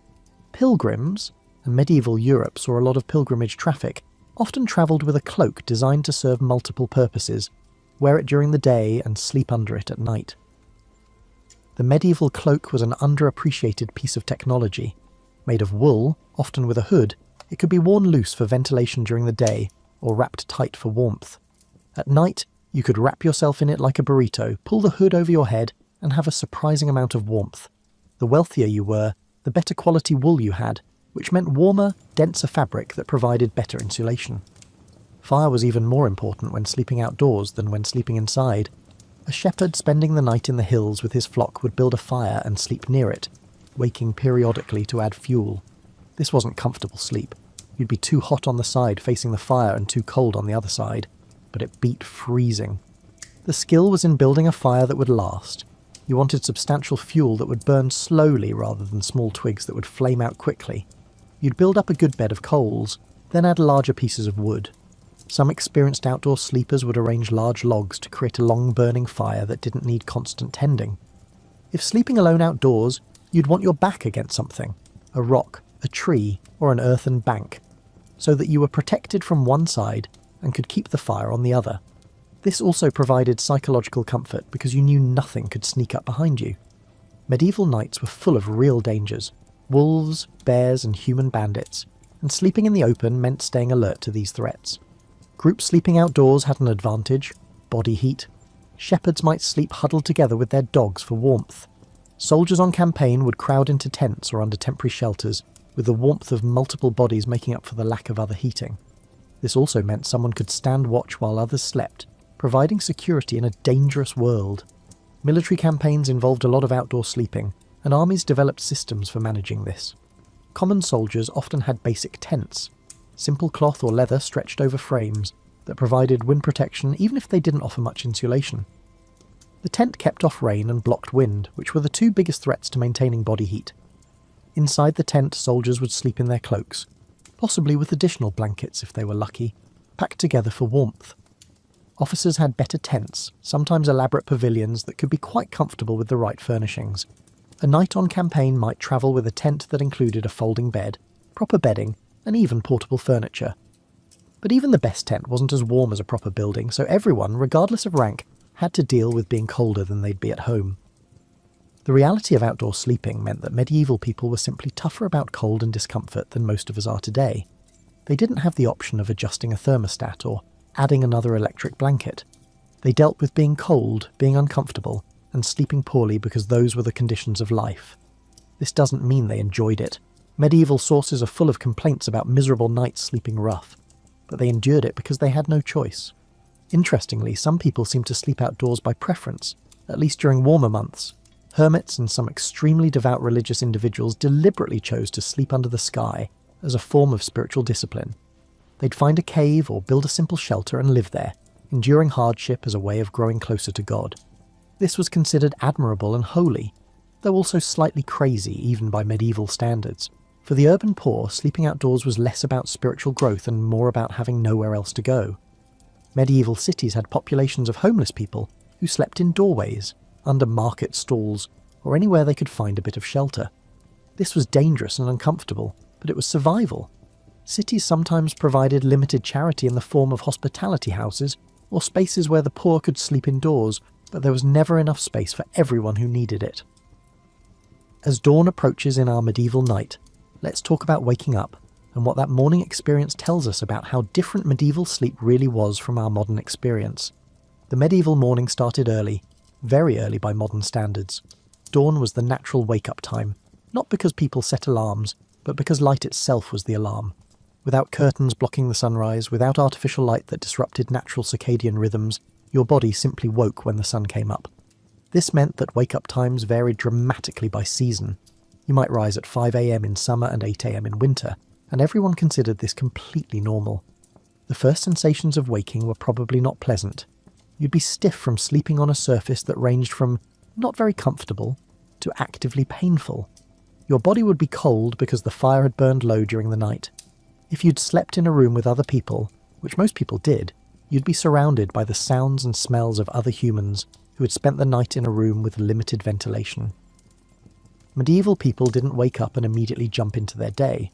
They'd lie there for a bit, possibly dozing through that transition between first and second sleep if they'd woken during the night interval. When they finally roused themselves fully, the first order of business was getting the fire going properly again if it had been banked overnight. Then you'd dress, which was less complicated than you might think because you'd slept in much of your clothing. You'd add outer layers, maybe splash some water on your face if water was available, and you were unusually concerned with cleanliness, and basically prepare to start another day of medieval life.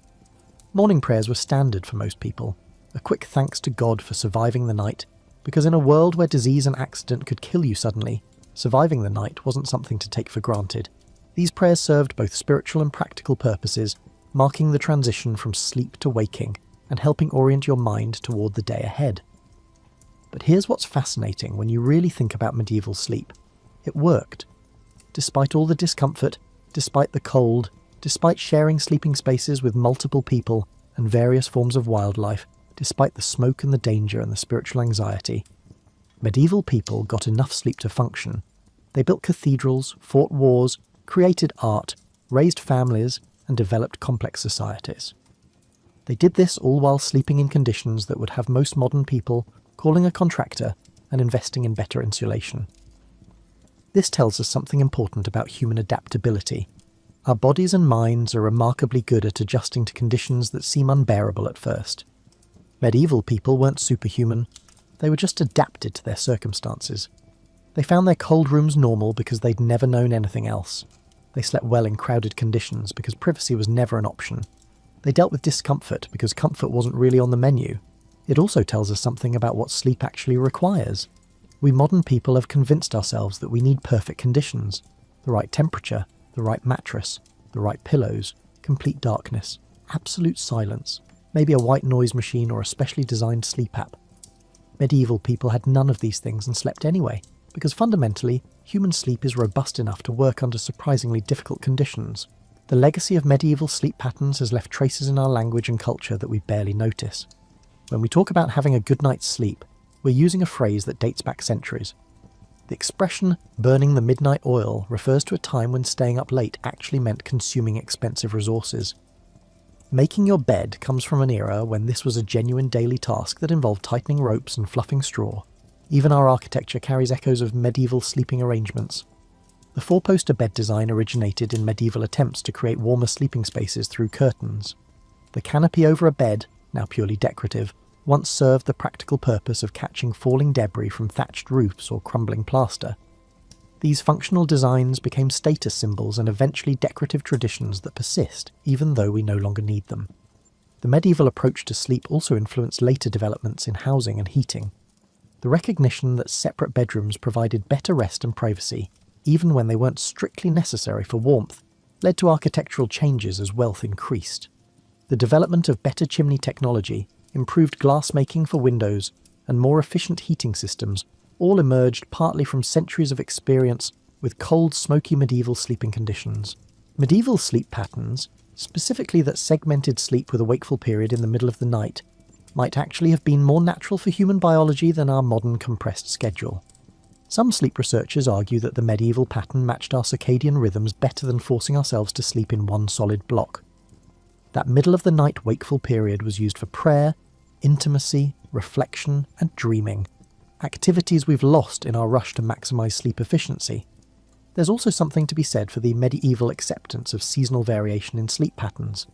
We modern people try to maintain the same schedule year-round, going to bed at the same time whether it's June or December, regardless of what our bodies might prefer. Medieval people slept more in winter and less in summer, following natural light cycles, and this might have been healthier than our artificial consistency. The communal nature of medieval sleep also has lessons for us. While we value privacy and personal space, and there's nothing wrong with that, there was something to be said for the security and comfort of never sleeping truly alone. The presence of family members and the sounds of other people breathing and sleeping nearby provided reassurance in a way that our isolated modern bedrooms don't. Medieval people's relationship with fire teaches us about resource management and sustainability in ways we've forgotten. They used fire carefully because fuel was precious, banked fires to maintain them efficiently, and understood that waste in heating was waste they couldn't afford. Our modern ability to heat entire homes to comfortable temperatures year-round is wonderful, but it's come at environmental costs that medieval people would have found incomprehensible. The spiritual dimension of medieval sleep reminds us that sleep has always been more than just physical rest. It's a vulnerable state that requires not just physical safety, but psychological and spiritual security. Medieval prayers and protective rituals served the same function that our modern bedtime routines serve, creating a mental transition from waking concerns to sleep's release. Whether you're crossing yourself and praying to saints or doing relaxation exercises and meditation, you're performing the same basic function of creating a psychological boundary around sleep time. As you lie there in your comfortable bed, with your temperature-controlled room and your supportive mattress, it's worth considering what lessons medieval sleep might offer for our modern rest problems. Because for all our advances in sleep technology, many of us struggle to sleep well, while medieval people, despite their objectively terrible sleeping conditions, generally managed just fine. First, there's the lesson of darkness. Medieval people lived in genuine darkness, and their sleep cycles aligned naturally with it. We modern folks flood our evenings with artificial light, then wonder why we have trouble falling asleep. The blue light from our phones and tablets is particularly disruptive, signalling to our brains that it's still daytime when we're trying to convince our bodies it's bedtime. Medieval people didn't have to actively create darkness. It was the default setting, and their bodies responded accordingly. If you're struggling with sleep, one medieval lesson is simple. Make your evenings darker. Dim your lights as bedtime approaches. Avoid screens for an hour before sleep, and use blackout curtains to eliminate light pollution from streetlights. Create an approximation of that medieval darkness, and your body might remember how it's supposed to respond. Second, there's the temperature factor. Medieval people slept in cold rooms and used bedding for warmth, rather than heating the entire space. Modern research actually supports this approach. We sleep better in cooler rooms, ideally between 60 and 67 degrees Fahrenheit. Your body temperature naturally drops when you sleep, and a cool environment facilitates this process. Medieval people stumbled onto this truth through necessity. We've had to rediscover it through sleep research. The medieval practice of layering for warmth rather than ambient heating also makes sense. Being slightly cool but buried under warm blankets seems to promote better sleep than being in a warm room with light covers. There's something psychologically comforting about burrowing into blankets, creating your own warm microclimate the way medieval bed curtains once did. Third, consider the medieval approach to bedtime routines. Modern sleep experts constantly advise establishing consistent bedtime rituals, and medieval people did exactly this with their evening prayers, their fire banking and their protective rituals. These activities served the practical purpose of preparing for bed, while also signalling to the mind and body that sleep was coming.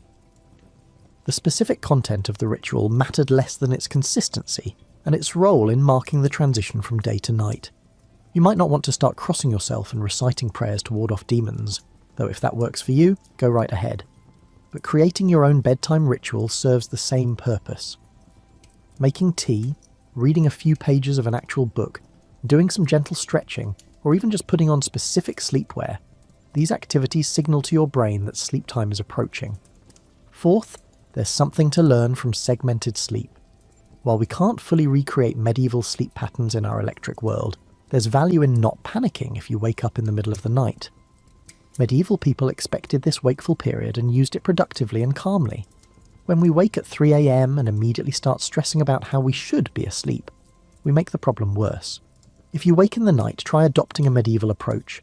Accept it, lie there quietly, think calm thoughts, pray if you're inclined that way, or just rest peacefully.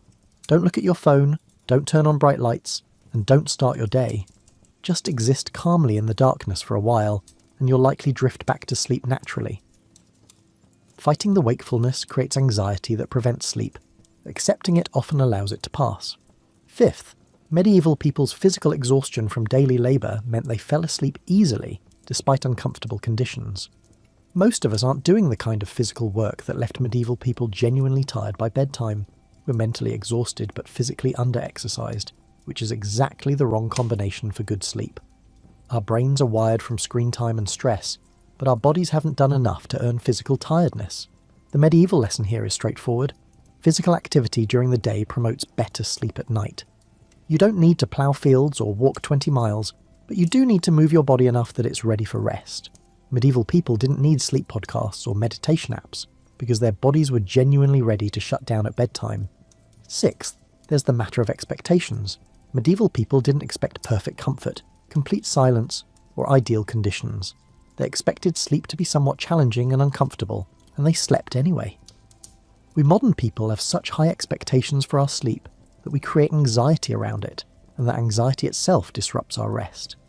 Sometimes the medieval approach of just accepting less than perfect conditions and sleeping anyway is the healthiest response.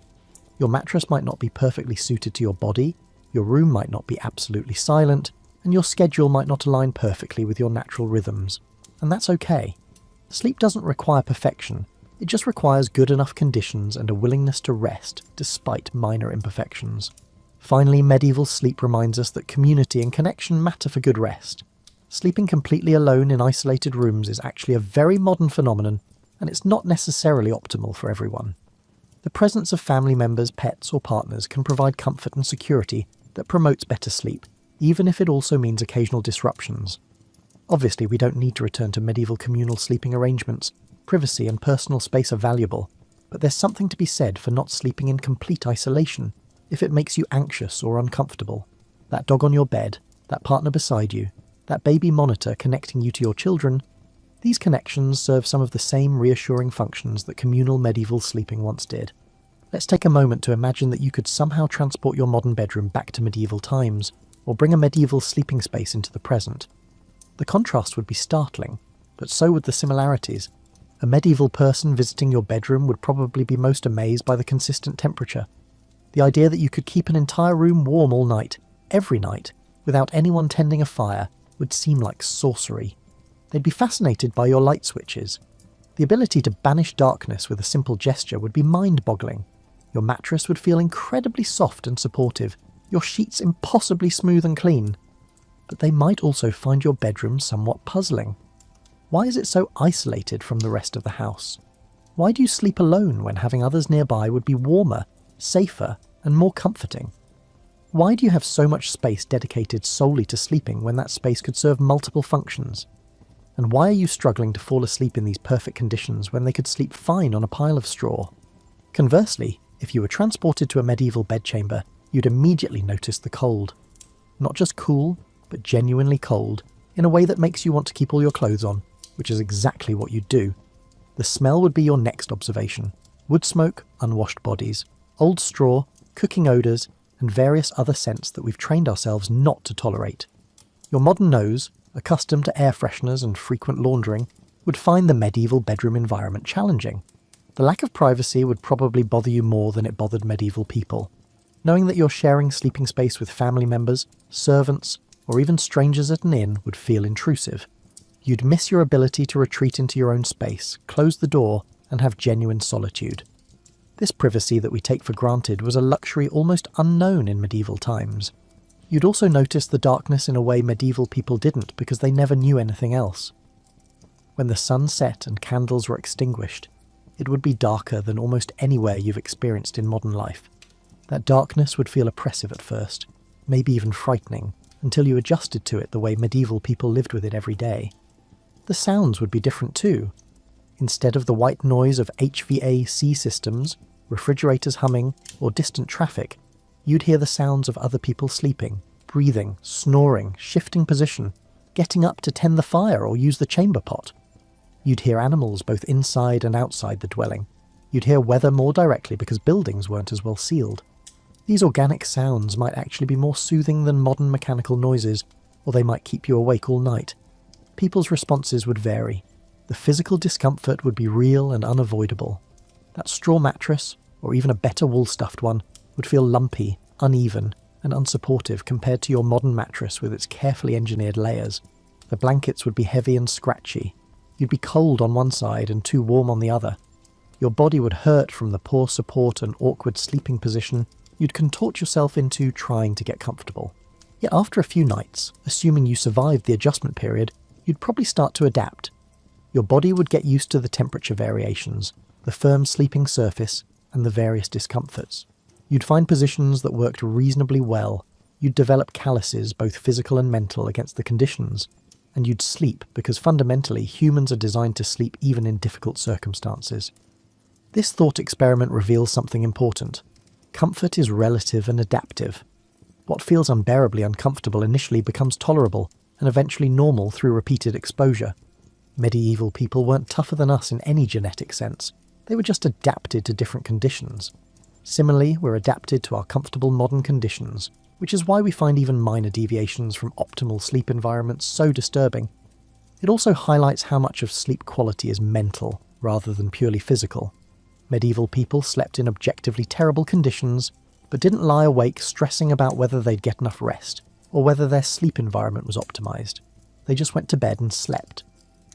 We have objectively excellent sleeping conditions, but often struggle because we've created psychological barriers around sleep, expectations, anxieties and beliefs about what we need that may or may not be accurate.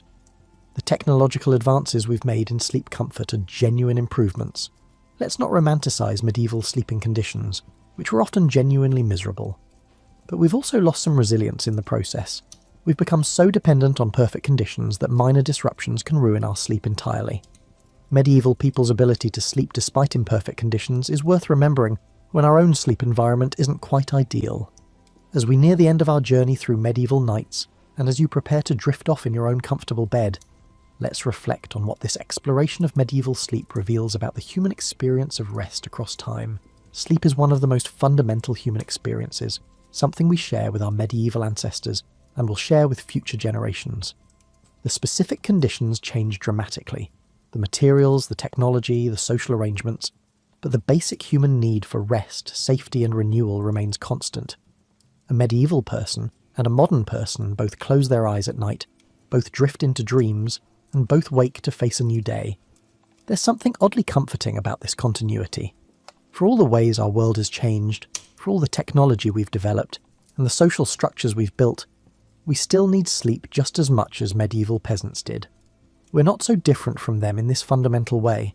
Their struggles to stay warm through cold nights, to feel safe in darkness, to find rest despite discomfort. These are struggles we can understand even across 800 years of history. Medieval people solved their sleep problems with the resources they had: wool and straw, fire and faith, community and resilience. We solve ours with temperature control and memory foam, sleep apps and weighted blankets. The solutions are different, but the underlying needs are the same.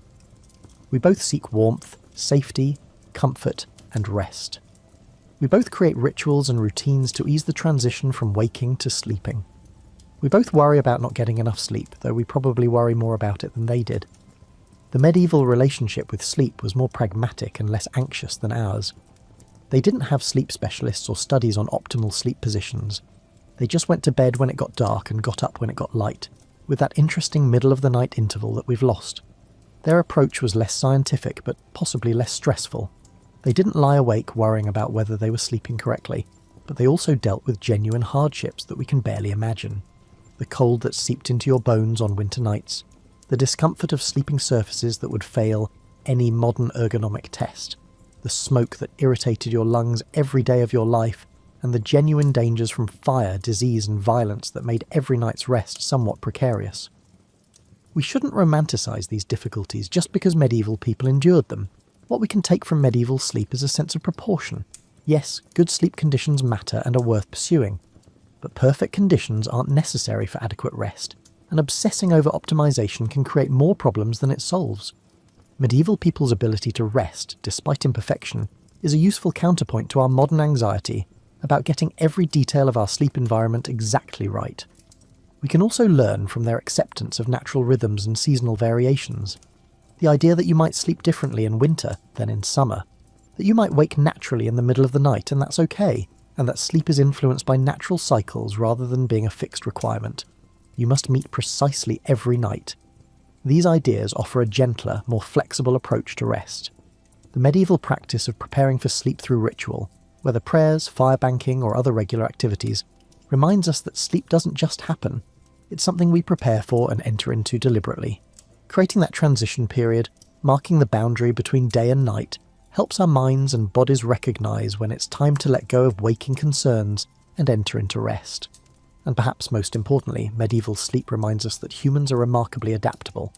We can sleep in difficult conditions, adjust to different arrangements, and find rest even when circumstances aren't ideal. This resilience is still in us, even if we don't need to use it as often. When we face disrupted sleep, travel, stress, illness, life changes, Remembering that humans have slept successfully under far more challenging conditions can help us maintain perspective. As you lie there now, warm under your covers, in your quiet room with its controlled temperature and comfortable mattress, you're experiencing a level of sleep comfort that medieval people couldn't have imagined. Appreciate it because it's genuinely wonderful, but also know that if circumstances ever required you to sleep less comfortably, you could adapt, just as humans have adapted to sleeping conditions throughout history. The medieval person struggling to stay warm under scratchy wool blankets in a smoky cottage, and you in your climate-controlled bedroom, are connected by that fundamental human need for rest. You both close your eyes against the darkness, let consciousness fade, and trust that sleep will restore you for another day. The specifics differ wildly, but the essential experience is the same. So tonight, as you drift off, you're participating in a ritual that connects you to countless generations of humans who have sought rest in the darkness. Some of them slept in castles, and some in cottages, some on feather beds, and some on piles of straw. But all of them closed their eyes and slept and woke and lived their lives and passed into history. Their medieval nights are long over, but the human need for sleep continues. The fire they tended so carefully has been replaced by your central heating, their prayers for protection by your locked doors and alarm systems, and their rough blankets by your engineered bedding. But the sleep itself, that nightly letting go of consciousness, that trust in tomorrow's waking, that universal human vulnerability and renewal, remains unchanged. Sleep well tonight, knowing you're part of this long human tradition of finding rest in darkness, safety in vulnerability, and renewal in that mysterious daily death and rebirth we call sleep. Medieval people did it with cruder tools but equal success. You'll do it with better tools but face the same fundamental challenge, to let go of today and trust in tomorrow. The medieval night has ended, but yours continues. Let the warmth of your bed surround you, let the comfort of safety embrace you, and let the quiet darkness welcome you. You don't need to bank fires or recite protective prayers. You don't need to worry about wolves or demons or whether the thatch will hold against the rain. You just need to close your eyes, breathe deeply, and let yourself drift into that ancient, universal human experience of sleep. Medieval people did it, your parents and grandparents did it, and you can do it too. Sweet dreams, and may you wake refreshed just as countless humans have done across the centuries, from those cold medieval mornings to your comfortable modern one. Zeus did not become the ruler of Olympus by chance. His story began in the womb of Rhea, a titaness straining under the brutal reign of her consort, Kronos. Driven by a grim prophecy that one of his offspring would dethrone him, Kronos swallowed each child at birth: Hestia, Demeter, Hera, Hades, and Poseidon fell victim to his paranoid appetite. His cunning seemed absolute, his hold on the cosmos unshakable. Yet Rhea, mourning the loss of her children, devised a hidden plan to save her newborn. She gave birth to Zeus on the Isle of Crete, far from Kronos' suspicious gaze. In a desperate ruse, she wrapped a stone in swaddling cloth and offered it to Kronos, who devoured it without question. Thus, Zeus spent his infancy in a secret cave on Crete, nurtured by nymphs and guarded by warriors who clashed their spears to muffle his cries. This upbringing was less about comfort and more about survival. The boy learned watchfulness, forging a sharp mind that weighed every possibility. Unlike many later tales, no glimmering cradle or immediate worship surrounded him. His environment was damp stone and echoing darkness. He heard the nymphs' whispered fears of Kronos discovering them, fueling a quiet resolve in the boy. Each day, he fed on the milk of the goat Amalthea, an extraordinary creature fated for the stars, and gained a robust constitution that belied his infant form. As he grew into adolescence, Rhea revealed his true lineage. Zeus discovered the horrifying truth. 5 siblings languished within Kronos' belly, each a captive soul in the gloom. It was then that he vowed to free them, a vow that shaped his destiny. Under the counsel of the earth herself, Gaia, Zeus secured an emetic potion to force Kronos to disgorge the swallowed gods. But accomplishing that required cunning steps. He first infiltrated Kronos' domain in disguise, playing the role of a new cupbearer. Kronos, ironically, found amusement in this young figure who served him nectar and listened to his boasts of invincibility. During a feast, Zeus slipped the potion into Kronos' cup. The effect was violent and immediate. In a torrent of convulsions, Kronos retched out the 5 imprisoned siblings. Fully grown and burning with resentment, they emerged into the light. That moment sparked the beginning of the Titanomachy, the epical war between the Titans and the newly freed Olympians. At Kronos' side stood the Elder Titans, ancient and formidable, controlling primal forces that predated mortal memory. Zeus rallied his siblings, Poseidon and Hades among them, along with allies such as the Cyclopes and the Hecatoncheires. These monstrous beings, once locked in Tartarus by Kronos' cruelty, joined the rebellion in gratitude for their release. For years, the cosmos rattled with thunderclaps and quaking earth. Seas raged under Poseidon's fury, and the underworld itself trembled whenever Hades unleashed his gloom upon enemy lines. Zeus, forging lightning bolts gifted by the Cyclopes, hurled searing arcs that blinded and scorched Titan armies. The war wore on, each world refusing to yield.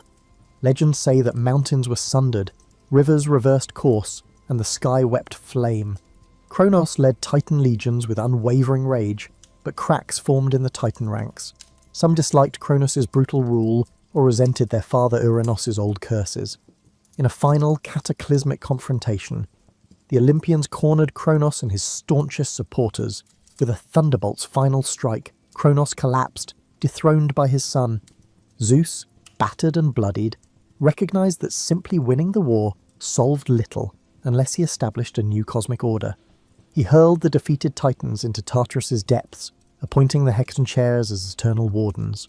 Victorious, Zeus and his siblings ascended to Mount Olympus, staking claim to governance of the world. Yet even amid applause from gods and lesser divinities, Zeus sensed complexities looming. Freed from Titan oppression, the cosmos demanded guidance. The mortals, fragile as they were, looked for stability. The gods themselves harboured aspirations for power. No single lightning bolt could ensure harmony. In this nascent age, the newly minted king of the gods recognised that to preserve what the Titanomachy had won, he must balance generosity with a steely grasp of authority. Thus began the era in which Zeus reigned from Olympus, forging the Pantheon's laws. He allocated domains to each sibling, Poseidon for seas, Hades for the underworld, and Hera for marriage and childbirth. The cosmos found structure in these new boundaries. Even so, the seeds of conflict with other forces, giants, monstrous creatures, and the ambitions of lesser gods were sown. Zeus, though crowned by thunder, knew that an eternal vigilance was the price of cosmic peace. The boy once raised in a hidden cave now stood at the pinnacle, gazing down from cloud-wreathed peaks, a king determined to shape the fate of gods and mortals alike. After toppling Kronos, Zeus faced the challenge of consolidating his authority among gods who still carried vestiges of Titan-born chaos. Though he had proven his might on the battlefield, the daily governance of a cosmos demanded more than raw power. He established a council on Mount Olympus, seating his siblings, children, and chosen allies around a grand marble table. Each voice carried weight, but Zeus's final word guided decisions. This sense of a divine senate introduced a measure of collaboration unseen in the old Titan regime. Where Kronos had ruled by fear, Zeus championed debates and occasionally yielded to majority sentiment, though only if it didn't undermine his vision of order. One early test came when the giants, monstrous children of Gaia, rose to avenge the Titans. Convinced the Olympians had gone too far in sealing Kronos' brood within Tartarus, Gaia incited these giants to assault Olympus. The giants boasted colossal strength and cunning, leaving only a mortal could kill them. Alarmed, Zeus recognised he needed mortal aid. He enlisted Heracles, a heroic demigod, forging a crucial alliance between human endeavour and godly might. In a ferocious battle remembered as the Gigantomachy, thunderbolts clashed with monstrous clubs, and Heracles' arrows found their marks. Together, gods and heroes repelled the giants, reaffirming Olympus' ascendancy. The moral lesson resounded. Zeus's rule thrived not merely from isolation, but from forging ties across mortal and immortal lines, yet there was no glorious unity. Hera, Zeus's sister wife, realised her consort's roving eye threatened stability. Indeed, Zeus's mortal and divine liaison sowed jealousy across the pantheon, whether disguised as a swan or showering gold to woo mortal queens. He fathered children of extraordinary might, Apollo, Artemis, Hermes, Dionysus, Perseus, and more. Each child's birth complicated family politics. Hera's wrath, fueled by heartbreak, erupted in cunning retribution, punishing the mothers or offspring, though rarely able to harm Zeus directly. Her storms of anger introduced strife among gods, leading to cunning ploys and alliances in the shadows of Olympus. However, even while they quarrelled, Zeus and Hera recognized they formed the bedrock of the pantheon's stability, forging an uneasy equilibrium that shaped centuries of myth. An underexplored dimension of Zeus's rule lies in his transformation from a rebellious son to a paternal figure vigilant of cosmic laws. He introduced the concept of xenia, sacred hospitality, enforcing it through strict punishments for those who violated guests' rights. This emphasis on moral codes extended to mortals, weaving a sense that the divine realm supervised human ethics. Tales of Zeus's disguises typically underscore how he tested mortals' generosity or honesty. Those who welcomed strangers received blessings, those who scorned or harmed travellers risked incurring his lightning. Over time, these moral fables spread across city-states, prompting worshippers to build temples and shrines dedicated to Zeus, not just for his thunder, but for his role as guardian of justice and oath-keeping. Olympus itself grew more structured. Hestia tended the communal hearth, forging a sense of family among gods. Bridging the gap between divine blessings and mortal survival, Demeter kept watch over harvests. The younger gods displayed diverse powers: Apollo's oracles, Artemis's wild hunts, and Athena's wisdom forging cities. While each deity cherished autonomy, the final arbiter of quarrels remained Zeus. A single harsh glance from the cloud-gatherer could quell dissent. This did not mean oppression, it was more like a father controlling fractious children. He settled disputes between Poseidon and Athena, resolved matters of mortal punishment, and occasionally granted immortality to heroes. The pantheon's fluid interplay reveals how effectively Zeus balanced freedoms with constraints. During these stable centuries, mortals experienced an era of relative calm. While plagues or local wars still erupted, cosmic-scale cataclysms were rarer. Mortals praised Zeus in festivals, offering sacrifices of bulls or rams. Priests interpreted omens from flights of eagles or cracks of thunder. The oracles, especially at Dodona, delivered cryptic pronouncements said to come from the father of gods himself. Kings or city councils might consult these oracles before crucial battles or founding new colonies, trusting that the invisible hand of Zeus guided the larger fate. This synergy between mortal devotion and divine oversight reinforced Zeus's station. Faith in his paternal guardianship reigned across the Greek world, from the Ionian seas to the mountains of Thessaly. Yet calm never lasts forever. Among the gods, smaller feuds brewed. Ares lusted for conflict, teasing the boundaries of the peace Olympus claimed. Aphrodite's manipulations of desire caused scandal among gods and mortals alike. Even the wise Athena often found herself at odds with her father's impulsive judgments. In a realm of immortals, boredom sometimes drove them to meddle in mortal affairs, forging ephemeral alliances or starting petty vendettas.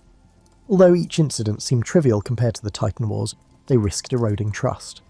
Zeus recognized that to sustain cosmic equilibrium, he must remain vigilant.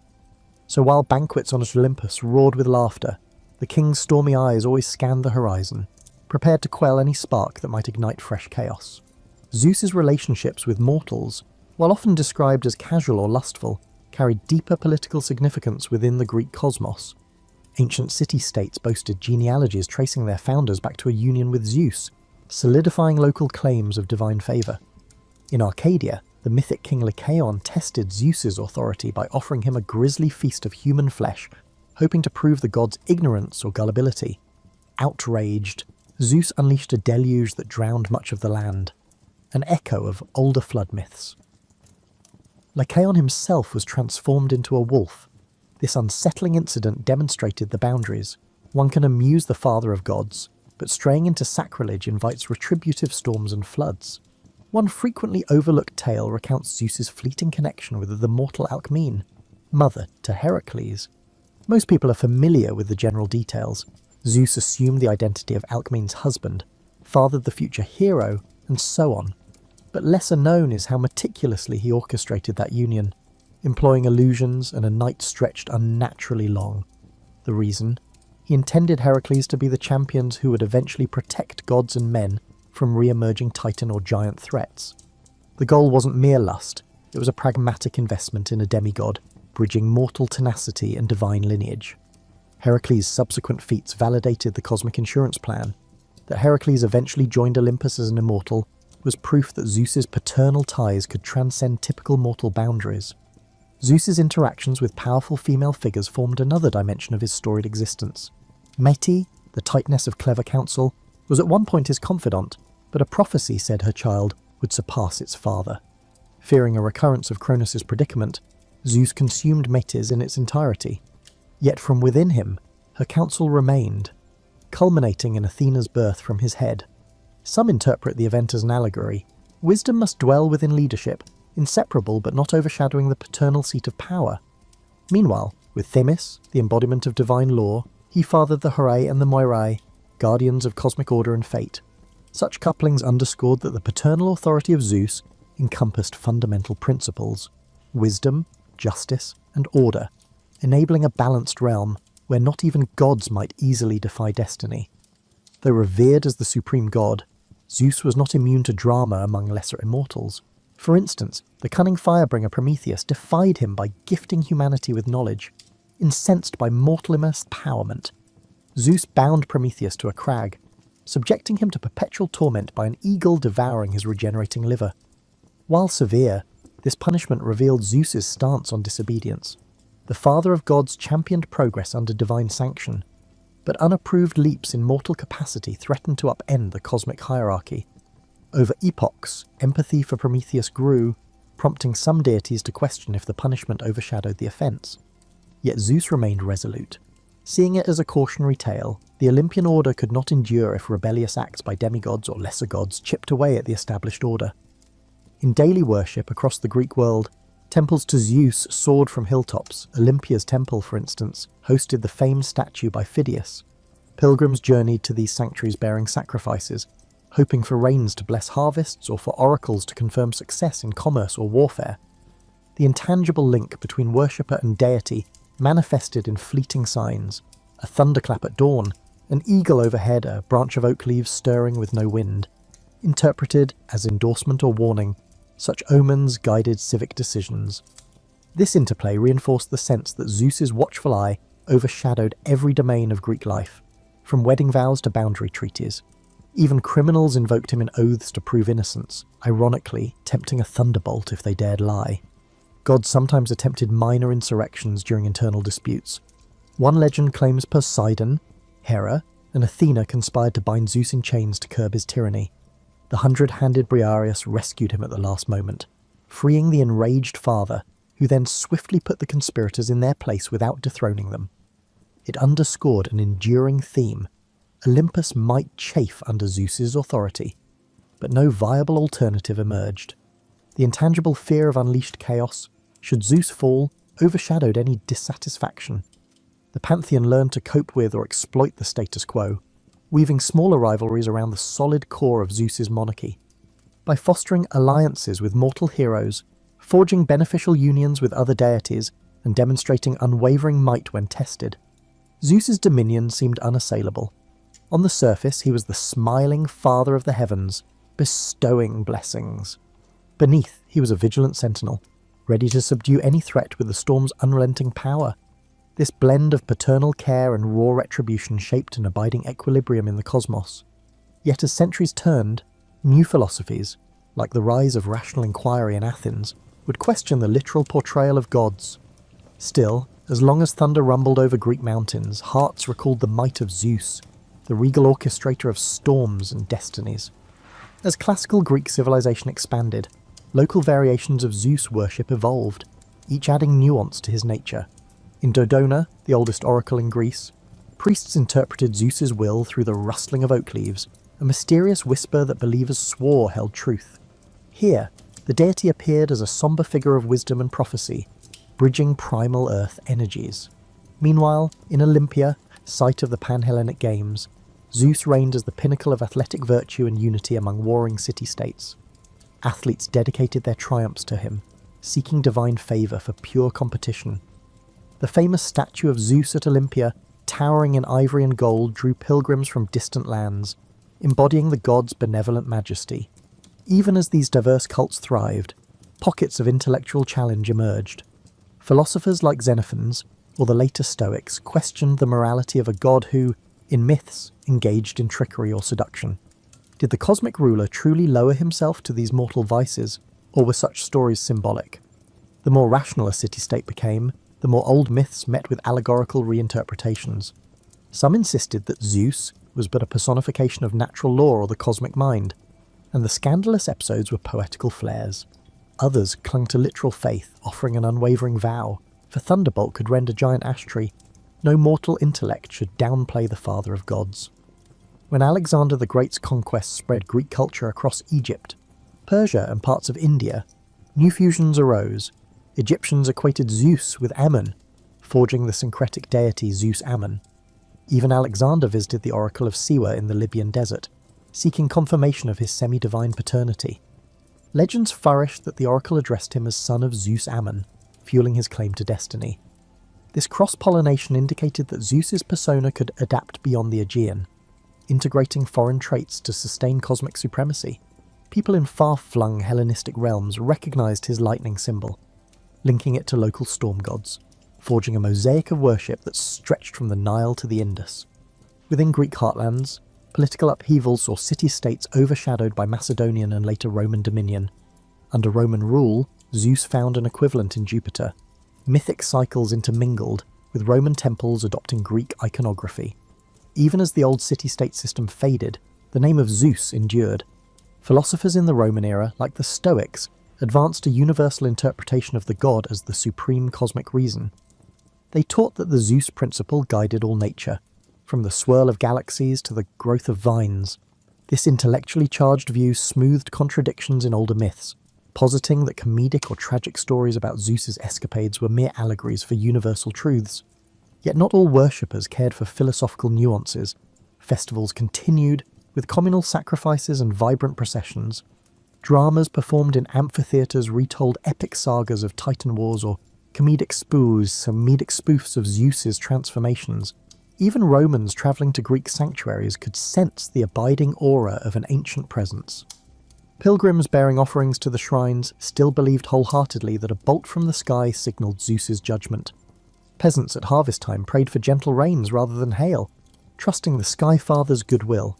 Indeed, the link between daily life, rainfall, storms, the fertility of fields, and the overarching force of Zeus underpinned stable devotion. However, as centuries progressed, the unstoppable wave of Christianity swept across the Mediterranean. The early Christian apologists targeted pagan pantheons, citing moral tales of Zeus's adulteries or wrath as evidence of polytheism's corruption.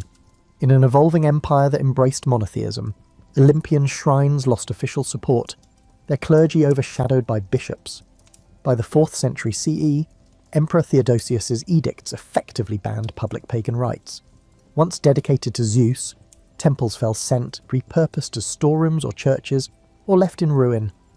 The cultural tapestry that once placed Zeus at its apex unravelled, replaced by a new theological framework. Despite this institutional decline, the memory of Zeus never fully vanished. Philosophical manuscripts survived in monastic libraries. Rural folk in remote highlands still whispered of thunder as the old father's voice. Renaissance scholars rediscovered classical texts, resurrecting the image of Zeus in art and literature. Painters like Raphael or later neoclassical artists depicted him enthroned with an eagle by his side, celebrating the mythic grandeur of antiquity. Enlightenment thinkers, who pioneered modern science, referenced lightning rods that subdued Zeus's thunder, thereby paradoxically redefining his realm through rational explanations. Today, the narrative of Zeus stands as a symbolic testament to how societies conceive ultimate authority. He encapsulates the interplay of power and justice, paternal care and fearsome punishment, spiritual significance, and political utility. Tales of him remain vital in popular culture, from modern retellings of Greek myths in novels, films, and games to the echoes of thunder associated with unstoppable cosmic force. Scholarly inquiries reveal a figure who morphed from a local father of the sky to a global emblem of mythology, bridging Greek, Hellenistic, Roman, and even later cultural spheres. Observing how a figure so primal adapted to evolving civilizations underscores the elasticity of myth. If one listens carefully during a thunderstorm, one might recall that ancient awe for the Sky Father, flickering in the electric arcs overhead. Zeus's role as a father figure in Greek myth extends beyond genealogical ties. The ancient Greeks often portrayed him intervening in moral dilemmas, defending the social order and meting out justice to mortals and gods alike. One lesser-known tale underscores his capacity for empathy. When Salmoneus, a mortal king, boasted he could equal Zeus by mimicking thunder with bronze chariots. Zeus first let him indulge the farce before unleashing a thunderbolt to expose his arrogance. Yet, once the city's people cowered in fear, records hint that Zeus sent favourable rains the following season, as if to ensure that misguided worshippers didn't starve from their king's hubris. This story, overshadowed by more famous myths, reveals a paternal dimension, punishing blasphemy but sparing the innocent from famine. Likewise, the story of King Lycurgus, who spurned Dionysus and scorned the new wine rites, ended with Zeus confining Lycurgus to a cave in a labyrinthine punishment. Many retell only the punishment's horror.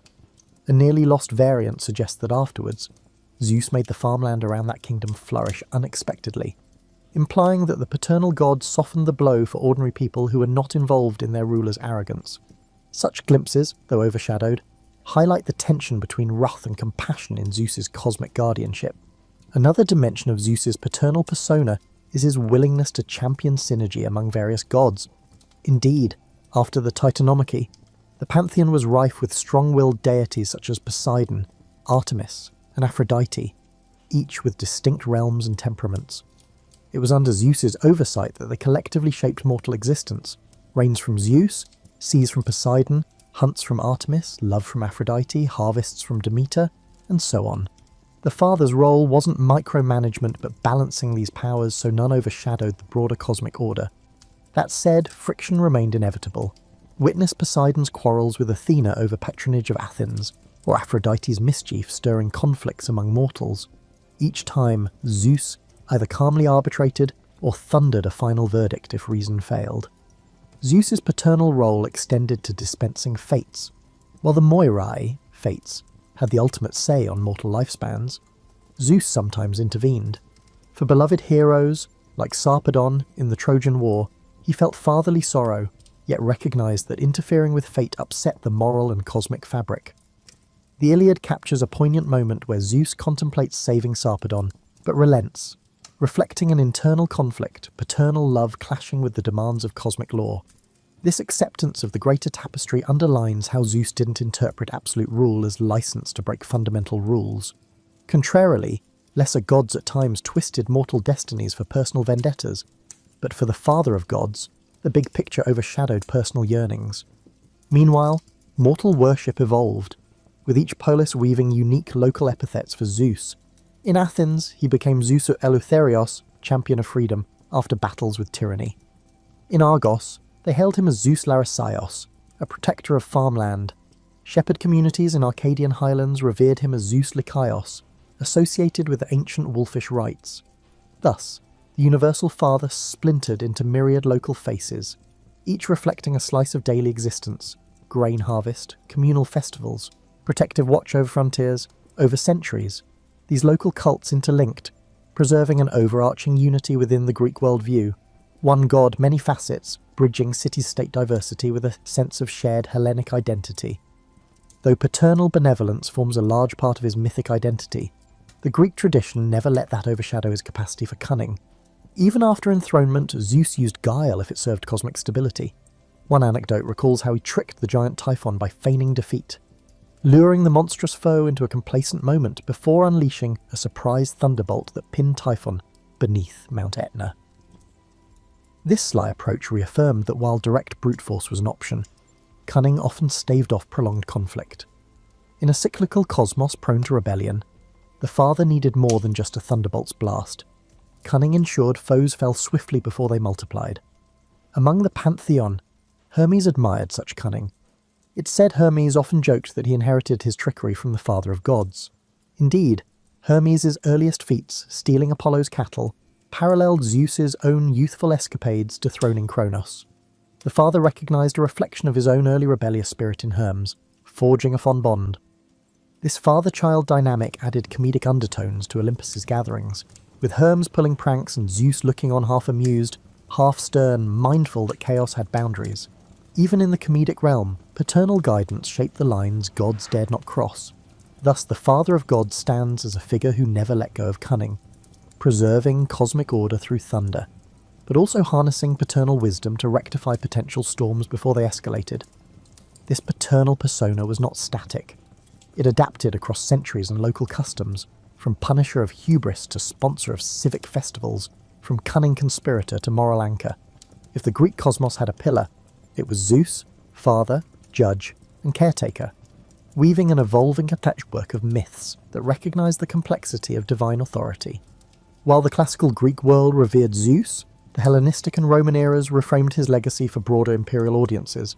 Under the Hellenistic kingdoms, after Alexander's conquests, Zeus frequently merged with local gods, Zeus Ammon in Egypt, Baal Shamin in the Levant, allowing different cultures to claim an aspect of the mighty father.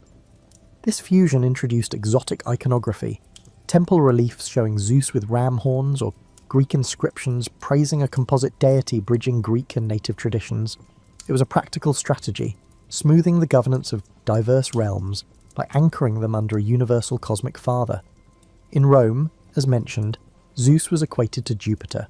The Roman appropriation was not a mere rename. It recontextualized him within a martial, legalistic culture. Jupiter Optimus Maximus, Jupiter the best and greatest, presided over the capital's temple, overshadowing Roman civic life. Roman generals, before campaigns, sacrificed to Jupiter for victory, mirroring the old Greek pattern but with more structured state rituals. Roman aristocrats told stories of Jupiter's paternal oversight, mixing it with Roman virtues of gravitas and pietas. The synergy was so tight that by the time the empire spanned from Britain to Mesopotamia, the name Jupiter replaced Zeus in official contexts, though Greek enclaves still whispered the original name in devotions. The fatherly aura persisted, bridging an empire of colossal cultural variety. However, in the centuries after Christ's birth, as Christianity spread, worship of the old pantheon eroded.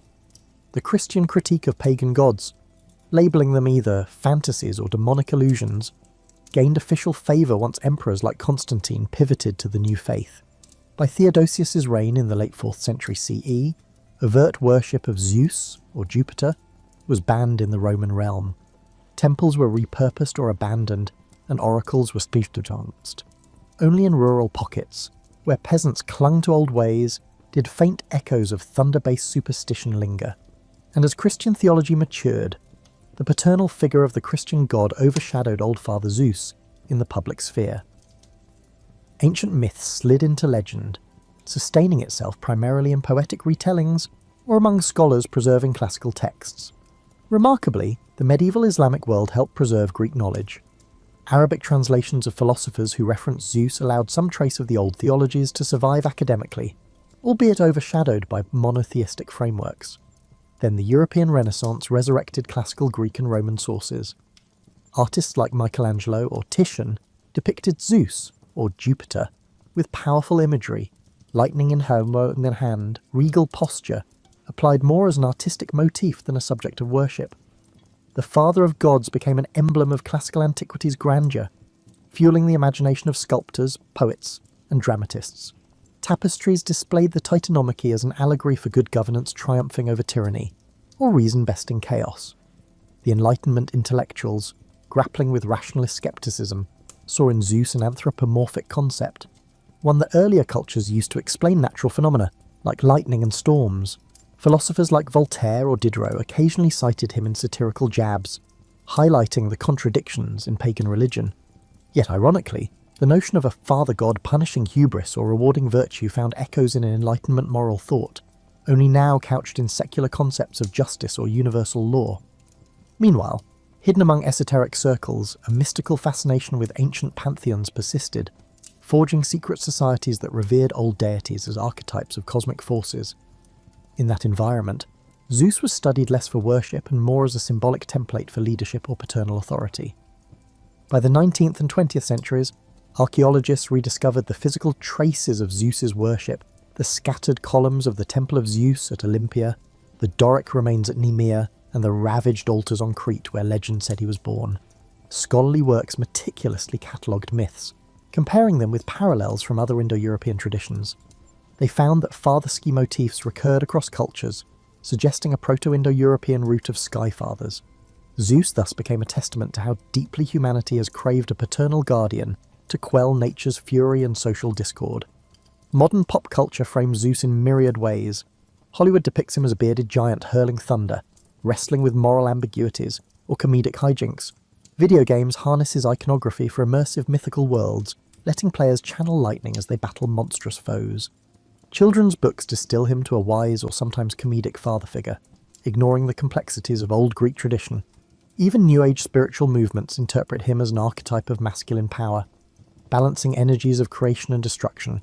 This cultural elasticity underscores that, while formal worship ended centuries ago, the archetype of Zeus remains culturally potent. At its core, the Father of Gods stands as a reflection of primal forces, thunder, sky, paternal law, and the evolution of society's relationship to authority, tradition, and cosmic wonder. From Titan battles to philosophical allegories, from Roman imperial rites to 21st century entertainment, Zeus's saga endures as one of the grand narratives bridging the archaic to the modern. Once a living deity in the eyes of countless worshippers, the man with the thunderbolt now stands at the intersection of myth, history, and cultural memory, embodying the timeless dialogue between divine power and human aspiration. In reflecting on Zeus's story, spanning from secret infancy on Crete to the apex of the Olympian pantheon and eventually morphing through centuries of reinterpretation, we confront the essence of myth-making. If gods mirror human longings and anxieties, Zeus exemplifies this principle supremely. He is the father who both punishes and protects, the conqueror who fosters cunning alliances rather than mere brute subjugation, and the divine presence bridging primal storms with moral codes. By exploring the lesser-known threads, like how cunning sometimes outshone lightning blasts, how politics shaped mortal alliances, and how paternal warmth sometimes tempered cosmic judgments, we see a figure woven from complexities far beyond cliché. Part of Zeus's perennial grip on the human imagination arises from his contradictory facets. He is simultaneously a figure of absolute might, brandishing thunder in rebellious battles, and a moral guide championing hospitality or punishing oathbreakers. In a sense, he is the sky incarnate, luminous and generous in calm weather, ferocious and destructive in storms. The Greeks harnessed that duality in their everyday worship, never letting themselves wholly trust or doubt his paternal watch. Devotees recognized that under certain circumstances, the kindly father might unleash havoc if cosmic order was threatened. Nor is Zeus static. The earliest archaic poems, like Hesiod's Theogony, stressed his monstrous battles with the Titans, crowning him as champion of cosmic stability. Over time, dramatists wove comedic or tragic angles. Aristophanes might lampoon the father of gods in comedic riffs, while Sophocles or Aeschylus probed the tension between divine edicts and mortal free will. The expansion of Greek culture under Alexander the Great repositioned Zeus as a universal father bridging cultural divides. The Roman era conflated him with Jupiter, adding layers of bureaucratic or legal nuance. Then Christianity relegated him to the realm of pagan memory. Each chapter redefines him, yet the core remains: father, thunder, cosmic law. Such transformation testifies to the power of myth to adapt with civilizations. The Greek pantheon no longer draws the devout worship of old, but its narratives remain potent frameworks for how people see leadership, rebellion, loyalty, or the interplay between fate and free choice. In times of moral crisis, the references to Zeus's unyielding stance on oath-breaking or hospitality might surface in academic or literary discourse. In times of scientific marvel, the lightning once considered his direct manifestation becomes a symbol of electricity's harnessing, highlighting how even rational society can't fully discard the poetic resonance of thunder as the voice of a mightier presence. Modern authors, particularly fantasy novelists, resurrect Zeus in new guises. They blend Greek tradition with modern moral queries, sometimes recasting him as a flawed father figure grappling with immortality's weight. Others draw attention to lesser-known details, such as the placement of the mother goat Amalthea among the stars, which sheds light on an obscure constellation myth. The line between reverence and critique becomes blurred in those retellings. We see a father who might care deeply, but is trapped by cosmic demands, forced to impose harsh sentences on rebellious deities. This fosters empathy for a deity who, ironically, once seemed the apex of unstoppable power. In today's world, that complexity resonates. Life's experiences, career arcs, family responsibilities, moral tangles mirror aspects of Zeus's paternal guardianship. We appreciate the nuance that leadership and paternal roles aren't about infallibility, they're about balancing multiple tensions with unwavering determination. The hidden corners of Zeus's myths remind us that even the mightiest faced personal heartbreak, like losing children or confronting sibling betrayal, and that progress often arises from forging alliances or employing cunning. not raw might alone. Zeus's domain extends beyond his immediate mythic narrative. He influences art from classical sculptures that once towered in temple precincts to modern digital renditions in gaming worlds. He influences language with phrases like "under the aegis," referencing his protective shield, or Olympian, connoting majestic supremacy. Even in outer space, star names and cosmic structures evoke the Greek pantheon, a subtle nod that the Father of Gods endures in astronomers' catalogues. This intangible presence underscores that while formal worship ceased, cultural memory found new avenues to keep his thunder echoing across time. Thus, the final reflection on Zeus is one of metamorphosis. Born in secrecy to overthrow tyranny, he orchestrated a new pantheon that shaped Greek religion for centuries. Over thousands of years, he adapted to shifting societal mores, from a local goat-nurtured child to a universal father spanning empires. He weathered philosophical reinterpretations, Roman assimilation, Christian condemnation, and modern revival in culture and academia. In the swirl of these transformations, one thread remains consistent: the fundamental idea that the cosmos demands a paternal figure to unify the swirl of chaotic forces, binding them into something at least partially benevolent, at times frightening, and always vital to existence. That is the continuing legacy of Zeus, king of the gods, weaving thunder, fatherhood, cunning, and cosmic order into an everlasting tapestry of myth.